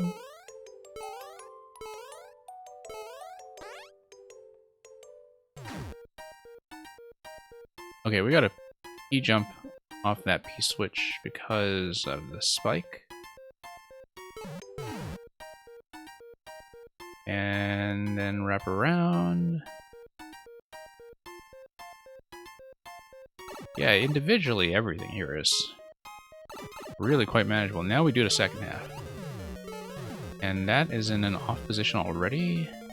That seems fine. I don't think that on-off position actually matters, given that we have some room to run around. And, you know, if that were set to on, you would die if you tried to go for the switch anyway. Like, it needs to be in an off position to do its job.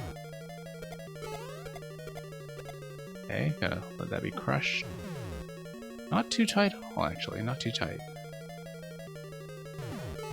Oh, that was close.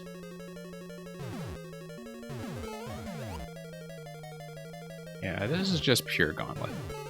It's... Okay, that was a little bit weird. That spot there. Yeah, it looks like low clear rate is entirely from the lack of a checkpoint. And, you know, I don't actually have a problem with it.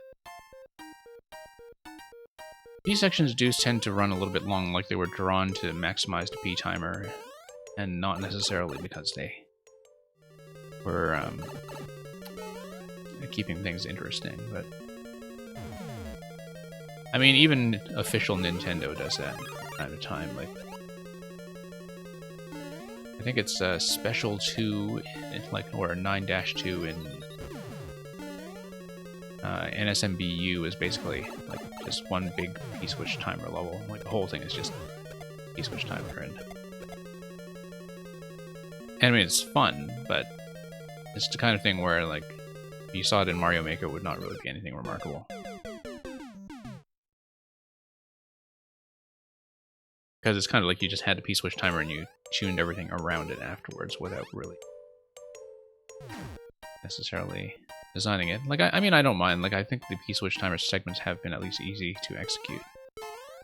I have not had trouble with them. Just...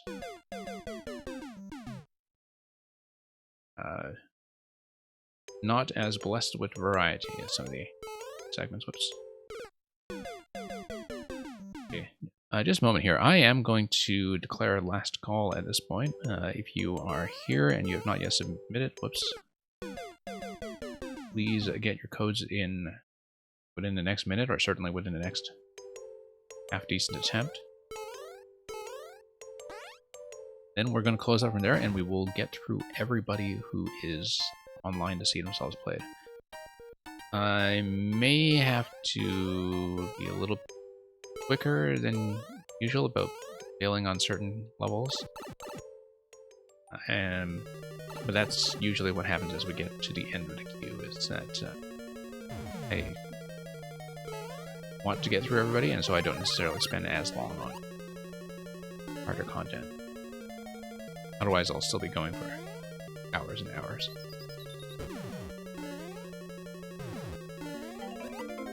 And, oh, thank you very much. I appreciate the cheer.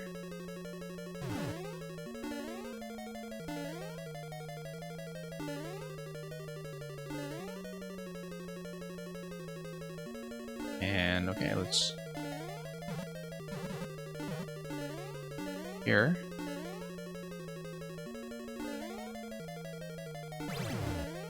Move our way up. Oops, totally forgot how easily that was going to spot me.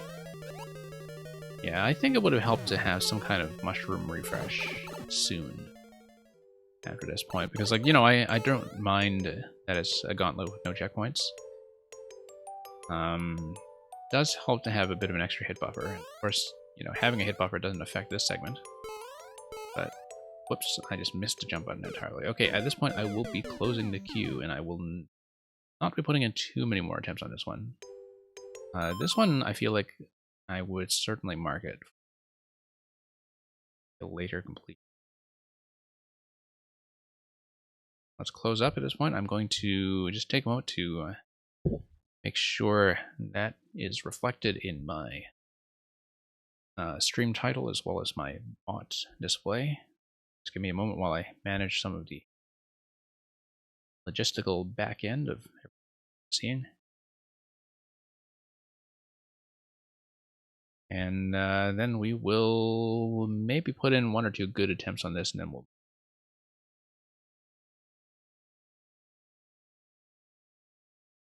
So in the meantime, sit tight.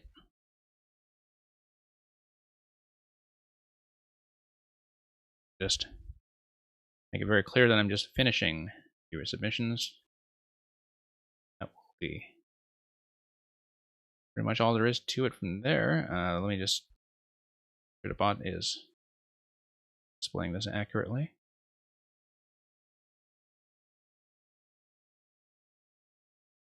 Yeah, the queue is closed. Okay. And here is how we are currently looking. Once again, a great deal of appreciation to those of you who came in from the raid earlier and decided to stay. And yeah, a lot of you are actually still online, so if you stay, you will be played. Let me just give this another go. I mean, we made a pretty serious run at progressing through new content. Our best attempt. And it looks fundamentally pretty meta, so.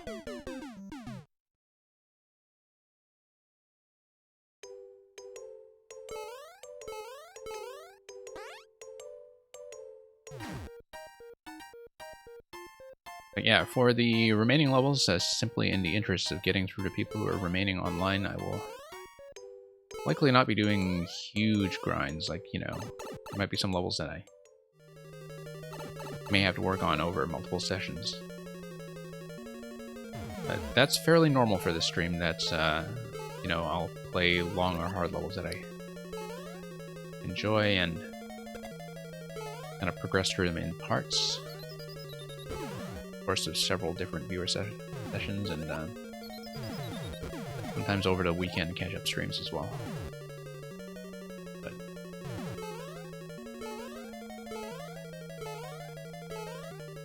we'll see how we do.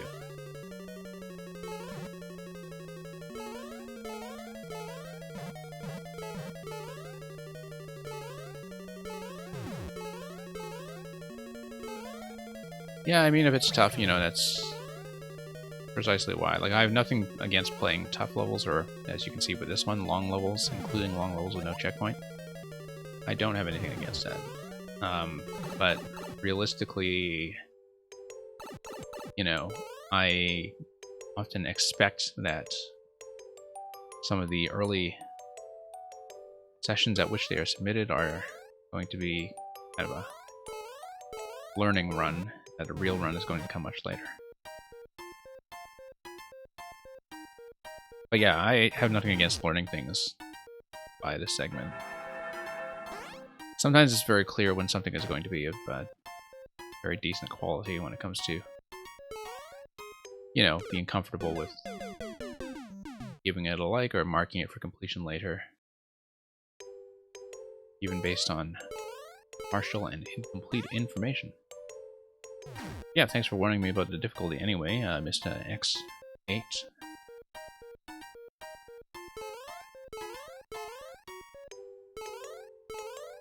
We'll keep that in mind as we proceed.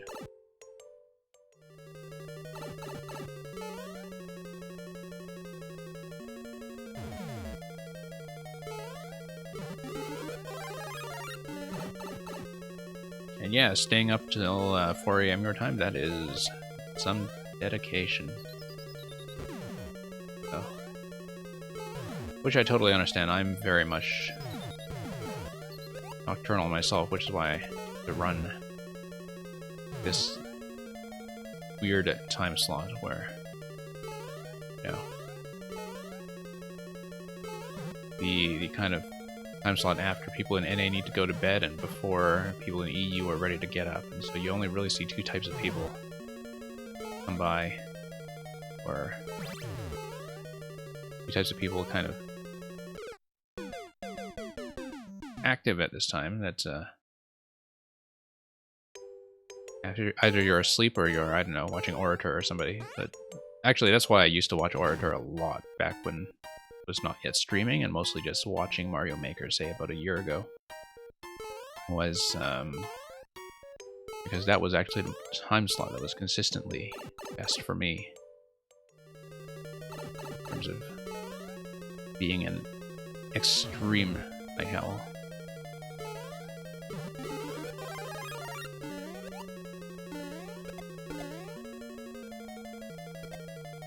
Yeah, the TTS in the chat, it's I can see why it drives people nuts, for sure.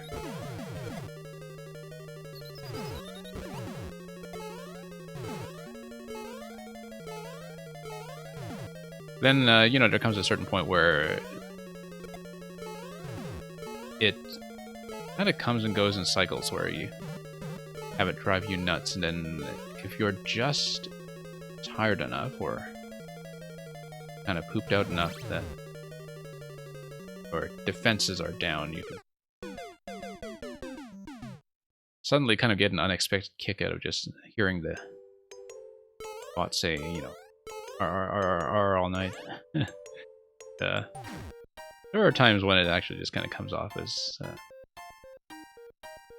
funny, just because, you know, you're in enough of a mood to take it, I guess. I haven't really been able to watch much Aura in a long time, though, especially since I started streaming myself, but as I often tell people on the stream, like, one of the major casualties of streaming Mario Maker is that I really don't watch that much of it anymore, except, you know, gradually you develop a network of people that you get along with who raid them and they raid you and send each other levels and so on when you bother to make any. That was kind of the case with nobody could say Matt's name. That's, you know, he and I have seen each other around pretty often, and so nice when we schedules just kind of aligned for once for him to dump a lot of viewers on me, and so. But aside from that kind of casual exchange between some of the smaller to mid-sized streamers, like, I find that I don't really have time to watch a lot of the really big names anymore.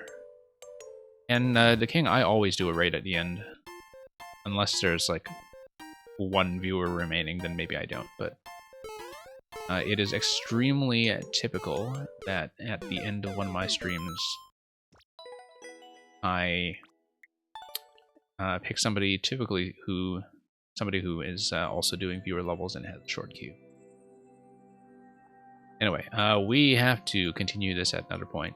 I do enjoy it. Oh, we brought the number of attempts up to 999, almost up to 1,000.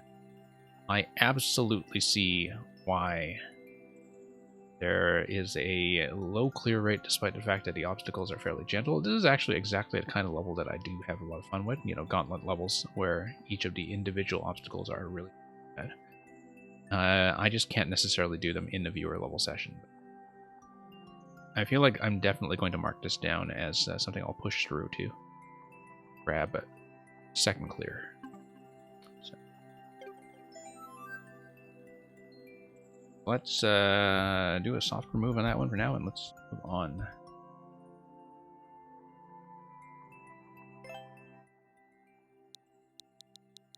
So yeah, I missed X8.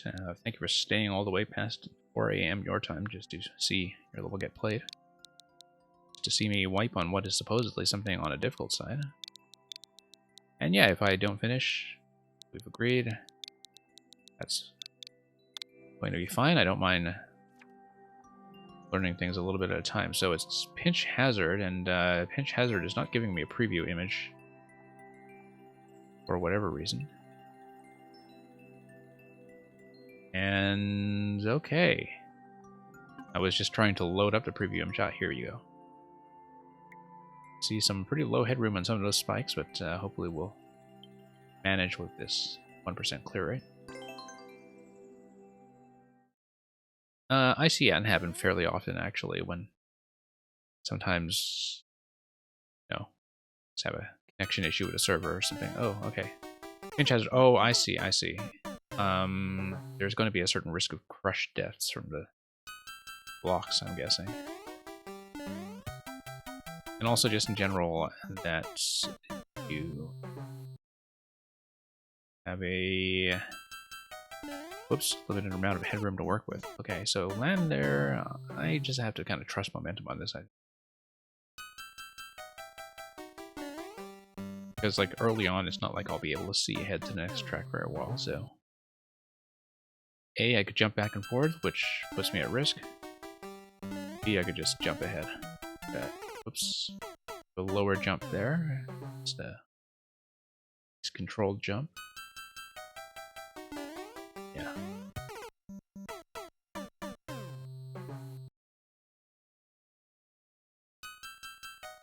I'm just getting hard levels today. I've had much more brutal streams, to be sure.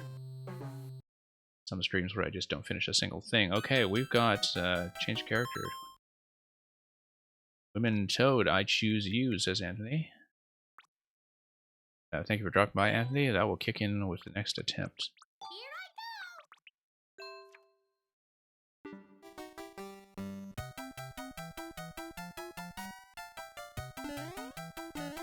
Right. Whoops. Electro Dude, I usually try to get a request to kind of last one level at least, but try to queue up Green Mario for afterwards. You might have to remind me if it's too long by then. Let's give Toadette a reasonable run first before we do that. And that's okay. Like, if I don't end up cashing that in for whatever reason, I do refund them. I've done that before, too. People who request a character change on the last attempt of the night. Or under other circumstances like that. And yeah, Electro Dude is extremely regular and is a good reason for me to create some higher tier rewards, so I'm not just reading Shakespeare's Sonnet number 69 all the time. Okay, not that I mind. Oh, okay, just gotta get on the Goombas. Bounce, bounce, bounce, okay. Now, Anthony, I'm gonna keep Toadette for a bit. So I would not consider that a waste whatsoever. Oops.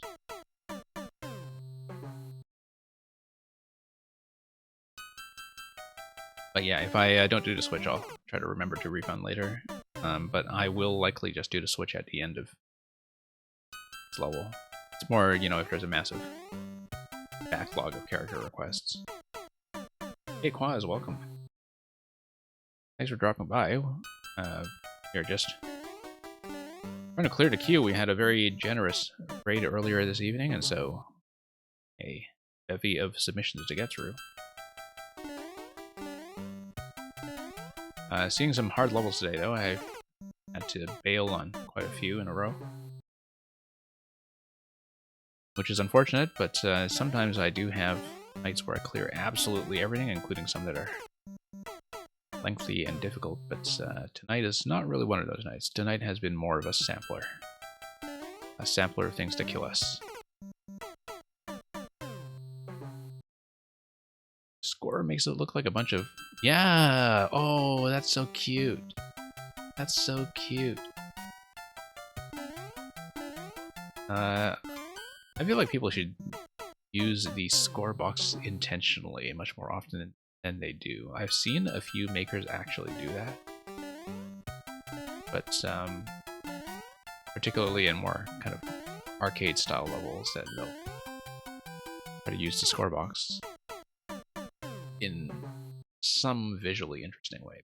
Often I think people just kind of let it sit there and ignore it.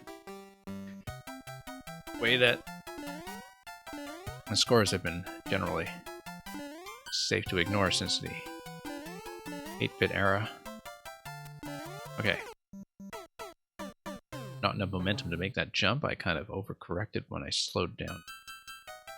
Stay on the platform. So. Yeah, Quaz, I'm glad you enjoyed the commentary. And for me, the point of doing the levels is that most of us are trying to be better makers, and might as well have a chat about game design. Level design generally. But, I mean, you know, that's why I do this. Like, I don't make that many levels myself, but I enjoy playing fewer levels more than most Mario Maker experiences, you know, compared to stuff like Endless or Versus or whatever, because there is a lot more interaction about the subject of design and why decisions have been made the way they are, and how things could be made better, or how things, or why things were, you know, put in a certain position. I'm kind of on autopilot here, which is why I've been taking so many early deaths on silly stuff. Platforming here is actually fairly generous. It's just that I was slipping on that one horizontal track. Comes up pretty soon. But yeah, Mr. X8, I've found that, you know, now that save states are much more accessible, and I know that the save states have always been accessible in emulator, but now that they've become very accessible on things like Nintendo Switch Online, in terms of being able to play the older games continuously in a single segment without having to, you know, leave the machine on overnight, that I started paying more attention to scores again and started thinking more about doing no continue runs and warpless runs and so on. Like, you know, stuff like warpless SMB1 or SMB3 really shine. I recently did kind of a single credit 96 Exit Super Mario World, not on stream though, but like, I find that, you know, sort of starting to think about scores again has actually undergone a little bit of a revival, since it is now possible to just continue accumulating that score instead of reloading from a battery save or something like that, as you would originally have done in Super Mario World. But yeah, I don't agree with people who say that things like scores and lives are just totally obsolete relics of the past and that should be done away with. I mean, Nintendo has started moving away from lives themselves, but I think they certainly still have a purpose.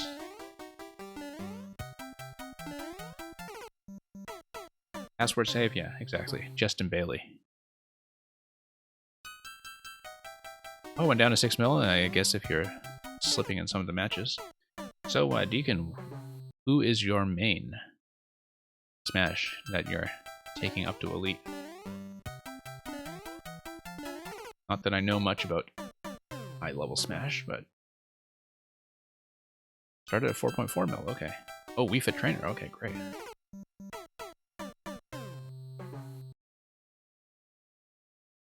Yeah, I haven't been active in Smash for quite some time.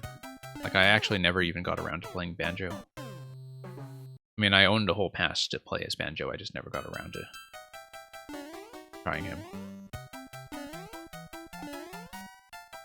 Or Byleth, who was an addition I actually liked, but that's because I am the rare person who really likes having a strong Fire Emblem presence in Smash. Like, I genuinely, unironically like that there is so much Fire Emblem in Smash. And I feel like people get very argumentative about that subject. Oh, whoops. Didn't pay attention to those spikes at all.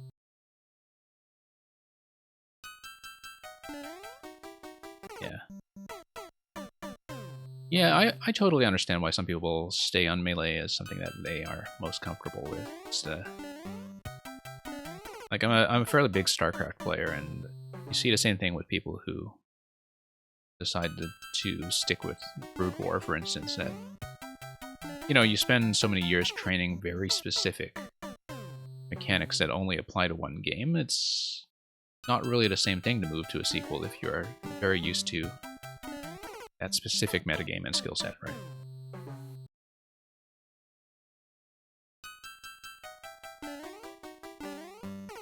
Like, I see absolutely no problem with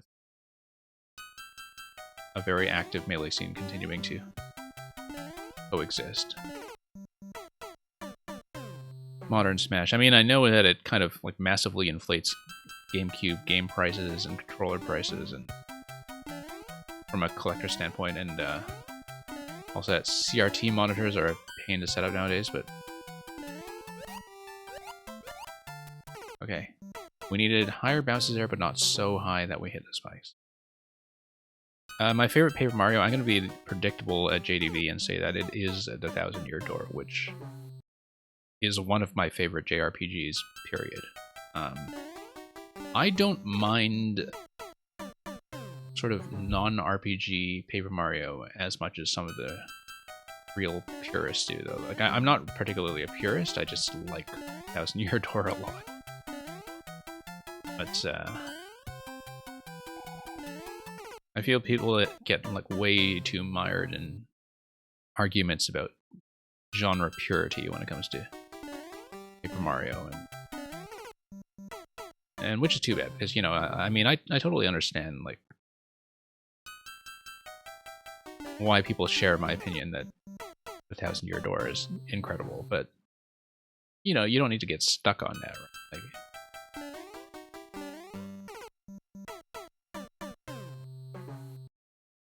there's a Hungrybox Campbell's commercial. Interesting. I had no idea. I have seen sort of just enough Smash to have seen some, you know, Hungrybox Jigglypuff, I guess, like, without really understanding what it is he's doing or why people dislike it. But I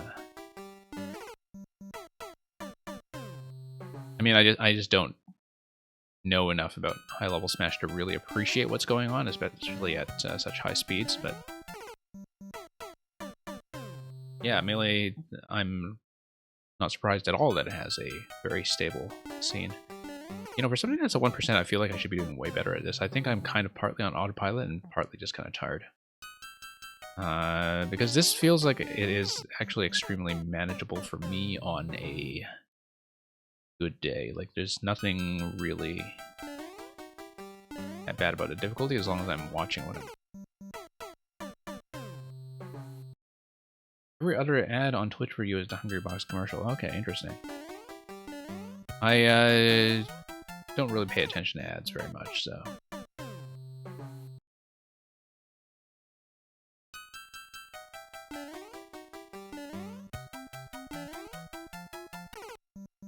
I'm probably just kind of tuned out for that, but yeah, I'll keep an eye out for that. I just had no idea.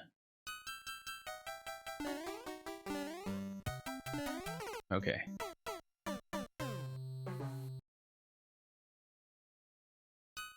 Yeah. I mean, we all kind of go with the difficulty tuning that we want for our level. I feel like this is a course, like, it's a reasonably fun course right now. I feel like it would be tons of fun without the spikes. And where the focus is mainly on the jumps, but I guess that's one way in which, you know, I'm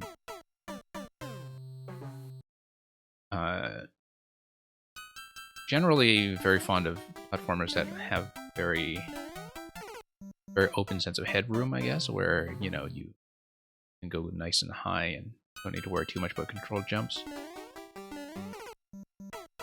But, you know, that's just a difference in design philosophy. Like, that's not a criticism of this level necessarily, it's just preference.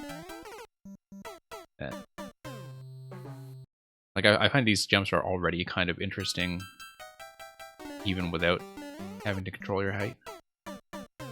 But... Oh, some famous athlete's mom brings the team some Campbell's Chunky Soup. Okay, yeah, that definitely sounds like a traditional athletic sponsorship.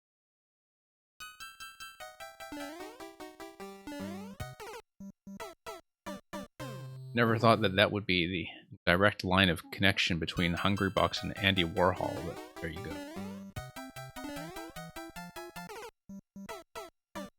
Literally only Twitch ad, okay. You know, I'm kind of surprised that I haven't seen it, because I have been on Twitch quite a lot recently, and not just as a streamer, but, you know, I say, of course, that I don't watch as many streamers these days, but when I think about it, I actually am on Twitch a pretty crazy amount of time, and maybe I just have generous gift subs to all the relevant channels I watch, and I haven't been thinking about ads for a while, but I tend to tune things out pretty well. Okay, I should really be paying attention.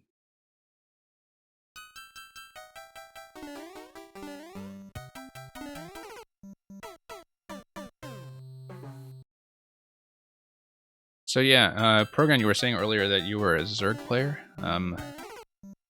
That actually kind of surprises me because, you know, after playing a whole bunch of your HOW handling levels, like, they seem like the levels that would be designed by somebody who would be really into, like, Protoss cannon rushes. It's just that kind of personality, right? Like, but anyway, that's just my reading of the situation. Very nice. Big swings on your GSP tonight. Nice going, in Deacon. Yeah. I was following a bit of competitive Smash again back when Ultimate was a new thing, but I'm just not really up on it enough. I watched some of the big top 8s here and there, but it was nice to appreciate that. Like, I don't know if it's still true, but that Ultimate has a meta, or at least had a meta that, you know, still saw a great deal of diversity to the characters that were used in competitive play. You know, it's always nice when you can just appreciate a lot of different movesets as a casual viewer who doesn't really know a lot of the advanced tech. But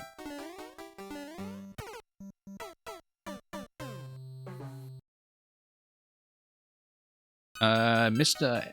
X8's GSP is Global Smash Points or something. It's basically like a reverse leaderboard. So in Smash, rather than a number telling you that you're number 1 or number 100 or something, it tells you that you are better than like 6 million players or 1 million players or whatever. And so past a certain point, that's when you kind of qualify for things like the elite leagues. Okay, how long have I been on this jump? This is not that hard. I don't know why I'm doing so badly at this. I think I'm probably just going a little bit unfocused. I'm certainly not going to blame Toadette for it. We've been on for about 20 minutes, but let's keep going. I should not be having as much trouble with the early jumps as I am, given that the momentum is actually fairly clear. Yeah, the first few jumps are deceptively tough, I do agree with that. A lot of it is the headroom that, you know, you really do have to be very controlled.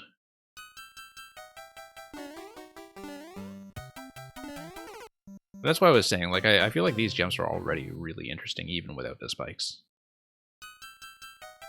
In terms of just planning around the block and the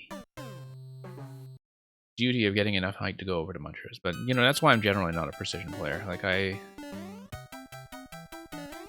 do play all genres, but kind of dodging spike hitboxes is not one of my favorite things to do in the game. It's sort of interesting that a lot of people are actually really into that, apparently. But I think people are into every kind of level. I'm sure that a lot of players find the very existence of troll levels to be something that's utterly baffling. And I used to find it utterly baffling, but I think I've started to understand EVO. But yeah, oh yeah, this is not extreme precision by any means. No, of course not. Like, I still have plenty of room for my feet. I just need to control the jump height quite a lot more than I usually would. Which can be a tough call on something like the early munchers, because, you know, the 4 muncher column here, like, it really does encourage you to make a very full-size jump. And here that's just not really available. Like, to a certain extent, I feel like I'm not getting enough use out of the block momentum. I should be thinking more in terms of whether I'm jumping on the upswing or something like that. That, like, momentum clearly matters here, and I'm not really using it enough.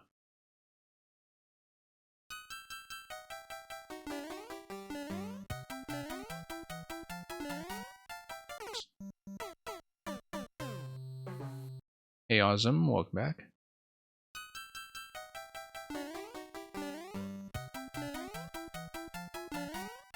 Here we go. It's much better. That was not so much better. 25% done with your world. Okay, well, good to know.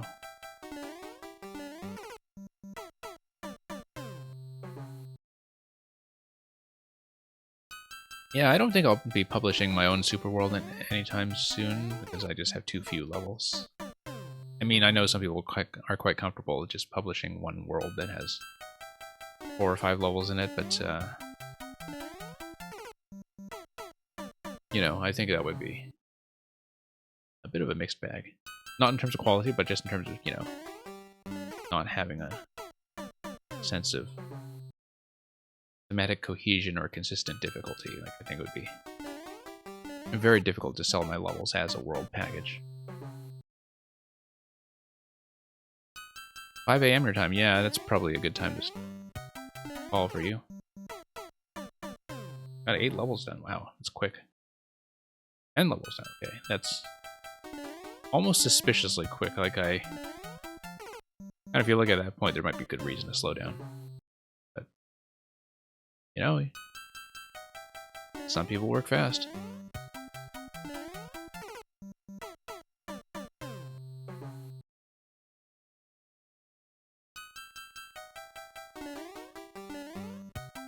Yeah,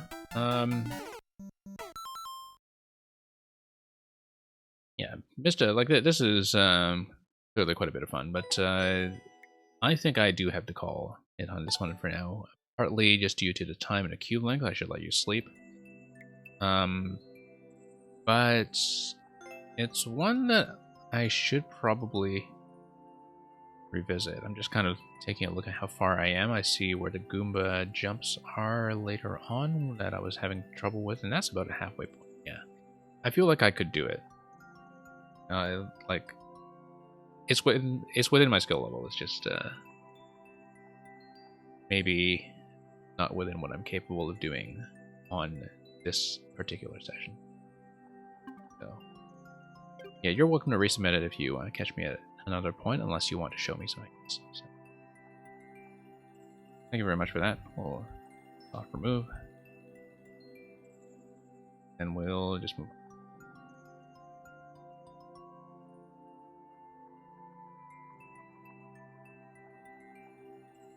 Yeah, thank you for dropping by and staying for so long. Yeah, Mista, this is not the only time slot that we run. It is our most common time slot, but I also tend to do at least one daytime NA stream a week. Like, by daytime, I mean kind of, you know, mid-afternoon NA and early evening EU. Like, I usually do that on Wednesdays, but that has been changing lately. This tends to be more common that I'll do this sort of NA overnight slot, but I do tend to shift it up a bit. You can't always stay for this, so yeah. So those of you who have to call it and go to bed, thank you so much for joining me. I will move on to what Electrodude has in the list. Knowing a lot of the difficulty for the Electrodude levels I have not yet played, I expect that it's also going to be another case of partially learning a level. But we'll see how we do.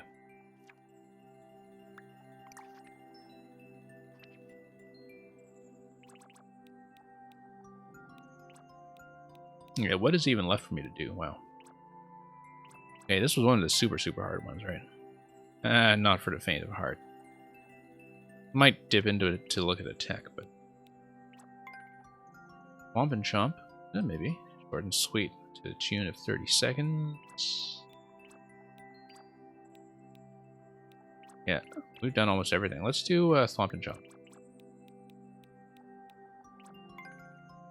Or 2 checkpoint Kaizo, like this one? Or the other one? 2 checkpoint Kaizo, yeah. Yeah. Yeah, let's take a look at this one first. 0.6, I don't know that I'll finish it, but it makes sense for something short to be something that we preview and maybe finish separately. Let's at least take a look.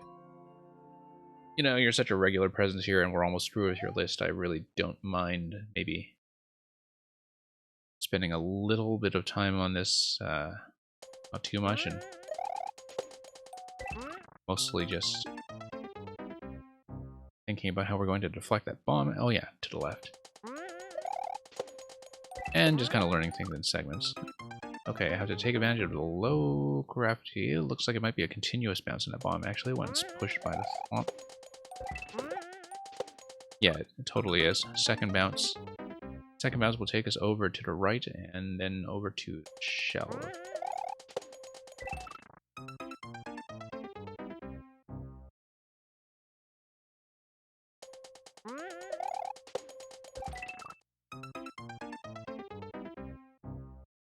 Okay, yeah, I guess the trampoline is there to get the Chomp to come out consistently, which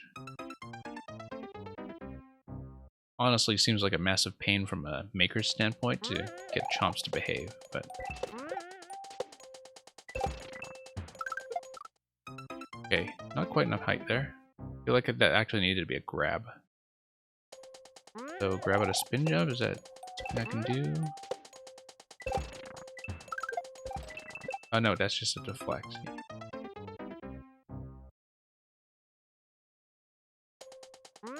Chompy wants kisses, yeah.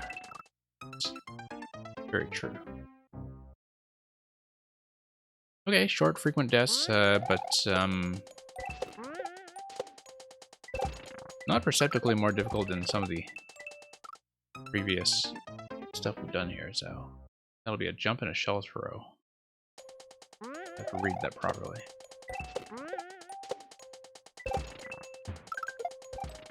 Oops. Yeah, and that's just going to be a shell deflect. And...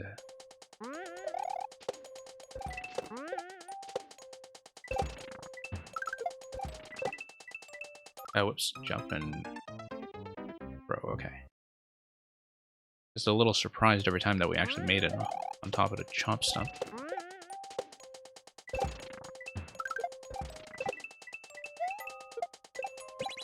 Okay. Need to have a better arc there, but that's fairly readable. Yeah, very readable at these high speeds, actually.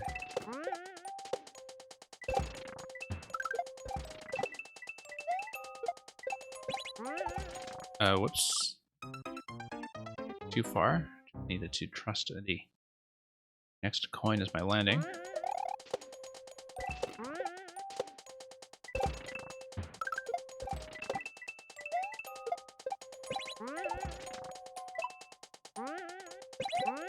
No, spin jump. Okay, spin jump down to the thwomp and then over to Spike and then down to the thwomp again. Pretty clear. Once I bother to read what's going on, that is. Oops.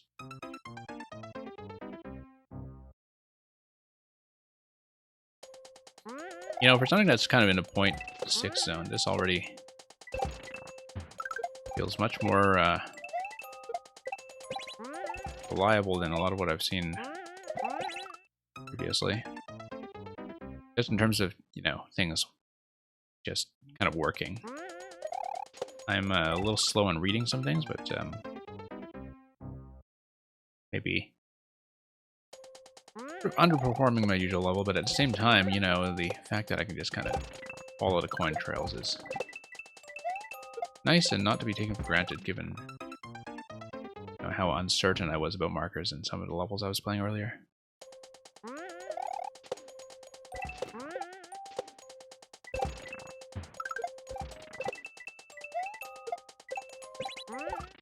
Yeah.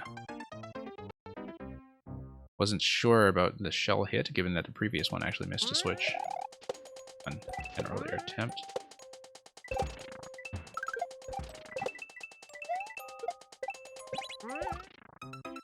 Yeah, I keep overshooting that slightly because I'm not trusting the shell enough, letting it come up.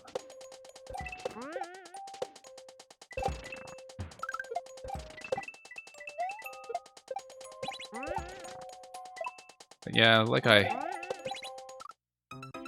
always point out, I just much easier time reading obstacles rather than reading markers. Like I find that markers, it's just very easy for me to tune things out. That was almost a salvage. If you look at the bomb radius there, though maybe the shell would not have behaved as it should have, but yeah, considering I punched the bomb to the right side, that was maybe surprisingly manageable.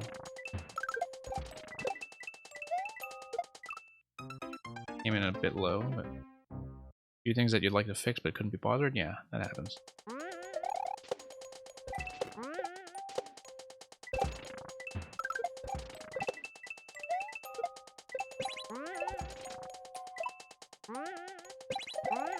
Came in a bit late there. Yeah, late in the whole thing. I hesitated a bit before the spin jump onto the thwomp, and that put me behind on everything up to that shell grab.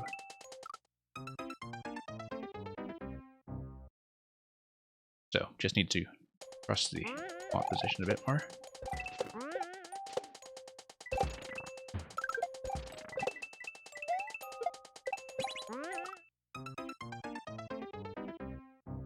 Yeah, I found that, like, I basically had a level from months ago that I kind of scuttled and set aside pretty much entirely because the thwomps just, the chomps rather, just would not behave. Nope, spin jump off of that.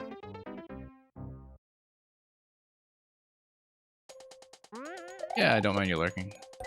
Like I said, I'm not necessarily expecting to finish, but this one feels surprisingly relaxed so far, actually.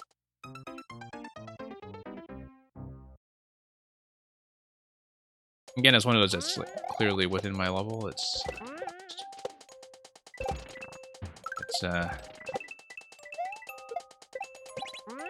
you know, some nights go better than others. Okay, no, I needed to land on that POW. What was going on with that Buzzy Shell? Then maybe that's not supposed to be caught from seeing. You just duck under that Buzzy Shell that's coming in from up high and maybe just let it activate a bunch of mechanisms. Yeah, you can tell that the trampolines are restricting the chomps in terms of an initial position. Also, just their initial position relative to Odette. Oh yeah, that reminds me. You cashed in Luigi earlier. Yeah. Oh yeah. I was not up to date on this stuff. And this is your level as well, so let's switch to Green Mario, rather. Almost forgot.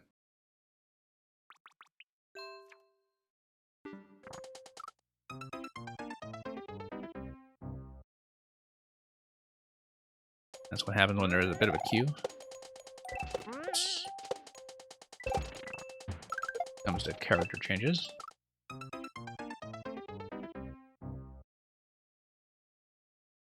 Low grab does help quite a bit, yeah. For the chomps, yeah. I can see that.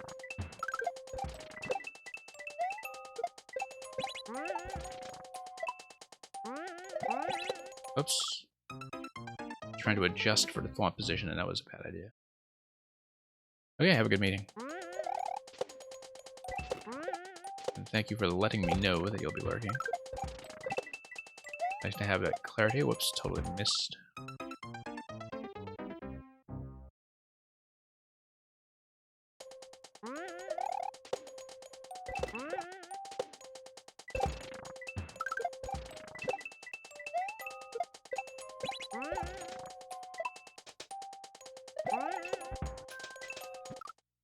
What happened there? Oh, on-off switch. Okay, something missed.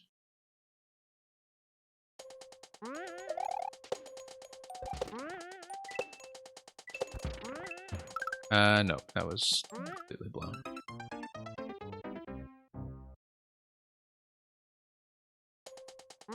Fast-paced SMB2 or costume combined puzzle segments. Feels like I'm gonna play both from you, depending on what you mean by fast-paced. I'm sure you'll come up with something. Trying to get number 1 for Endless Easy. That's stiff competition. I don't know how highly you're ranked at that right now.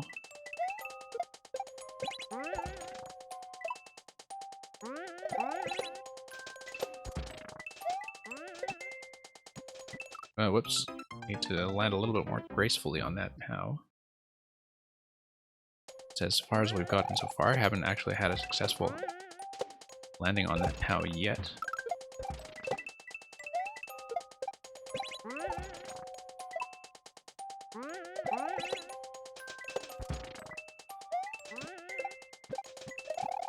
Okay.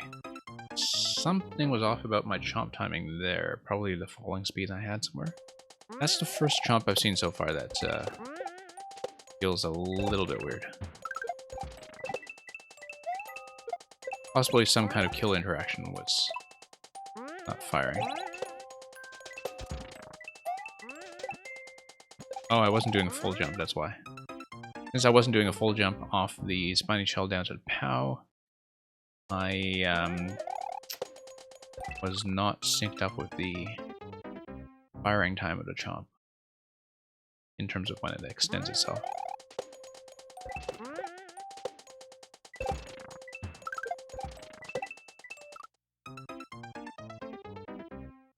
Yeah, I was just fast. I was not doing a full jump heading down to the POW because I was not totally confident about landing on a POW accurately, and so I just fell out of the intended rhythm of how the chomp was supposed to fire.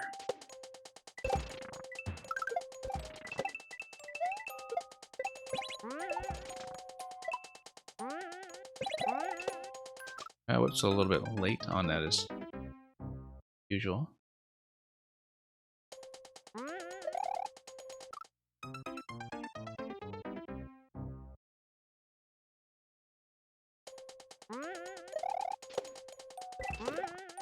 Oops. Momentum was a little bit off there in general.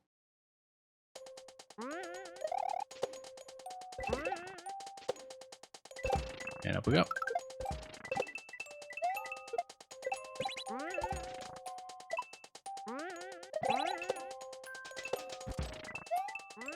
Okay.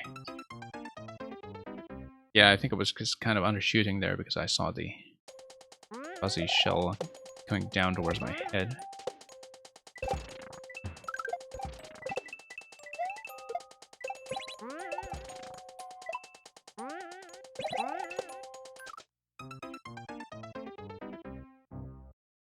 Number 1 in Endless Easy is DC's at 129,000 clears. Well, yeah.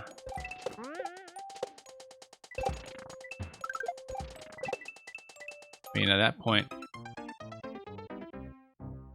you know.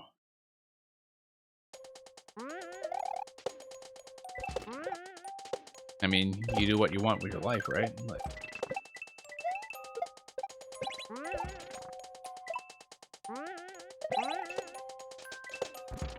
I mean, obviously, I'm not going to accuse anybody I don't know of botting or anything like that, but it's the kind of thing where if you're doing Endless Easy anyway, like if you're trying to develop a bot that was basically learning how to play Mario Maker levels by machine learning, and you decided to test on Endless Easy, would probably still not have 129,000 clears.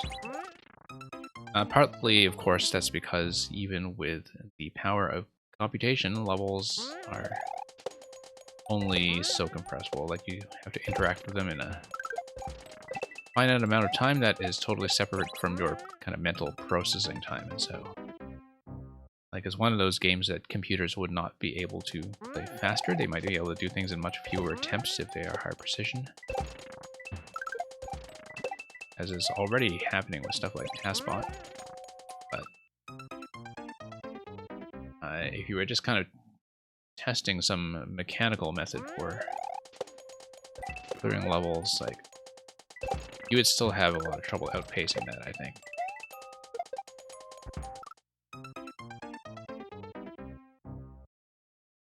Yeah, playing his whole life since release, that's one of those things where, you know,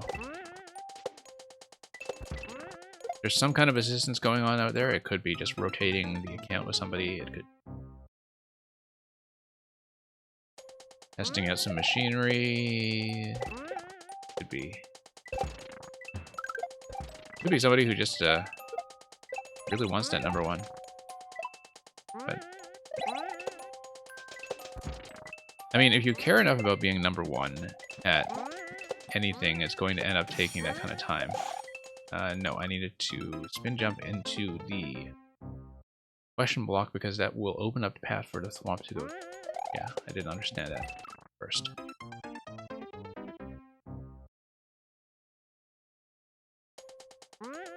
Yeah, I don't know how you're doing in your respective countries and jurisdictions when it comes to not being able to go outside. We are actually seeing a little bit of transition towards reopening where I am. And, you know, it feels like the kind of bulk of the lockdown area, at least over here, just flew by because I had so much of it, honestly, playing Mario Maker.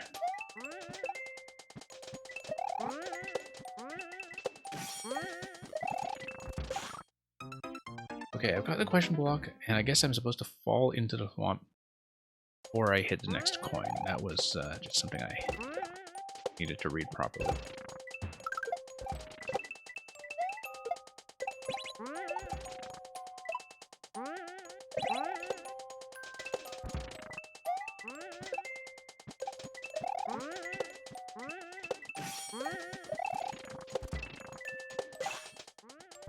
Oh, I see. I need to kill all of the chomps somehow. Then the chomps fall anyway, so the chomps will just die by themselves. Like, I don't need to worry about killing them.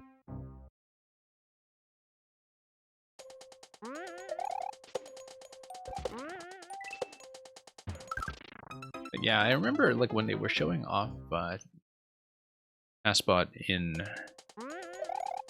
GDQ, that's like, despite the developers, which of course include Jakku, the developer of Warp World, who is an extraordinary hacker from what I've seen, like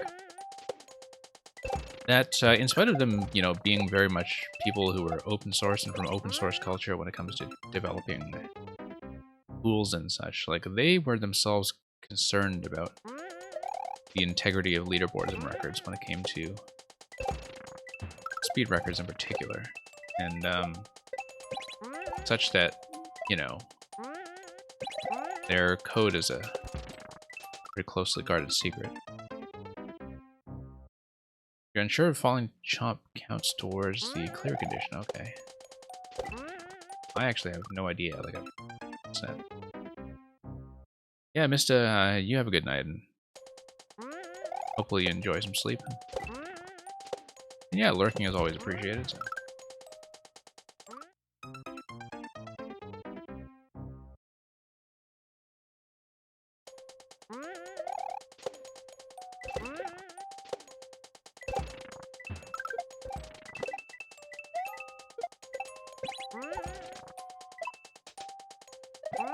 Okay.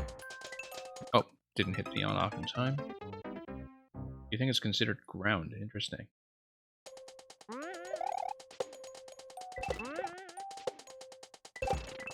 But yeah, I'm aware that the chomps need to die.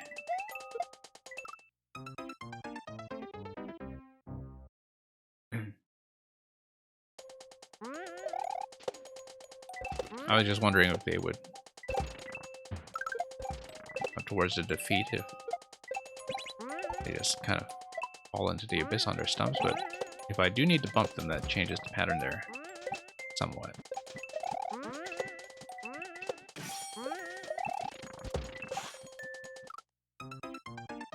Yeah. Wonder how I get the high chomp then, because I see them coming down those tracks. The way that kind of aligns them accurately.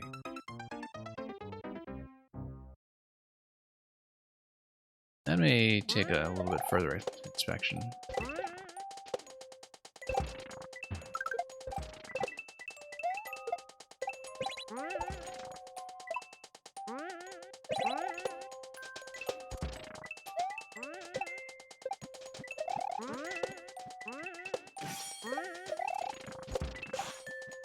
Okay, I just kind of undershot that. Interesting bomb up top. It looks like I'm supposed to get onto stumps, to be honest. Or at least on the right stump.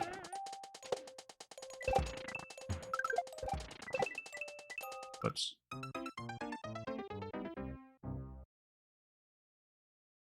Yeah, kill the one on the left, get on the right stump, and make my way over to the top stump.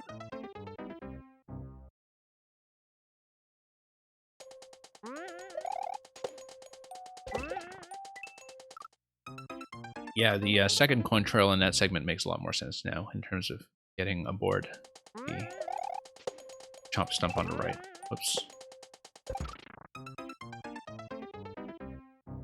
You murder their home and use their roof to save your own butt. I mean, basically the Wizard of Oz, right?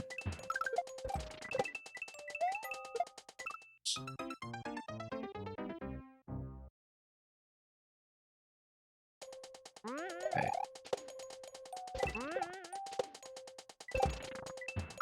Drop that.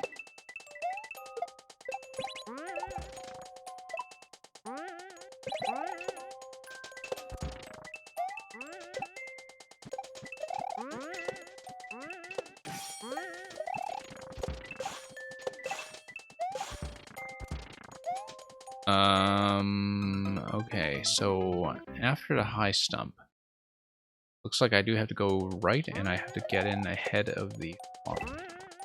Because I do see a jump marker up there. It looks like that is the path. You murder them and then yeah.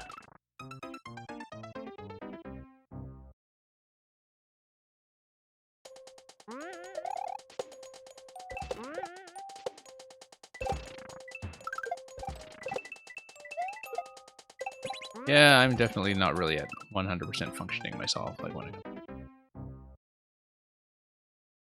how I'm doing relative how to I usually play.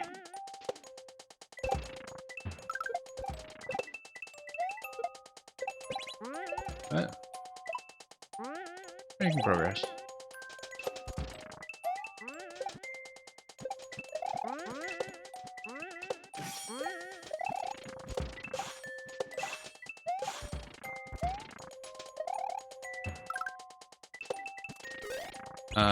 I don't understand.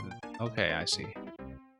2 more chomps come down here. 2 more chomps are going to die to the spiny hat. That's 9 chomps, and then that's the end. I just need to understand how to maneuver in that segment. We'll take a look, because I was just kind of mostly following my trails.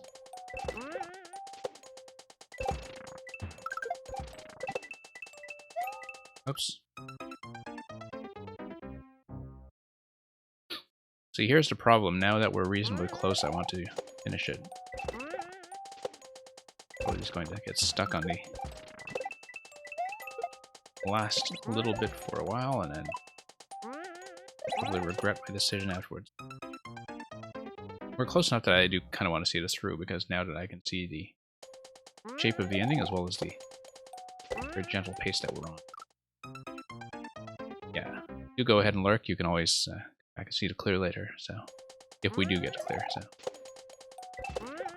thank you for the submission once again, Electrodude.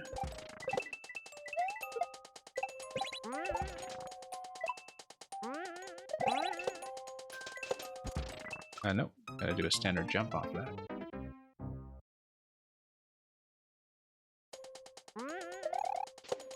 And pop that. Well.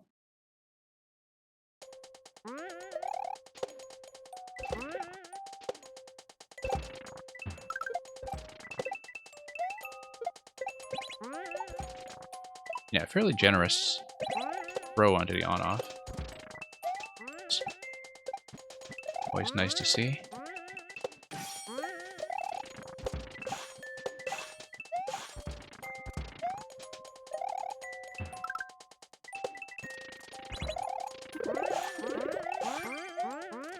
And there you go, clear right after Electrodude started lurking. That was not too bad at all. I felt like that was actually extremely manageable. Much more so than I was led to expect by the clear rate. We were about a second off the world record. But yeah, I mean, we had a little bit of slowdown at the end as we gathered our instincts and bearings. Mark as a win.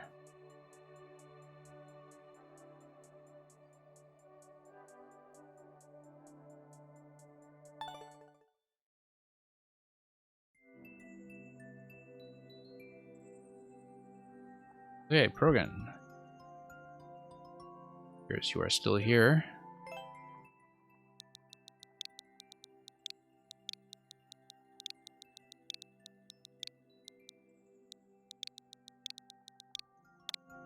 And it's getting late enough that I'll have to kind of make a determination by clear rate. I think I was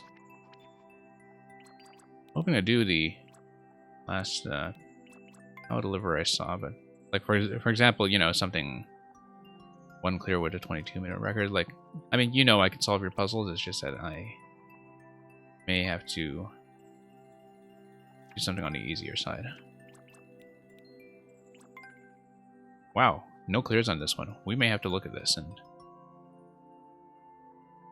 think about this. No clears in that, but that's multiplayer versus. Let's see if I can pick something relatively gentle, I think, just as a way to compensate for the fact that I Actually, I'm kind of tired.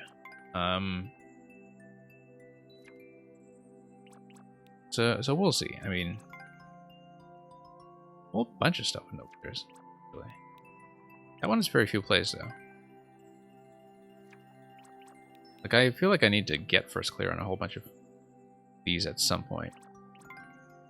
Power Walk, it seems like it's a very similar concept. Didn't we just see that label? Or am I... Oh, Power Walk and 1 and 2. Okay, that's one.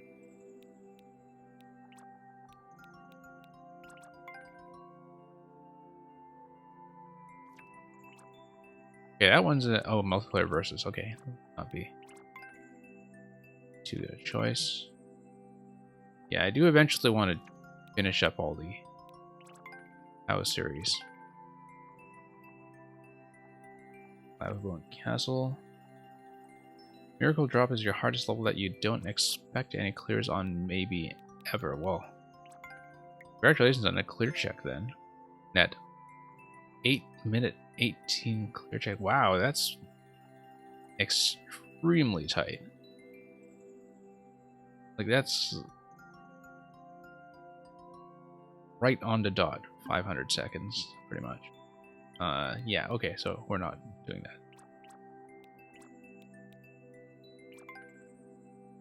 Unless you just decided to, you know, hang around at the gate and have a deceptively high clear time right at 0 seconds.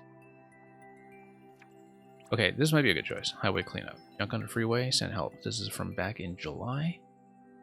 Oh, this is multiplayer versus as well, right? I don't know if the easier versus ones, like, are they also designed for single player, or... Because, you know, I know the tag can be used rather liberally.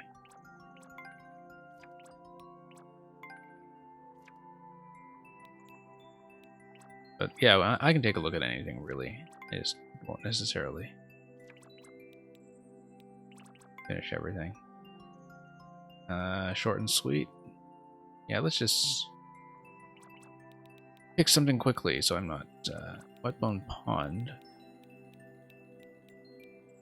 Okay, speedrun, 1%. Yeah, let's just do it. No dry bones here. Hold down to stay boned. Okay. So it looks like it's just based on the invincibility mechanic for the dry bone shell. Okay. And, oh yeah, you gotta go through the door first. One-way panel. Right. Okay. Version of twisters. Wait. Do I... Oh, I see. No, I want to get picked up by the twister and then I want to hit invincibility. Unless... I wouldn't have thought that I could get through the conveyors, though. But I get taught interesting stuff all the time, so no, I wouldn't have thought so. Oh yeah, yeah, okay, no, that is a damage check because we can grab the other shell on the top track. We are quick. We just need to be quick. Yeah. Okay. It's P. Oh no, I need to drop the shell on P. Yeah, I get it. Drop the shell onto P and continue. Alright. We can do that.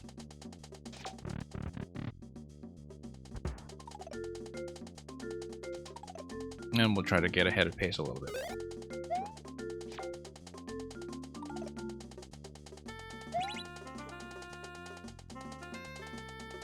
No. Tried to drop it and that was a failure. Okay. And we want to retain a shell in order to bounce on top of all.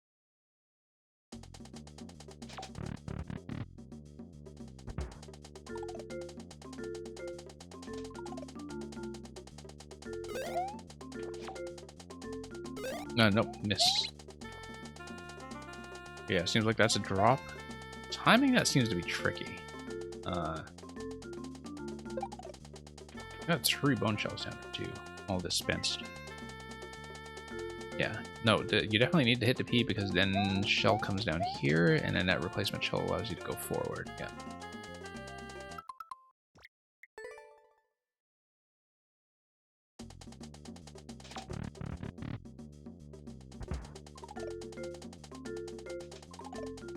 Okay, need to pull this stuff in.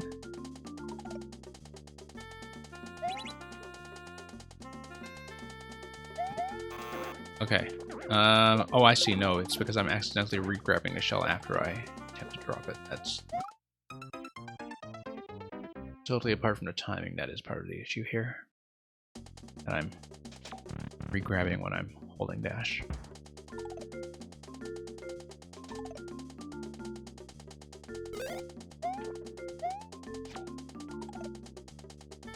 No, too early.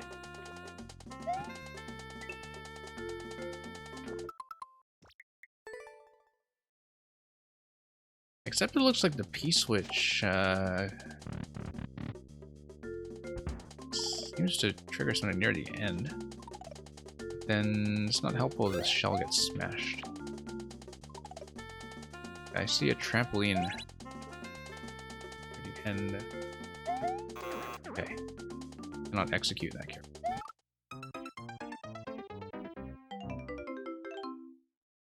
Oh, thank you for the cheers. Very nice of you.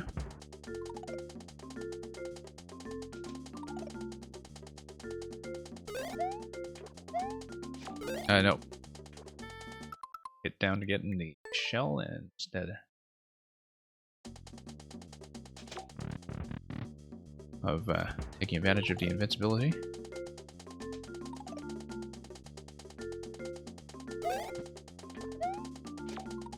Yeah, there we go. Close call there. Alright, let's... Yeah, that was just a miss.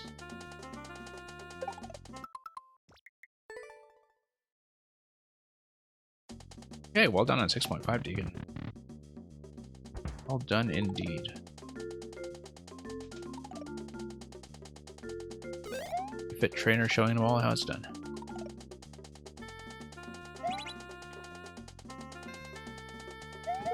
Nope. Seems like a weird drop in general. I feel like I'm supposed to roll off and then jump out. Like that I'm making it overly complicated by trying to jump and then drop. I should actually just let the shell fall off the bed. Done playing for tonight? Yeah, that seems like a good place to quit while you're ahead.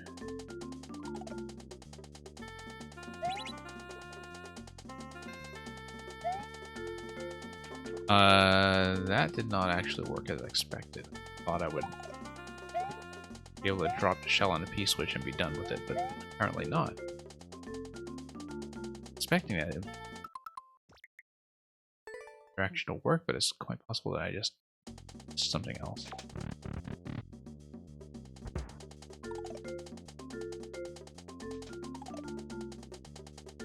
$700K until the smash. Oh, I guess if it's the 7K being, or 7K being the cutoff now. Yeah, that's not it. Huh. Okay, this requires some rethinking then. If that's not it, what is it? Let's see.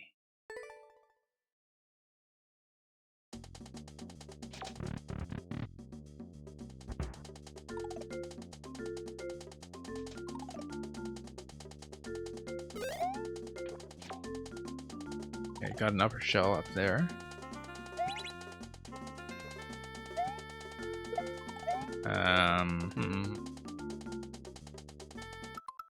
I think it's true for a moment. So how do I activate a P-switch then?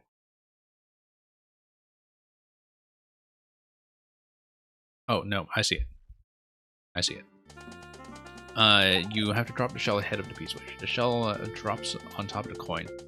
When the shell drops on top of the coin, that gives the P-switch a platform over which it can slide over to the right. P-switch comes up to the right. When the P-switch comes over to the right, you hit it. You drop all these blocks before the muncher crushes the upper shell. Okay, I get it. I get it. I actually don't need to worry about dropping the shell on top of the P-switch. The shell actually needs to go ahead. I need to race it over.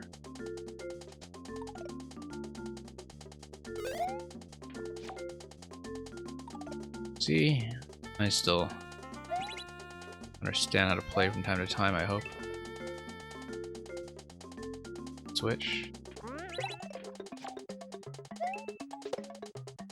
Okay. Got it. Oh, no. Just a little bit slow, but we understand the concept. It's just that I didn't take full advantage of the P timer. Fairly quick.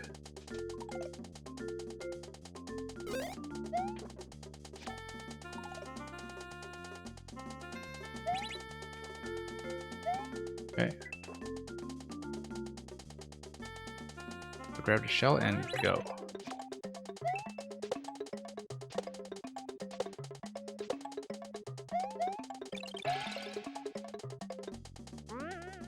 Then probably get into this shell.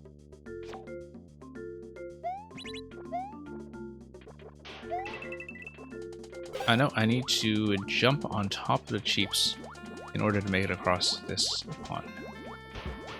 Okay.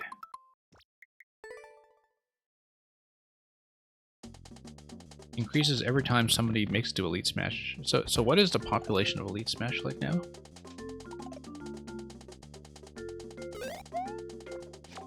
Because I actually never had any idea what the percentage or the size of the player base in Elite Smash was, but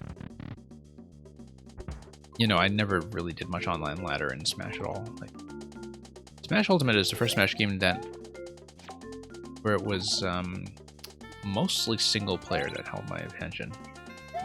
I actually enjoyed a lot of the spirit fights in terms of the way they covered the flavor of their original games. Okay, we are losing way too much time. Yeah.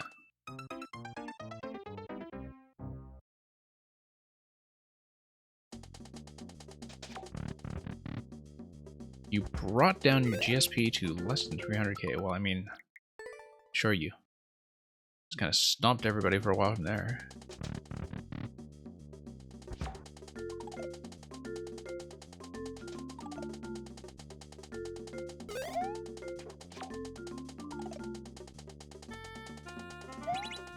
But yeah, serious 1v1 Smash is one of those things that, you know, I always kind of wanted to learn it, and but just a casualty of other games.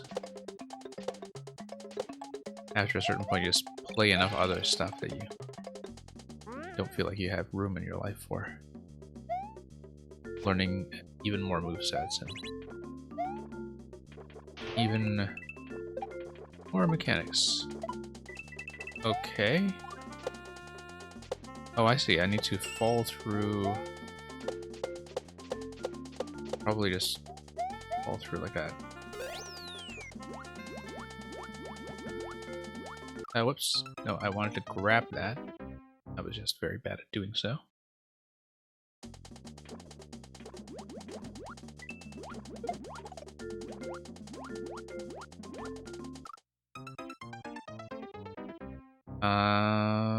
Can I grab that?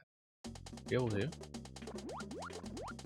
Just very hard to swim while doing so. Oh, okay. It looks like there is something that is supposed to fall here on this spot. Interesting that I cannot get in the shell. Then fire this over to the right. That's the only interaction I can. Oh, whoops. I have to remember to actually swim.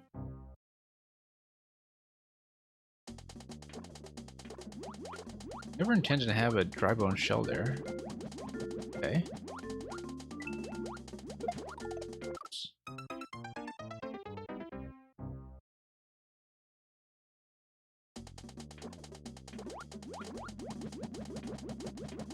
Oh, need to grab it. The button input to try to grab something while swimming is surprisingly difficult, considering you'd think it's more often.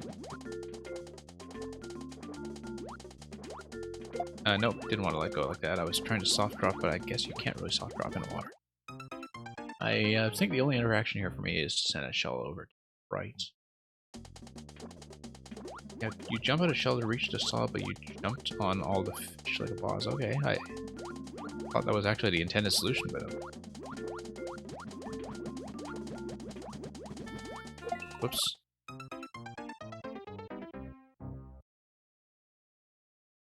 Oh, I see. So you never intended to have a shell like all the way up to the saw gate. Yeah. Alright, I need to do this with a different finger configuration, I think. It's just way more difficult than I bargained for. There we go. Okay, let's fire it. Let's see what happens over here. It's pushed if something gets fired. No? What on earth?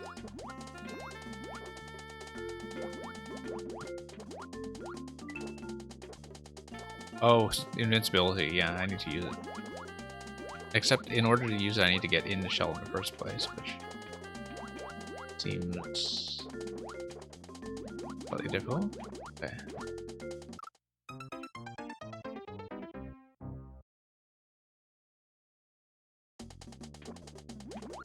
Yeah, I was trying to put this on underwater, but...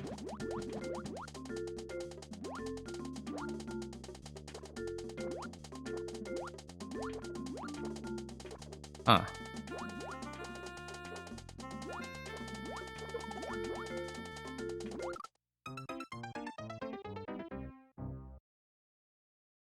Well, I don't know that I can see what I'm actually going for here. Part. Clearly I need some kind of on-off the fire. See nothing of the sort. The only thing that is actually interactable is to fire the shell through the dotted line blocks on this side, but then that just kind of went to no. What's going on with this coin? Huh. I don't know what else I can do after that. Oh, I see. It's hitting.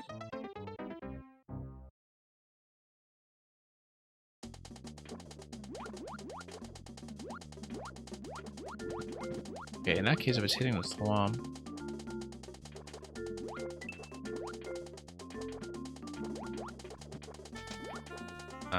Yeah, it would have been nice to get in this somehow to make use of the invincibility, but...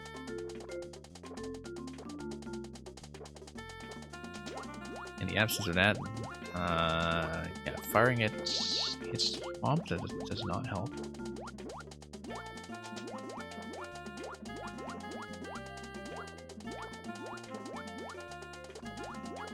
I'm gonna have to think about this.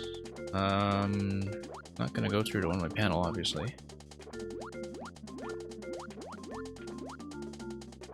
Down arrow. Down arrow. Am I supposed to activate something by proximity, or? Yeah, I mean, I guess the issue here is that I can't see what I'm actually aiming for. Because the only thing I can think of to interact with here is this guy. And what actually happens here?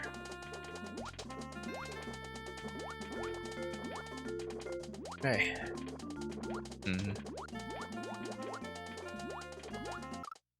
Oops. Fired to shell to the right. Shell dry bones? No, sorry, to the thwomp. Okay, check for invisible. No.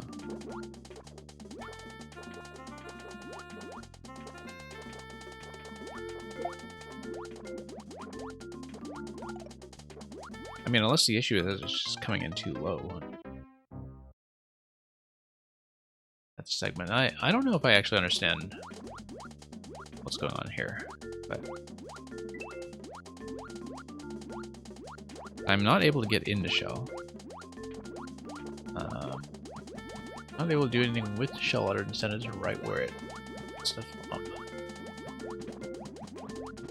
Down arrow is important. Invincibility, I guess, but or oh, I guess if you press against a ground tile, which is your only available ground tile, then you can put on a shell. Yeah. Okay, that helps. And then I need to take advantage of the invincibility state.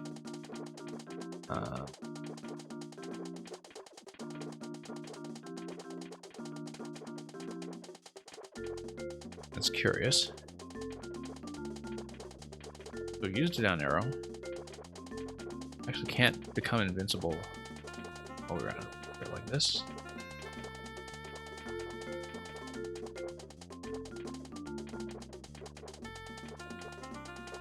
I mean, I could always just take damage and go through.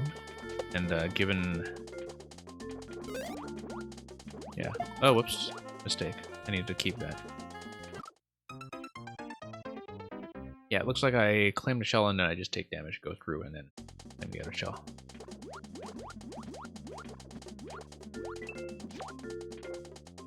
Unconventional, but it works. And then I need to stop filling that.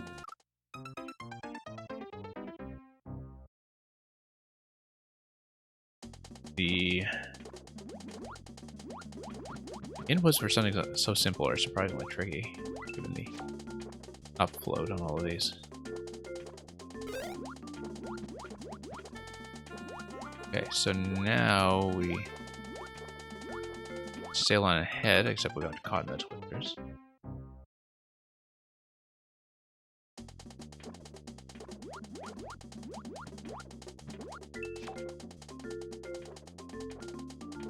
All right, let's go through. We're gonna put this on right now, but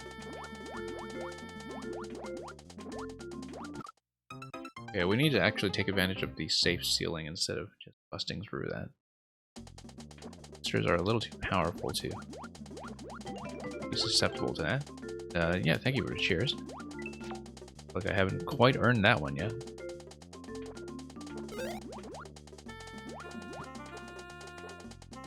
Okay, so we need to probably let that twist pass. I don't know if they're going to pass, like it's going to be a lot of caution that we need to exercise. Okay, that works. That actually worked quite well, in fact. I don't know if I necessarily would have thought of that. Okay.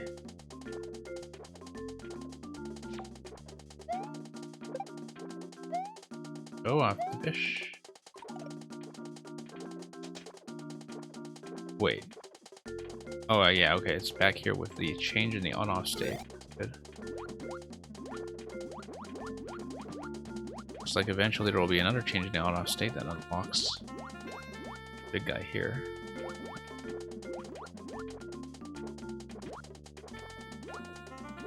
Now, looks like the thing it uses for is just to eliminate everything.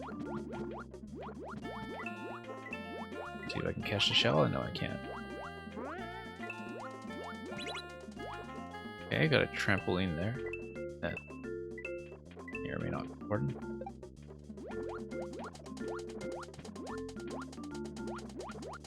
I mean, we can always just go through and reset. Okay. So we blew something.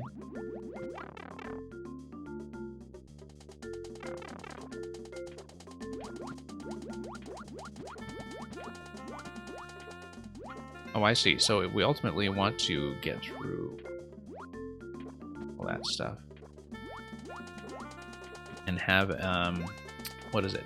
The on state that allows us to have access to Big Piranha, which might hold the key, and Eudora as well.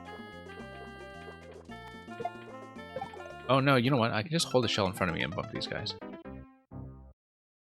Safely. Back. Not really thinking of that.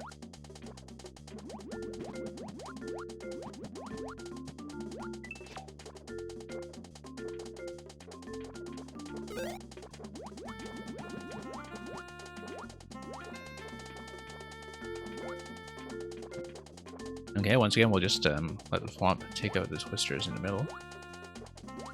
Possible to get him in position.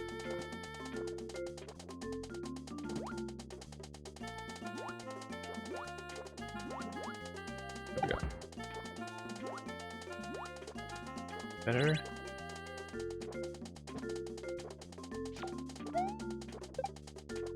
Drop that.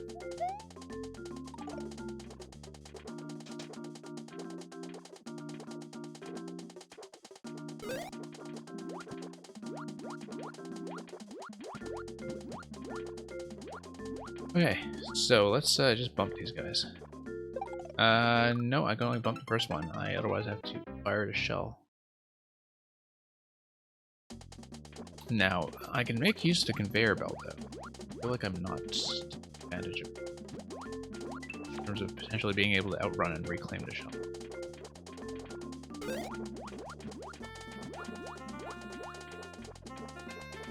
Okay, I just have to wait for the next cycle here.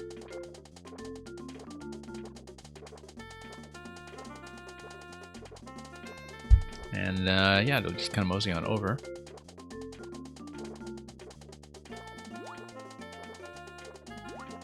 Drop. Oh.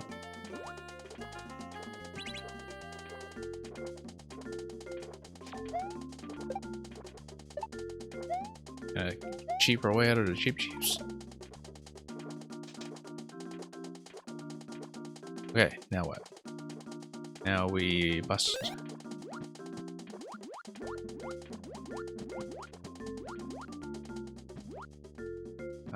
Yeah, I think we actually have to ride the belt, but maintaining a swimming position is surprisingly difficult.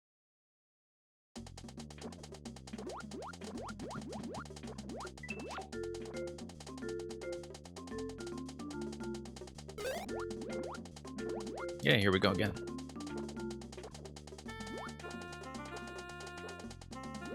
Miss.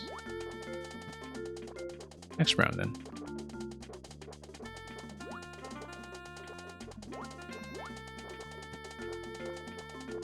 Yeah, next cycle after that. We seem to have missed the earlier opportunity and catch this one. And we don't drift into everything. Get pulled into the vortex.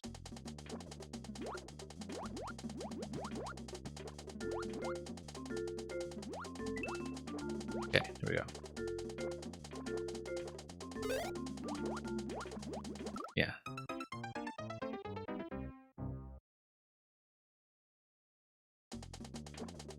Yeah, just adjusting to the swimming controls while holding objects. And occasionally throwing objects, occasionally getting into objects. It's just a lot to mentally sort out. We can sort it out. It's a bit late on that.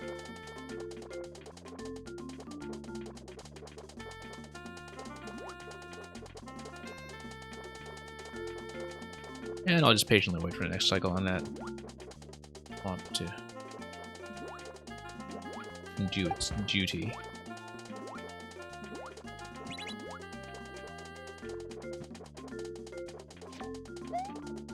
Don't want to lose the shell here, that's for sure.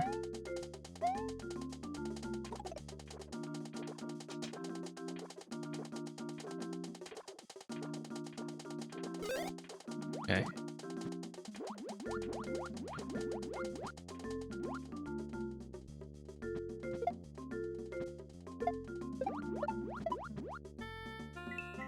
Okay, there we go. Oh, almost. If I land on the belt, I can recatch it. I can totally do it.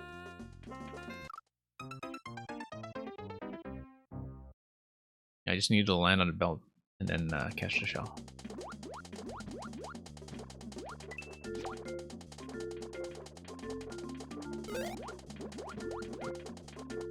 And then how do we do? Okay, we'll just kind of get this early cycle down for once.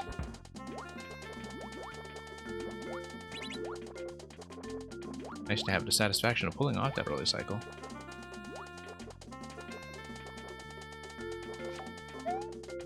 Let's clear some space here just to for that minor nuisance.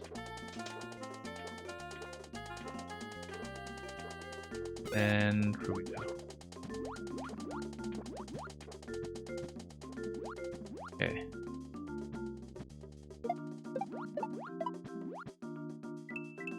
Oh, whoops. Got ahead of the shell and got whacked by it. Huh. Didn't use reset. But, isn't reset optional? I used that, blue pipe. I didn't use the red pipe, but... Oh, yeah. I see what you mean by not using reset, that I didn't actually need to take the down. Okay. I get it. We're just... not quite on our game, session. Could be going a lot better.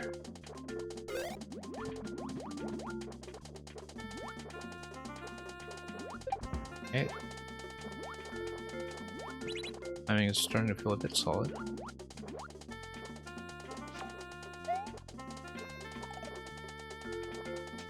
Then let's see how we do.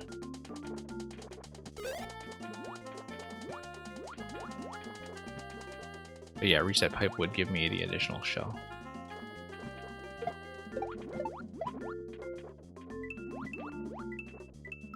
Okay, trying to catch it.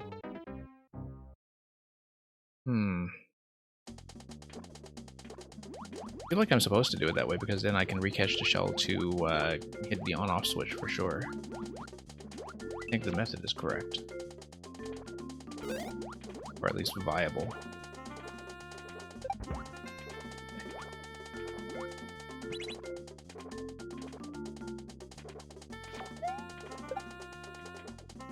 Oh, whoops. Want to do that. After all the effort we... Whoops. Luckily we get another round. And the third round. Okay. There we go.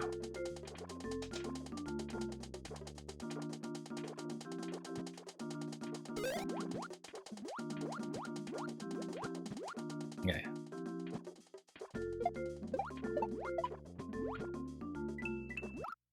Wait. Trying to take it again will always kill you. Yeah, I'm beginning to see that given that I've approached it from all the possible angles, so... I guess that's not the solution. Just have to think about something else.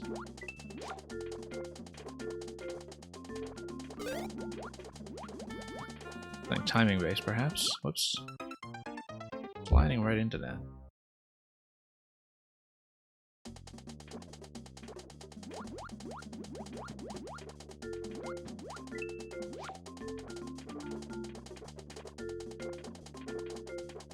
Okay.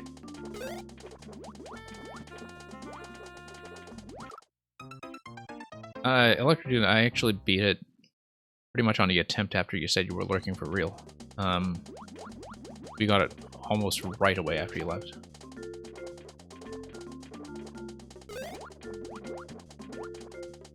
Whoops. But yeah, it felt very manageable, actually. I am kind of shocked at the low clear rate in retrospect, because if anything, it was on the easier side of the more speedrunning stuff that I think from time to time.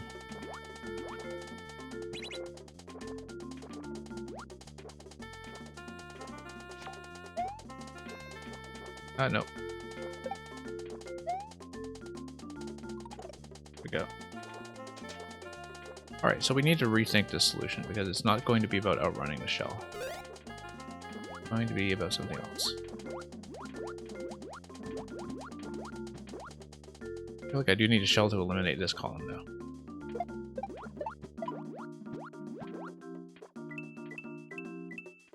But you know what? Why did I not just hit the on-off switch from the bottom? Oh, you know what? And then... Okay. Right, because if you race it, and you, instead of hitting the shell, you hit the on-off switch, then the shell deflects. When the shell deflects, it gives you ability to hit large piranha, and that gives you the key. Okay, I get it.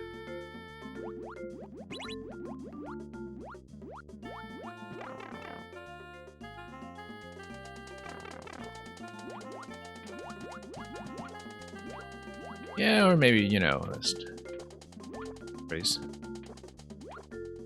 Playing like I do when I'm tired.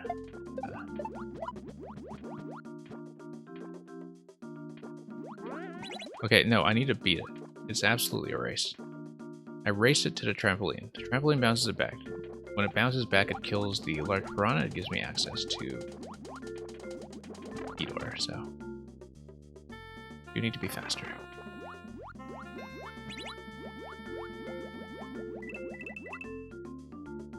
Reason for the weird reset room is to not allow you to enter the shell. Okay.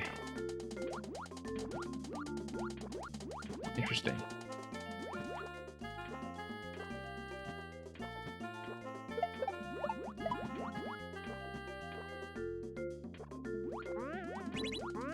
Okay. Follow this passage over here. There we go, finally.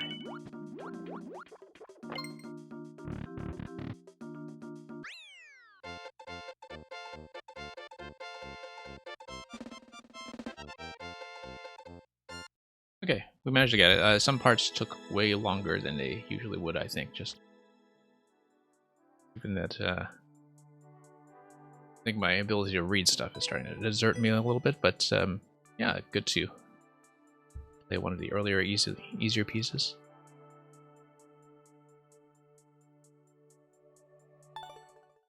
Let's see how we're doing in terms of driving people offline with the amount of time that we've been taking. Mutant Ape, I believe, is probably gone from what I was able to see, but let's pull up the list just to do a more advanced check. We have Spin, and JDV coming up, and both of them seem to be here, so Mutant Ape, if they have indeed left and are not checking in, we'll get through the last two and almost certainly call it from there. Thank you once again, Brogan, for the level and for the GG. We've got lots of your list to get through, and hopefully we'll snag some of those in a more dedicated session.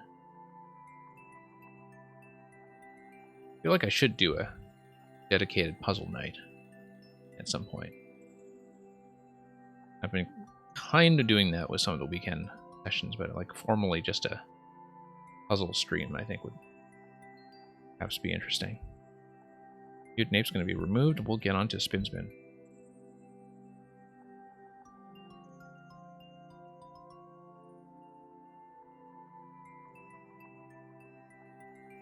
Spin, you are listed as online, but if you would like to check in, that would be a great idea. Otherwise, I don't know how long I will spend. Hey, check out this code. MN4 4NM. Very satisfying. 5 Nights at Freddy's. Okay.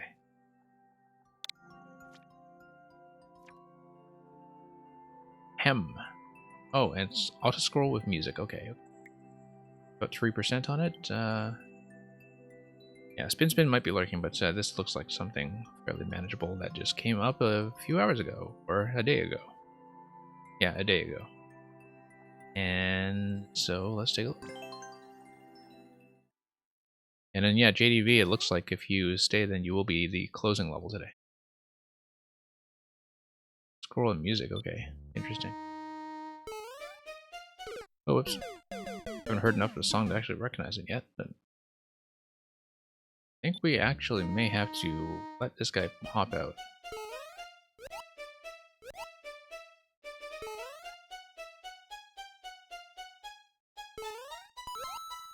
Yeah, probably should have taken him out. Oh, SMB2, interesting.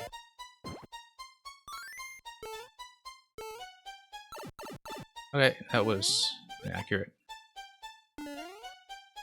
And that's going to get us because we do need to ride Bonsai a bit further. I probably should have thrown Bonsai a little further up. I don't know, throwing him at ground level would have been a good idea in retrospect. It sounds like it is the distorted Mountain King, actually. Bum, bum, bum, bum, bum, bum, bum. Yeah. Could be, I mean, quite a lot of level that allowed the music to develop.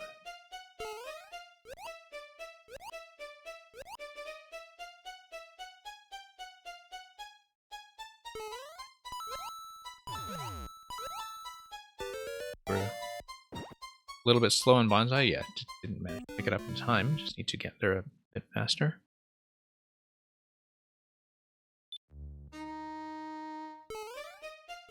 Oh, whoops. My mistake. Still thinking in SMB2 mode where I can just block everything out of the ground. Like a turnip.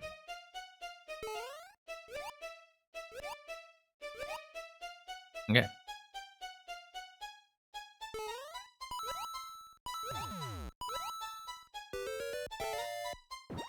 Nope, too slow.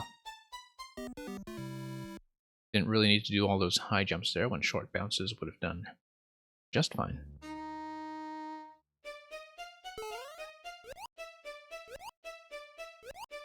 Oh, whoops.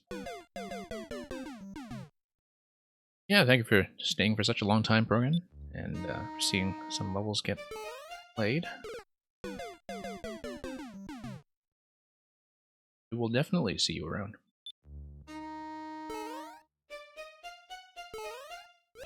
Oh, whoops.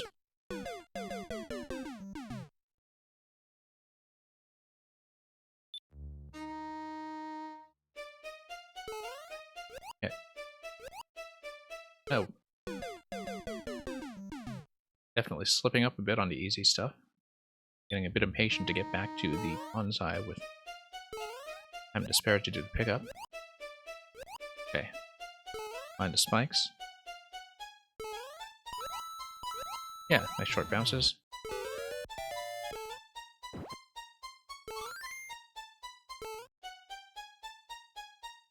Yeah, riding it over seems to be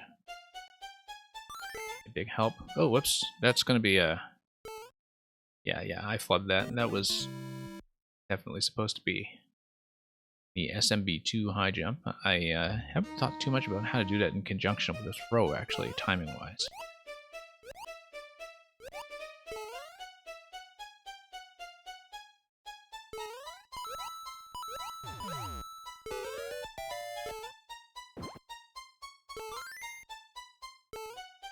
Okay, no. A little too high that time. Yeah, I was hoping I could just kind of do that cheaply by riding it out all the way, rather than having to jump over to spikes, but look, we actually made that harder for ourselves.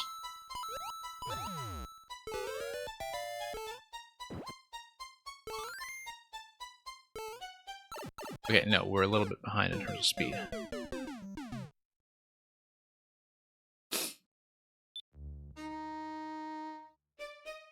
Okay.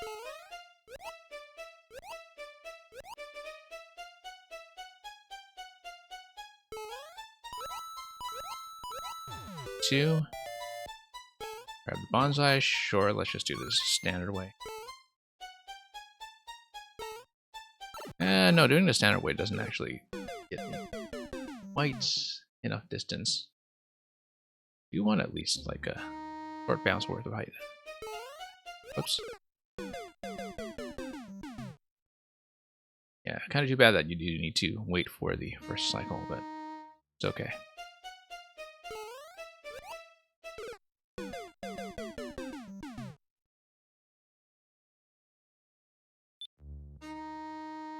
Okay.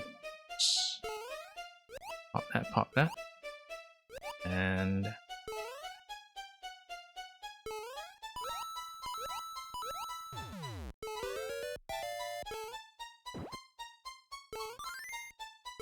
okay, there we go.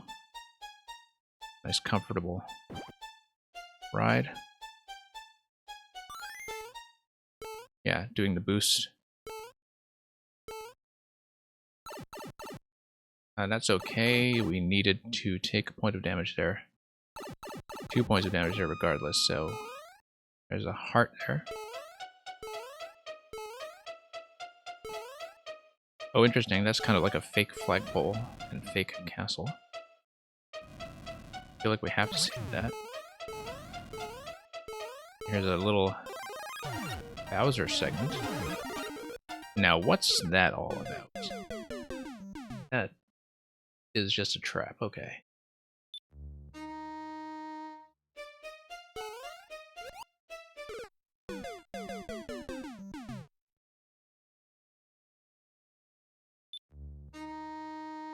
Alright, well, we'll see. Perhaps seemed a little bit unfortunate, but...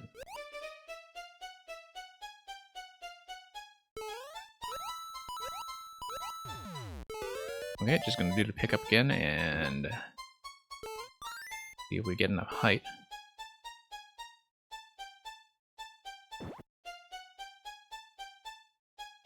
Once again.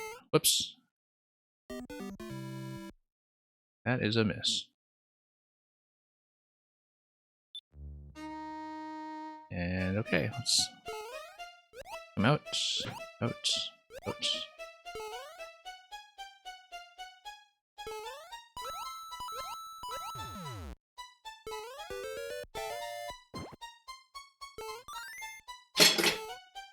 Nope, that was definitely way too high.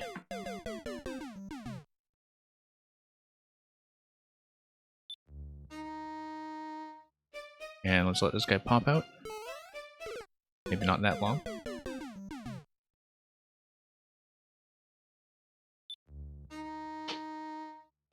Okay, gotta fix some of the timing here. And forward we go.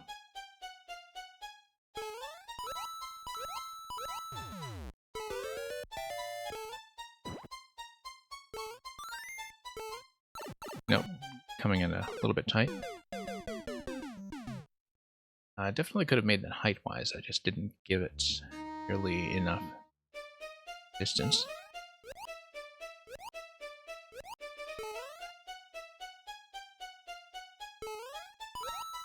And okay, there we go.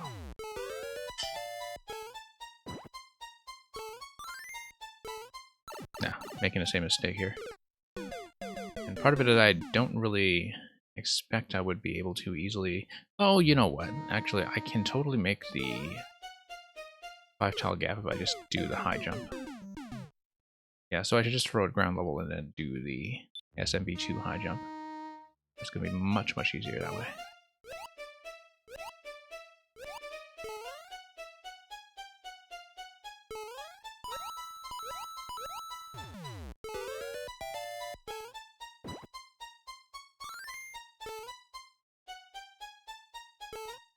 No, actually not enough distance. Okay, never mind. Not enough distance at all.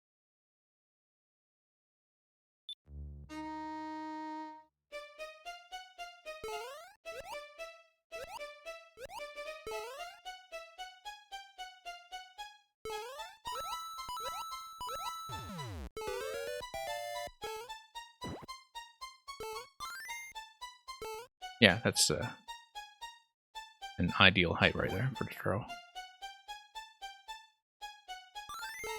Okay.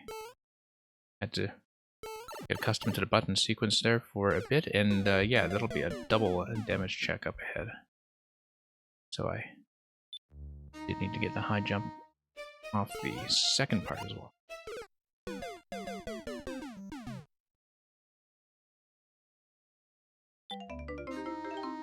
Oh, and thank you very much for the cheers. And for all the pulsating hearts, that's a very welcome gesture. Oh, okay, enjoy your lunch. We are really just doing this one and the last one from JDV, and that is really going to be it. Like, not going to be any continuation past that for sure.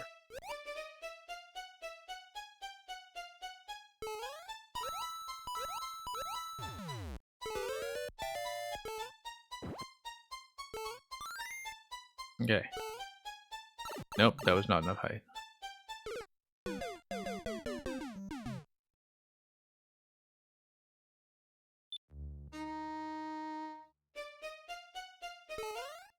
Yeah, custom music is nice. I think the platforming itself might be a little bit tight in some places, but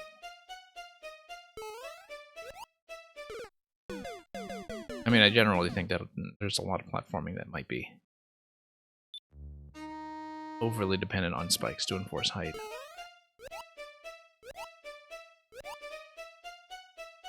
I guess there's a limit to how much openness you can have when you also have the music track going simultaneously.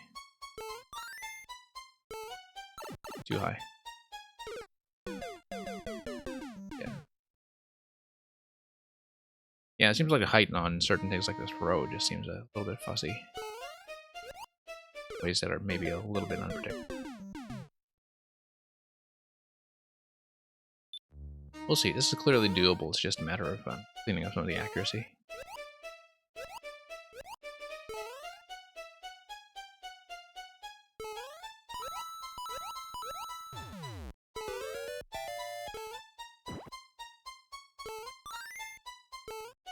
Okay, there we go. That was smooth. Landing.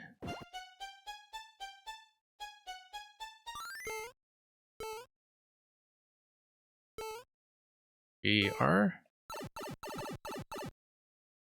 A double damage check once again. And then we test a fake flagpole, and then the Bowser segment where there is quite definitely a trap. Flowers are, which is kind of unfortunate because it totally looks like it's safe, and instead it's a little bit of a troll, which...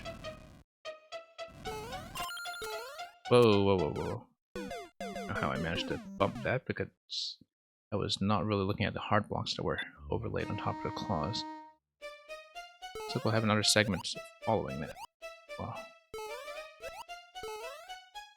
That's okay. Like, I feel like with something that's about 2 to 3%, that is likely most of what we need to deal with.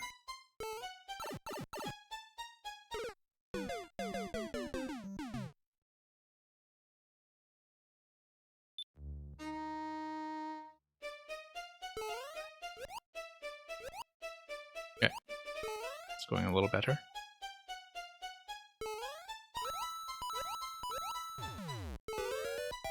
And on. That should be smooth. Okay. Yeah, I can usually tell when that jump is going to feel right.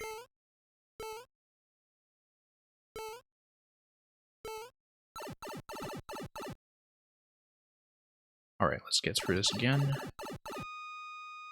And... yeah, it looks like we'll be alright here. I have no idea what the on-off switch actually does. In terms of what is it activating or it's doing for me generally. I don't think we've actually seen its consequences just yet.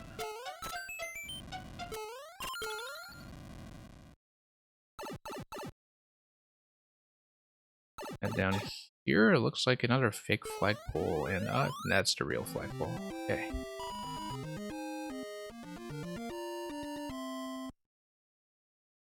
That'll be a win. Glad I didn't bother checking the doors.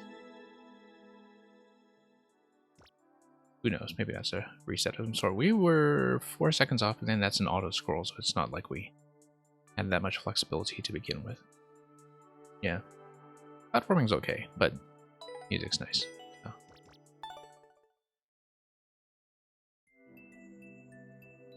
I mean, it seems like, you know, the SMB2 bullet throw, or bonsai throw in this case, it's just all over the place, but it is a fun concept. Inherently, even if it is a little bit overused. So, let's move on. So, I don't know if Spin was actually lurking. It seems like Twitch thought so, so thank you for the submission once again. JDV, we're just going to finish with yours. See. Hopefully a suitable way to go, depending on what you sent.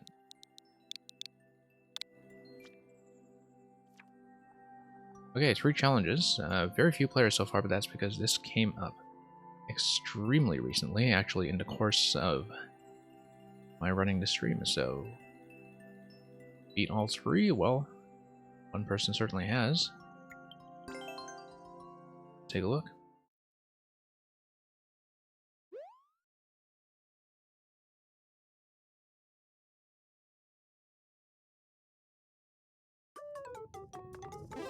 Okay, generous timer despite the music. 450 coins. You got a number 1 here. I'm just gonna carry the P-switch because I have an inkling that that could be useful. Oh no, it's just P-jumps, okay.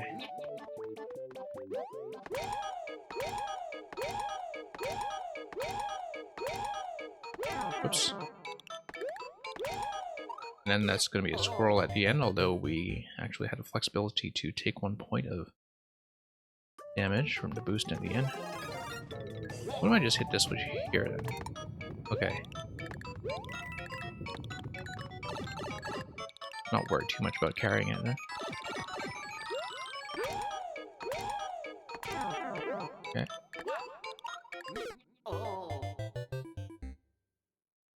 Yeah, it should be doable. Just need to not be quite so sloppy.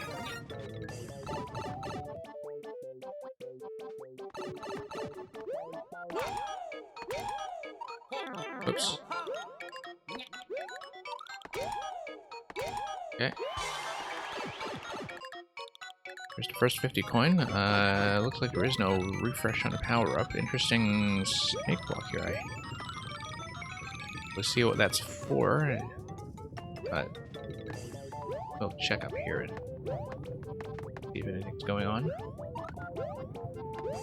Seems not.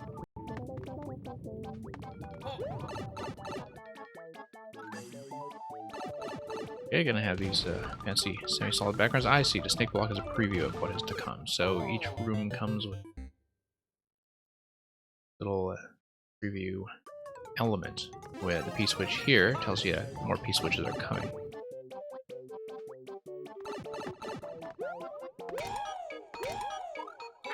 Whoops. Have some accuracy issues here.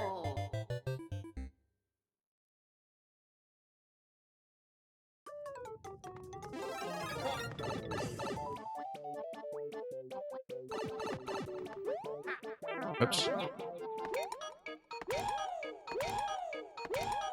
Well, now we know that we don't get a mushroom refresh going into the next section.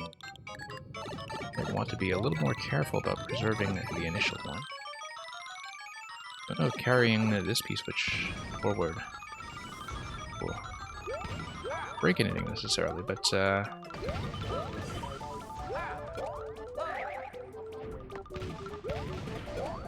feels like one thing it could potentially break is if we led the projectile upwards. Let's lead another one. If possible to get up slow way, or the direct way rather.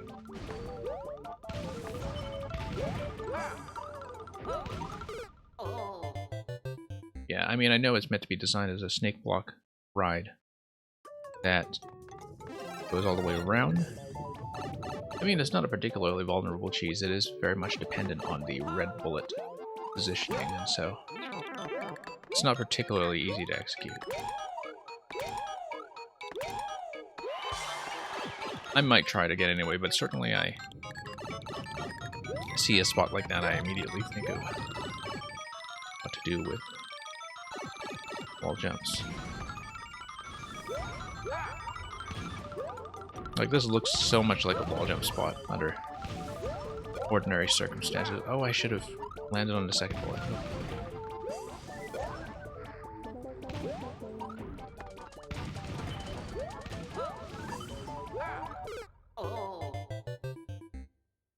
Yeah, actually, if I landed on a second bullet, I could totally have cheesed that and just parked up top. I'm gonna try it a few more times just to see if I can do it before I do things the real intended way.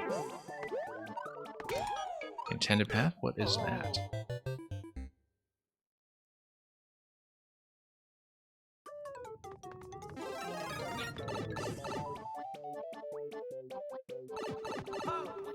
So yeah, I mean, that's why we playtest, right? It's, precisely to find stuff like that whenever we can. It does not work very reliably, though, as an alternate method, so I wouldn't worry so much about sort of cheesy shortcut itself. I would worry more about the fact that it looks so much like it's supposed to be a wall jump spot. But yeah, it's wide enough that it can't actually gain that much height, so I don't think it's actually that worrisome. And yeah, the wall jump off there actually has a little bit difficult to get off of it, so I should maybe try to do it the real way. At least once.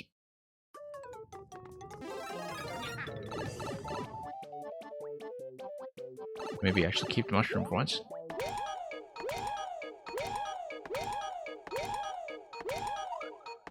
Yeah. A little bit hard to see some of the spikes on the green semi-solid background, but it's, you know, when you have that kind of surprise two-stack corner that's sticking out of that. A little touchy. Whoops.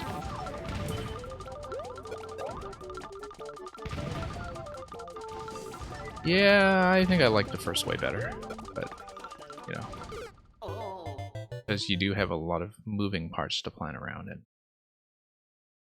something like the fire bar very easily be an issue.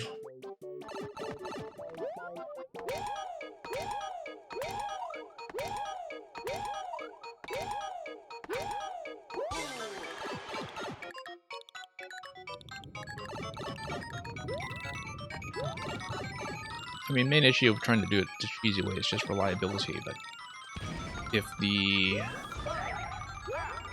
standard way is also a bit volatile, then... Oh no. Oh, that was probably a pretty good spawn too. I just needed to get into a position that would allow me to do the double bounce.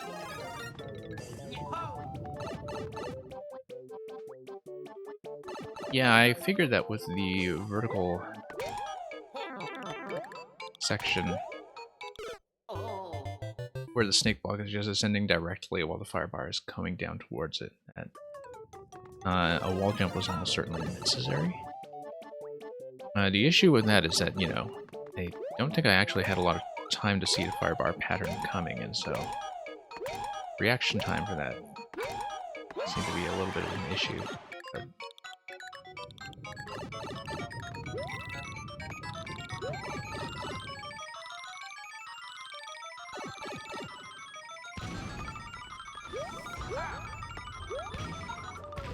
okay.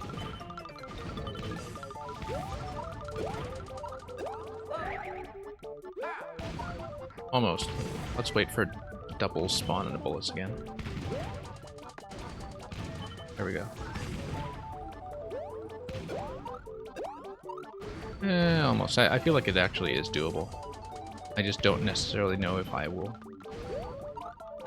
manage to do it before the snake block comes by, and then it's the main limiting factor here. Yeah, I did not manage to do it before snake block comes by, so... But does it refresh? It does not, unless I despawn it off screen. Okay. Maybe I should do the standard ride.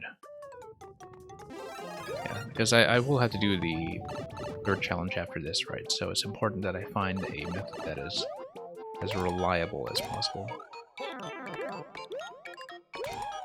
Because it's important to be able to clear it consistently. And yeah, I know I can do the double spin, but you know, my timing for that in this MBU style tends to be not great.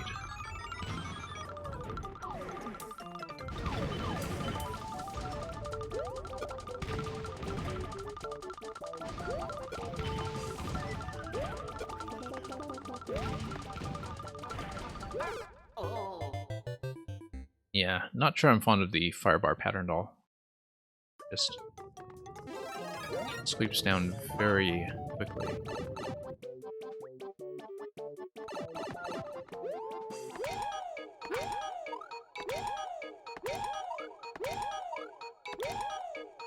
But yeah, dealing with the firebar actually seems harder.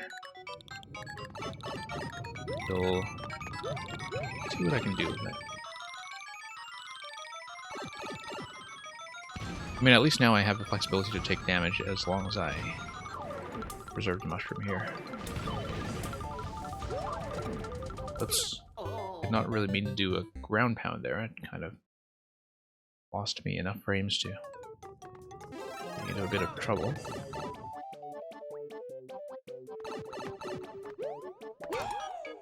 Oops. And no mushroom now, so never mind that.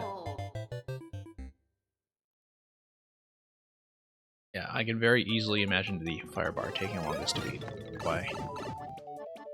Attempting the cheesy method is looking very appealing right now, even if it is a little bit unreliable.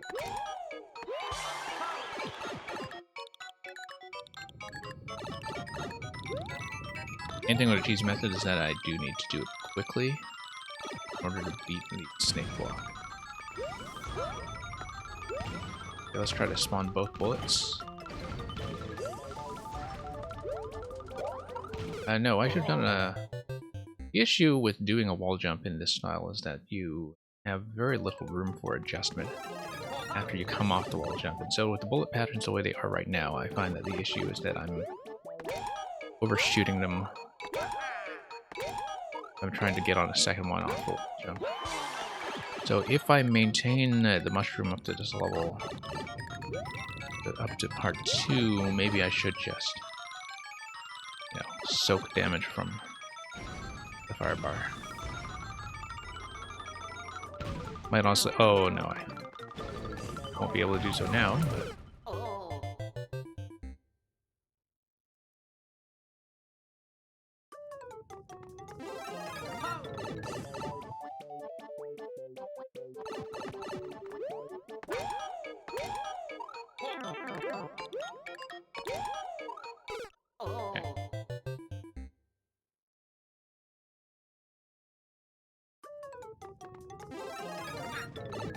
Yeah, let's just keep going in.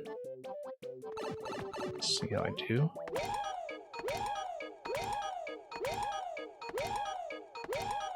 Okay, onward we go.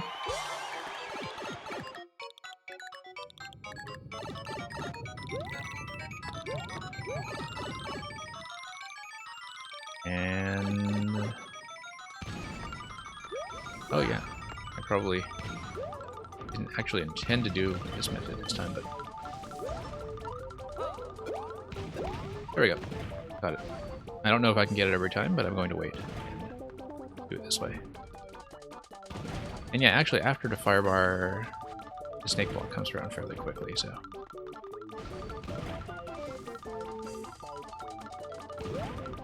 And then I don't have to deal with the icicles. Well, you say it's easy, but I do have a way of failing at supposedly easy things in this game. Failing quite often. Okay, clown car is going to be a lot. Okay, so clown car is just a matter of not getting bumped all over the place because spikes and clown cars are an absolute nightmare put together. Like, taking damage is probably better than hitting spikes when it comes to this. Okay, that's gonna be cheers. Got 1-ups, and how come we're only at 3 coins out of 4? Right, okay.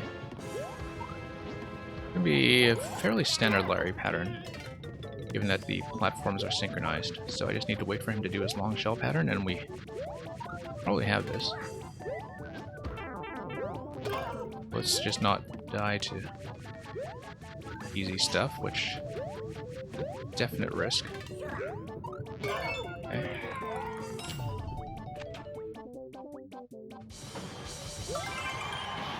And there we go. Yeah, the fire bar does seem like a pretty gigantic difficulty spike. I mean, you know, all the other challenges are fairly self-contained and probably fine. Let me take a look at your clear time for a minute, actually. Let's take a look. And, so you said, yeah.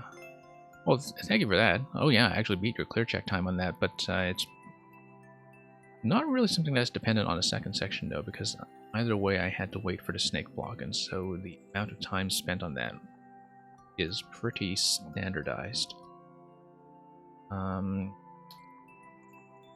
Yeah, other than that, that's fine. I mean, you know, each segment is just kind of the very focused, simple thing it is. I do think that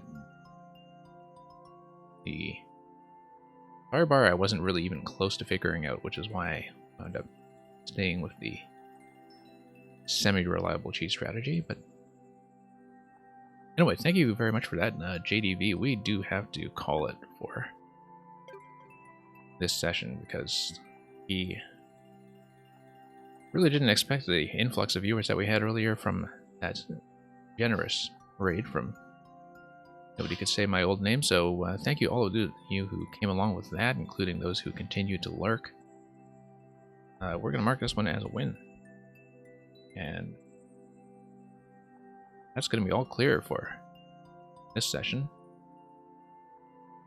So, as is typically my practice, I will look around to see if I can forward you folks onto anybody who might be interesting to Mario Maker players. Usually that will mean another viewer level stream that is taking submissions, but sometimes it might be something different. So, yeah, thank you for dropping by for so long, Deacon, and happy smashing on your side as you grind up that GSP.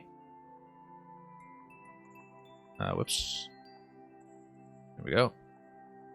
So thanks for watching. Just give me a minute while I scan around for a raid. And good morning, or heading into good afternoon, wherever you are.